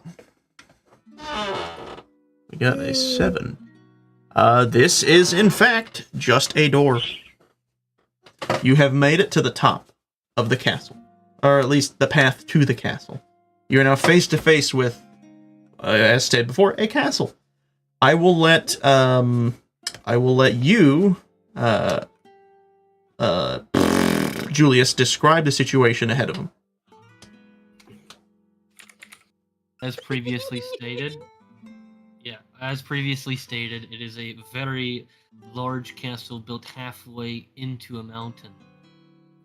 As far as the entry gate would go, it seems almost abandoned. Not like destroyed, but you don't see any people, you don't hear any noise. The gate, if you will, or the bridge to get in was already lowered. Not as they were expecting anybody, but simply that there was no one to raise it back up in the first place. Yo. What the fuck is the cat doing? Meow. Oh. Meow. Okay. That's so strange. Anyways. And as of right now, that's all we can really see, and that we already know. I will say... Anybody wants to ask anything specific. Before you do that, I will say that around this castle door, you will notice the glowing yellow aura. Specifically you, Julius. It is very recognizable.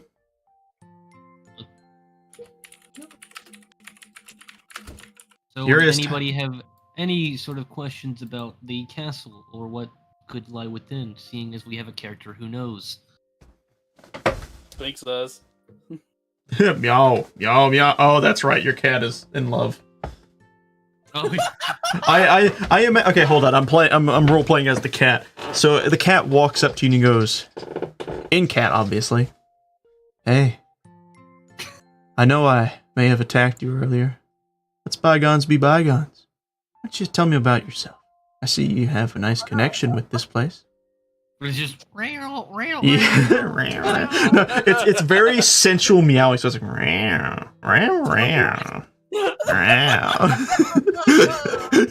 and it like slaps my ass. it like puts its hands on your legs and stands up, and then you see it start patting you on the butt. And you just hear it go as its claws get hooked in your jeans, and it just starts freaking out that it's stuck. Holy shit. Scratch 1 damage. Why is the naked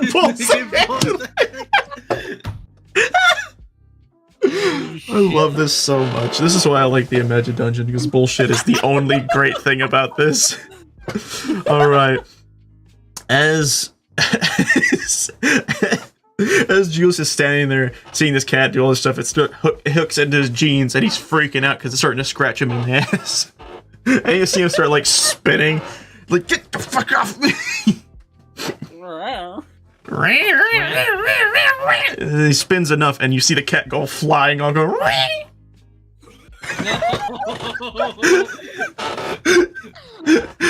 and suddenly the cat that was here is all the way down here as you hear it as it lands in a tree, and all you hear in the distance is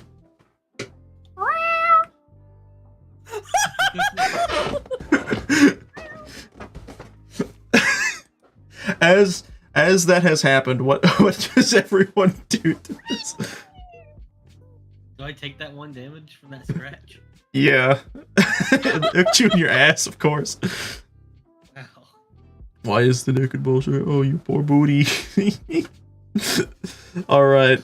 You imagine if you actually had 1 HP left and that was how you died? I am not that far at this point. I know. Alright. So with that being done, you guys now have access to the last stage of this castle entrance. And I'm sure as you have heard, when there is a glistening glow behind a door, that means it's time to enter into the next stage of the dungeon. Are you all ready? Okay. Hello? Anybody there? I'm here. There's no one replying when I said, is everyone ready? I said okay. I heard you, but no one else did. I said yeah. I didn't hear it. Alright, then I guess we're just gonna say yes. The cat will catch up eventually.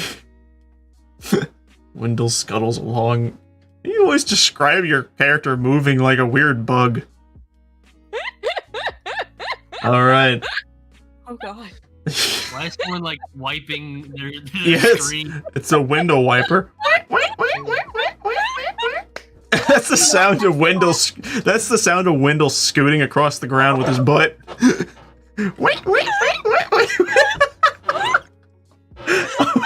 All right. Stop it, you're gonna trigger me laughing that way. What's wrong, Grandma? I don't like your chair scooting.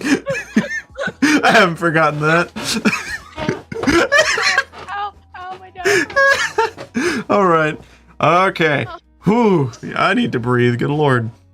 All right. With that being said, I believe we last started this with Agent 47, so it should be, I believe, Wendell's turn to start the choice. Wendell, do you want us to go into a hallway, a forked hallway, a staircase, a room, or outside? Staircase. All right. As you think this, suddenly you will notice as the room just expands outward, and you see what appears to be a single staircase. For now, I must. We'll continue down with this staircase idea, and we will move on to Julius. How big is this staircase? Are we talking tiny, small, medium, large, huge, or gigantic? For a medium. Medium. All right. As the staircase is shown, it suddenly extends upward, a decent chunk, about what I would say the size of a classroom, because that's all I can say. It just goes forward. It doesn't increase in width. It's still like the size of a room, but it's just a staircase. Which now leaves us to Discord. I want you to describe what is in the staircase area. Like, what is this staircase? Like, fuck. This is the part I'm bad at. It's fine. If you remember what happened earlier, I believe we had someone. Who was it that? I think it was Dawn, who just basically described the room and I filled in the blank. You can do it just like that. You can describe how it looks and then we will fill in the blank. It's up to you. What you do. You know what?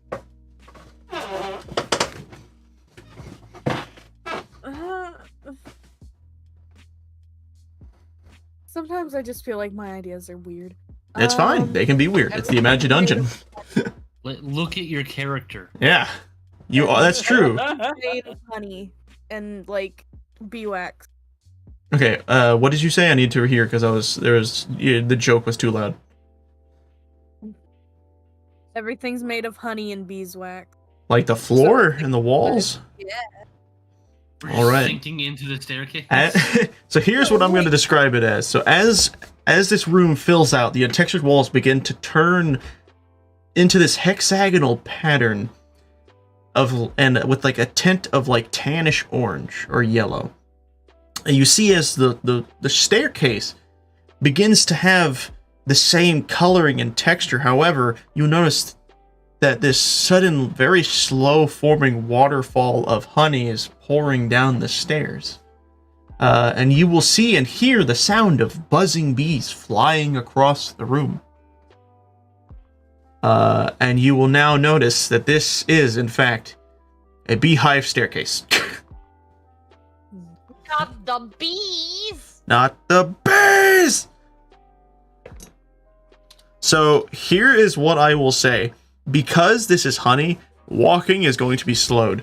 So, instead of every 30 feet is an encounter, it will be every 15. Damn it. So every 2 steps. Yep. And with that being said, what is your all's reaction to this room? Well, at least this means we're not going in the castle.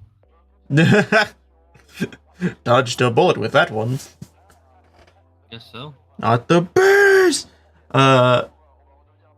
Did anyone else have any cues they want to reference with this room?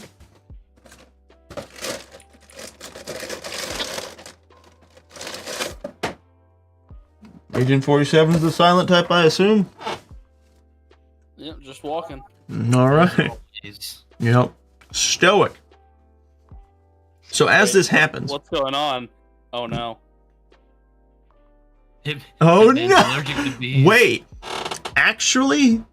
Oh! As the bears walk into the room, they notice all of this.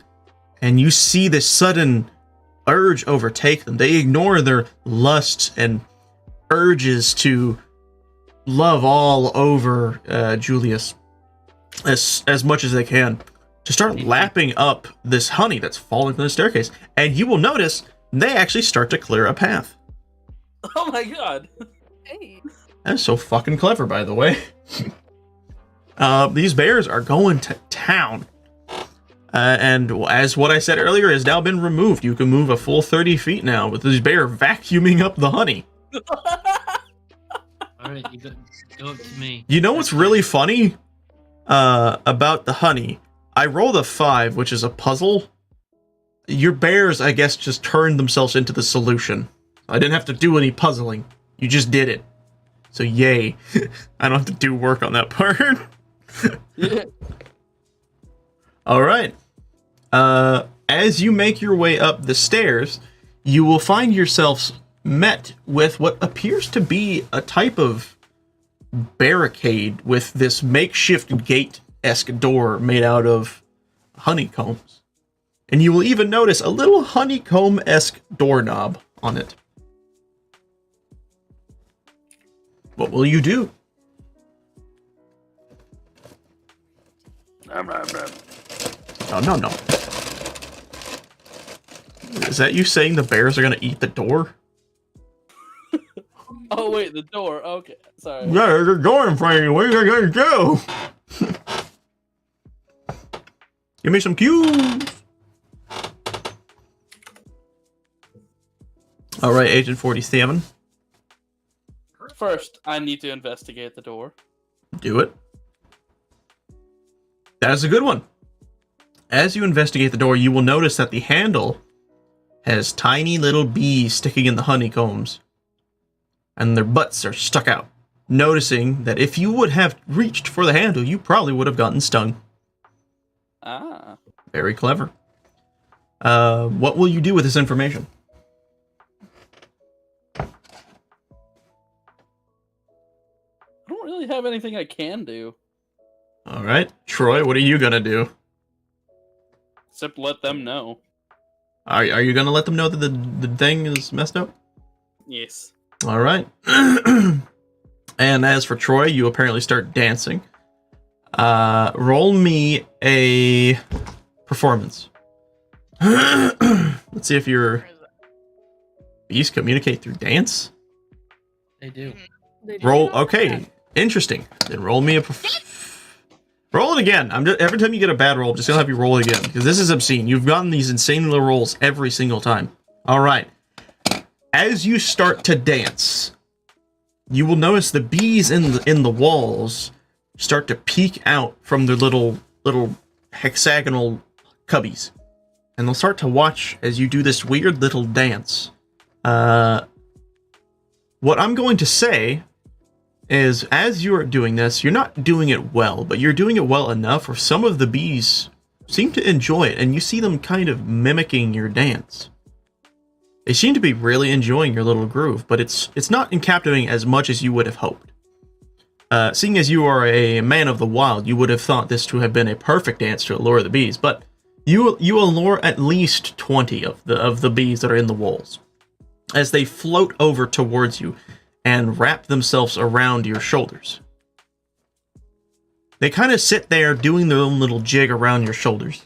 Not really doing anything, not paying you any mind, just dancing along with you. Agent 47? I must tame the bees. Roll me performance. Unless you dance, you do not tame bees. Yep. Suddenly, all the lights just starts doing the fucking what? Tobey Maguire dance. Okay, so suddenly the building you are in, this honeycomb building, the lights that are emitting from the ceiling begin to dim. As you see this very bright-eyed creature, like bee creature, poke its head from the top, as its eyes open wide and release a light that specifically encompasses 47. As you see him starting to do the dance of Peter Parker, as he, I guess, is influenced by the morality of Peter, as he's starting to do his little drive and jig. And you see these bees around him start to really enjoy this, and the bees that were once on the shoulders of Wendell now start dancing a different jig.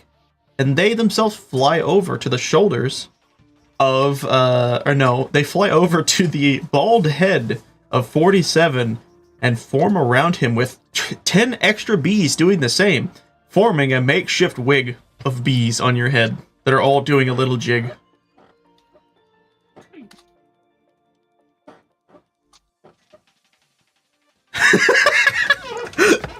We're gonna have a competition. Actually, you know what? Yes. The puzzle's being turned into now. We're gonna have a dance competition, and the one who dances the absolute best will unlock the door. Like you. How else are you gonna unlock? How else are you gonna unlock the door that has bees in it? Dance them out. This is humiliating. And it really, really is. As what do you do? What do you do, Julius? What is your dance? Julius? Hello? Hello? I think he died. I think the humiliation was too much for him. Hello? Oh, hi. Welcome back. Hi. There. Yeah, well, so, since I can't use my hands... Oh yeah, you still have fist hands. I don't... all of the dances that he canonically knows are all like ballroom dances, so he can't really do any of them. I guess he just kind of looks between the two of them and tries to copy one of them. Because, if you'll notice in the GIF that Ethan had said earlier, you notice a lot of the motions require him to have closed hands, except for the very beginning clap. So you will just mimic that with a fist bump instead of a clap, and then you will attempt to copy his moves. The bees are enjoying it, but they obviously do not like it as much as the one that is currently being worn as a head. Discord, I would like for you to also join in the performance, unless you choose not to. Does Discord dance? Holy sh... The duality of man. Discord, take it away. Go buck wild with this description of your dance.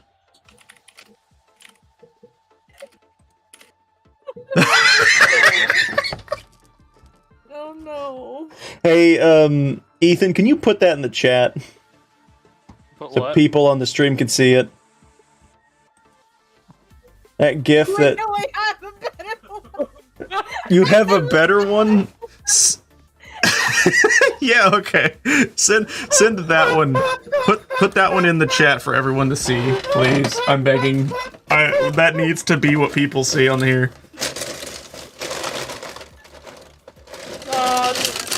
Send link to that, like online.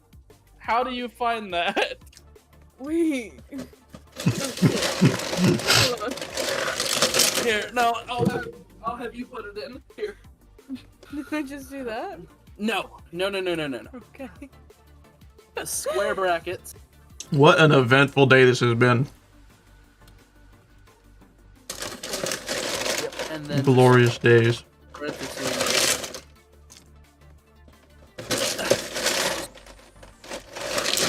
Like, yes.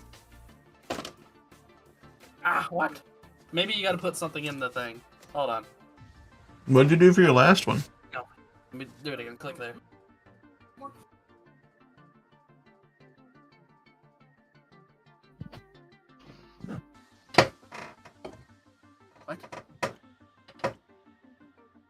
Come on.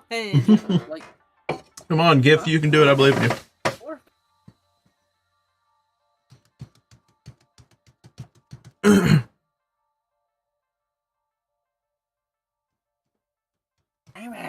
What happens if we click dance? Oh, it just brings up the link. no, you need to find that image like online, not on Discord. Otherwise, it won't work. Can't be on Discord. Oh, you're using a GIF from the Discord thing, aren't you? Copy image. Or copy. And do the same thing I was showing. So bracket. Close. Or dance. It just put X. It has to have a text. Sorry for the. No, you're fine. I'm the one who asked for you guys to do this, so. Bracket. Oh! Yeah. We got it! As Discord is... As the lights go completely pitch black, the lights begin to reappear, but specifically on Discord. I want you to describe the music that's playing in the background that the bees are humming or buzzing to. Oh shit. What song would go really good with this? Fucking Discord. Yeah, okay, that makes sense. As you hear the Living Tombstones version of Discord playing in the background as Discord starts doing whatever that is with perfect movement. And all the bees literally form to, like, literally every bee in this hive, or quadrant of the hive, forms into two perfect clones, B-shaped silhouettes of Discord as they all start doing the same jig. And as this happens, the bees that were in the handle of the door crawl out and join the dance. And they form a crown around Discord's head.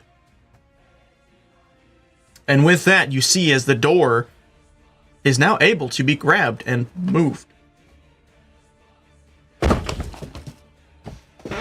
And with that, this is just happening all at the same time, so what do y'all do? With Discord probably still going ham. I'm just staying there. I'm watching in absolute awe. I just imagine in the back of your head, what is this? I need to learn this one. Fear. The idea that Wendell is just absolutely terrified of this dance move. Just... Julius, what do you do in your situation? I just go with it at this point. You just leave. You're like, I don't want to be here anymore. So you... I just go. Alright, as you do that, the door opens for you, because there is nothing holding it back, and you are able to enter the next segment. Discord, do you still want to dance, or do you want to move along? I will move along while dancing. That's fine. As you do, you will notice every bee following you perfectly. And you will notice that they start to form a conga line behind you as more bees start to collect and do this weird silhouette version of yourself, all doing the same thing. Also, I will state, unfortunately for Agent 47, his wig of bees has left to form onto the silhouettes, so you no longer have your wig of bees. And that 20 was too powerful for your bees to handle. Yeah, no, understandably. Yeah. What the hell is that? Also, I will note, because I didn't even think about this, as this is happening, you will see the bears behind everyone kind of doing like a stand-up, turn left and right jig like the Thriller, and then they'll sit back down, and they'll stand up, turn left and right as they all walk forward. Because that's all they know how to do. And then I will now They roll know to how see what we dance get. like Michael Jackson. Who doesn't? That's all they know how to do. That's all they know how to do. Dance like Michael Jackson. Yeah. Who doesn't know how to dance like Michael Jackson? Damn, I'm getting really bad rolls here. I'm just getting the same shit over and over again. Alright.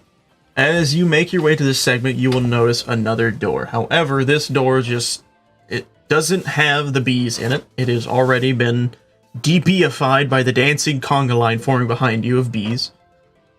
But you will notice that there is honey forming around the door, as if it is overfilling from behind. You get the sense that, you should be careful. It's almost 12. Oh my god. Don't worry, we'll be able to finish it soon.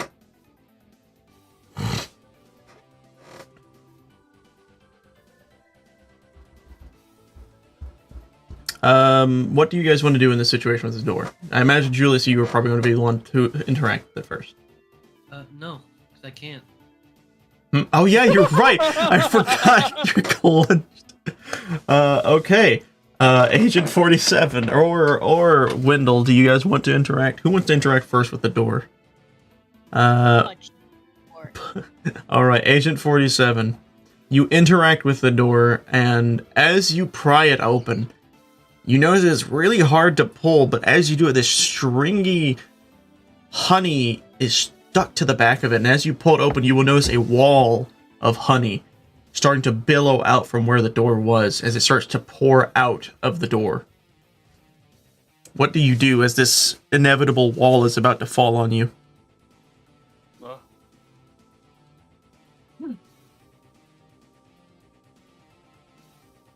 Okay, roll a perception check. But this isn't a creature. That would be at 10. You do notice it, so I will allow you to act before anything happens, without flaw. It is a noticed situation. So, what are you going to do with this? Now that you've completely noticed this before it has actually affected you. I just have to try to dodge it. I mean, it's just like a slow glooping wall. No, then just like it's gonna start pouring out of it pretty soon. It is honey, so it's not gonna be fast. Oh, so I'll just stand behind the door and let it flow out. Oh no. As you do this, you notice that it is pouring, and it's very slowly doing it. And it does seem to slightly be emptying or getting smaller and smaller, but it's very minimal, because honey has a very thick consistency and is not the fastest pouring liquid in the world. And the room behind it seems to be absolutely filled with honey. What will you do? There isn't anything I can do about this. Well, there's 3 things. Oh yeah. Call in the bear patrol. Unless Wendell, do you have anything you want to do? So I forgot you're kind of sitting back here waiting. It's a slowly pouring wall, or not really wall. I guess now it's like a slowly pouring slide of freaking honey that is emptying out from a room filled with it. Do you have anything you think you could do to help, or you just want to let the bears nom away? Consume the honey. Huh? Consume the honey. I will let you, because you actually have an ability that might help with this, because I believe you're a barbarian, correct? Yes. I want you to look through your sheet and notice something that has a very animalistic attachment to it. Oh. Not that one. No. Keep going down. I think it's at the bottom. There you go. Do you notice a specific one in there?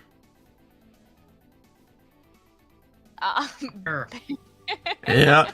As you activate this ability, you begin to have this giant bear-esque figure, like a spectral bear figure, form around your body, and you get down to the position of a bear, and you start to walk towards this wall of honey, and you and the 3 bears follow suit, and you all just start to pile through this honey, making kind of like just cutting a swath through this honey, leading directly to a dungeon door. Because it is getting late, we will be given a choice. Do you guys want to fight a boss, or do you want to just end it for the day? So I can have it lead just to the ending, if you so choose, but do you want to go into a boss fight before? I'd probably put it off to another time, because it doesn't feel like we've done a lot. That's fine. I'm personally not up for boss fight. That's fine. So with that being said, it seems that we will just be ending it. So what's going to happen is when you guys go through the door, you will be met with, much like before, a giant room that has a pedestal in the middle. And behind the pedestal are 4 chests. They all have your names inscribed onto the top of them. They wield items of importance to you that may come in handy later on in the future. I will allow you all to open and describe what you think your character would want really badly in the time. Shit.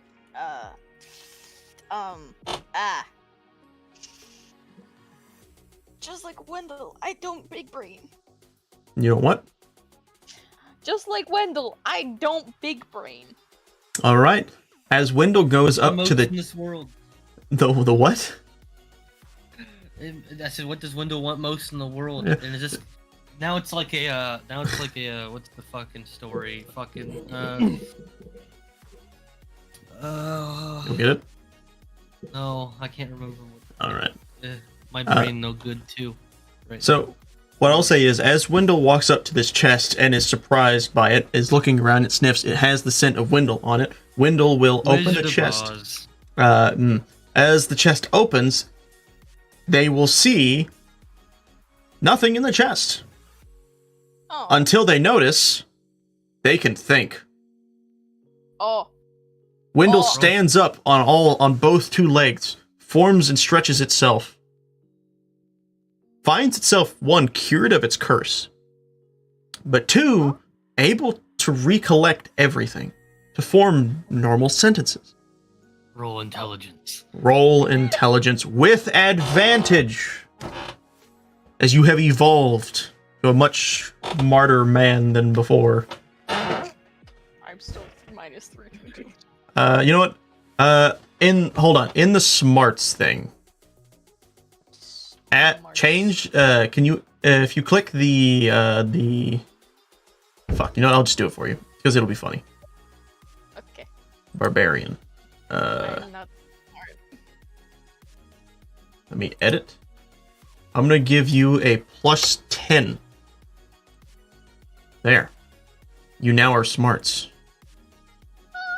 Roll me the smarts roll. The smarts Ooh.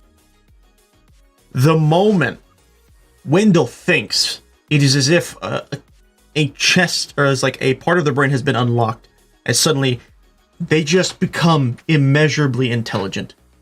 All of their bestial natures fall from them as they now have become a modern human societal thinking person. They basically are now like Elon Musk. I imagine they get up and like, what the devil was I doing here? What a strange place to find myself in. I am dirty. What is this mess? What? Brain. Oh yeah, it's big. Big brain time. Big brain time. Yeah, there you go. There we go. Yep. Discord, I will let you go next. What do you think Discord would want the most to find in their chest?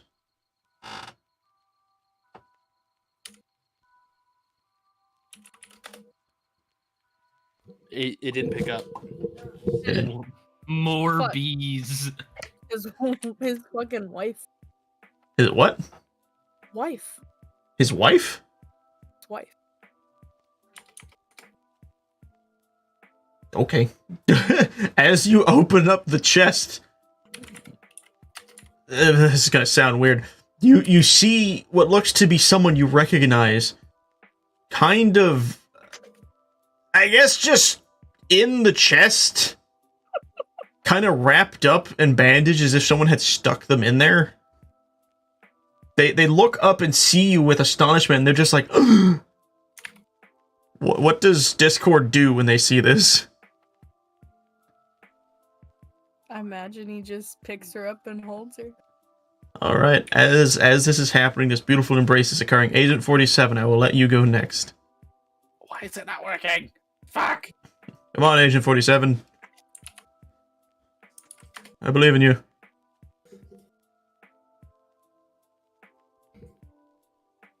What is going on? Happy little pony person. Wife. Wife. Nice. Just a fucking pony in a chest. She's like, how the fuck did I get here? Tied up in a chest. Yeah. Oh, Had to make it fit somehow. he was looking at that porn. Does that count as an NPC? What did you... Oh no! Wait, no. It's fine. It's fine. All curses are lifted upon entering this room. I almost forgot because I said it earlier for I said it earlier for Wendell. That would have been really funny. That would have been so funny. I just realized you could have had all the bees love you, and I just forgot about it. Yeah. Oh I well. didn't really want all the bees to love me.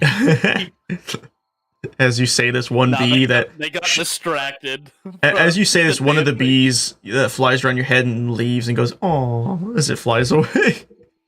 But Agent 47, what does your character find in their chest?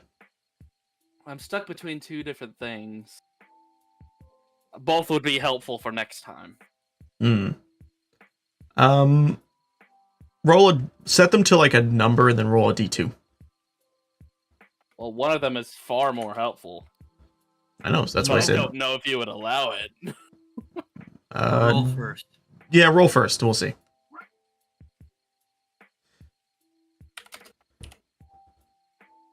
It landed on the one that I was worried you might not accept. Explain. Explain. Yeah, no, just go for it. Just go for it. It's Imagi-Dungeon. I don't care. The fruit that I lost. Really? All right. As you open this chest, you find the same golden fruit. It was between that and an extended mag that gives me 20 arrows instead of 10. That's funny. Honestly, that one would probably be better for you, but okay. You wouldn't have to reload as much. Well, no, that's the advantage one's really good. As you do this, you pick up the fruit, the same fruit that you saw Discord eat that one time. And I assume you eat it. Yes. Nom nom. As you do, the same effect occurs. You feel yourself invigorated by this magic as this purple sheen comes over your body. And now, much like before, I would write it down if you wanted to. You have advantage on every single roll. Did you say purple? Yes. Oh, fucking hell. Anyways, Julius, it's your turn. You open the chest. What do you find? I don't really know what he'd want at this point because there hasn't really been anything for him to learn. Yeah, well, this is definitely a lot more hectic than the last one. Yeah, it's a lot easy to streamline a story with less people, but when you have a budget of people, you really have to just like. That's absolutely fair, but I kind of thought that we were going to go into the castle and experience a little bit more of his lore, which would make sense to what he wants in the end. What I'll say is, remember, you have full control over a description of the insides of a place, so if you want to on the next one, you can continue that idea if you decide to have him join again. Maybe, because you said it was like a memory, so maybe it's like, he's like, I got close to remembering this one thing, I just wish I could remember the rest. Although I believe next week is actually... Yeah, next week will probably be normal D&D. It'll probably be a little bit before we do Imagi-Dungeon. We typically do every other week, but yes, it's easy for me at least to just kind of fucking purple guy. Oh wait, no, we're not doing normal D&D next week. What? Birthday. Oh.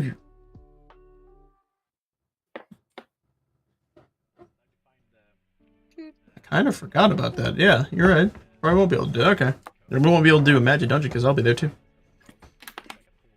I mean, it's not gonna be all fucking day. I mean, okay, so the thing starts at 6:30, doesn't it? Alright, this thing starts at 6:30. When does the party start? Yeah, we should be able to do the party and then probably do D&D later. It's up to you guys, though. But anyways, because we can always push it back a little further. But anyways, so what do you find in the chest? Actually, do you want to return? Do you want your character to return again? I'd probably say so. I'll probably just continue. Eventually, we'll get through the story of Julius Valentine. So here's what I'll do. I will allow your character to pull out a compass that is specifically attuned to the next dungeon door. Okay. Meaning, whenever your character wants to come back to the dungeon, he can. Instead of just randomly finding the door like he did this time and the time before, he will always know where the door will be the next time it appears. That is what I will say. That is if that is what you would prefer, or unless you have something else you wanted to get. The only things, because this is also, which was nice that you kind of did it already with Peter Parker, was that this was supposed to be a few years later, meaning that like he already found his brother, which he didn't really get to explain that part, but his brother had died. Oh. He already. So he didn't find his brother alive. Peter's smart enough to have figured that out because I was able to figure that out too. Yeah, so his brother had died. The castle was really... I was kind of really hoping it would go in there because there's a lot in there. It's one very specific person that would push a lot of things that happened to him. But now, I guess, he would be on the track to get Azrael, which is the other AI from Aleister Black. Yeah. Which... it would kind of hurt the story if he just got it out of a chest right here. So I would say that the compass is probably the best thing possible. All right. And with that, you all pull out your items, except for Wendell, who just gains big brain. And as this happens, you hear this sound, or like you hear the wind blowing, and it sounds like it's blowing in a certain direction. As you look over where the wind seems to be taking you, you will see a door that is encrusted with gold on the rims of it. This is the door to leave. For the sake of just being along, I think we'll just say that you all leave and find yourselves back to where you wanted to be originally. Or you all just leave and find yourselves back in the alleyway. Something like that. And I think we'll just end it there because it is getting late. We've been streaming for almost 5 hours. Which is a lot. But with that, I think that is where we'll be ending the Imagi-Dungeon for today. And yeah, this story got a lot all over the place. It was fun. I still can't lie. There's a lot of funny shit that happened. But yeah. But hey, that's the Imagi-Dungeon. It's random, you know? You can't always expect to have a good story when bullshit's thrown left and right. But yeah. Anyways, I'm just going to say to the people watching, if there are any, thank you guys for watching. Hope you had fun. Don't forget to like, comment, share, subscribe if you want to. Up to you. We are going to head off the time being, and we will be seeing you guys next time when we ever decide to do D&D, Imagi-Dungeon, or anything else. So have a good one. Also, if you want to go check out some people's, there's stuff in the description. And then, Lord Explosion Murder, what is your thing again? It was PRFY, Purify on YouTube. Yep, Purify Game.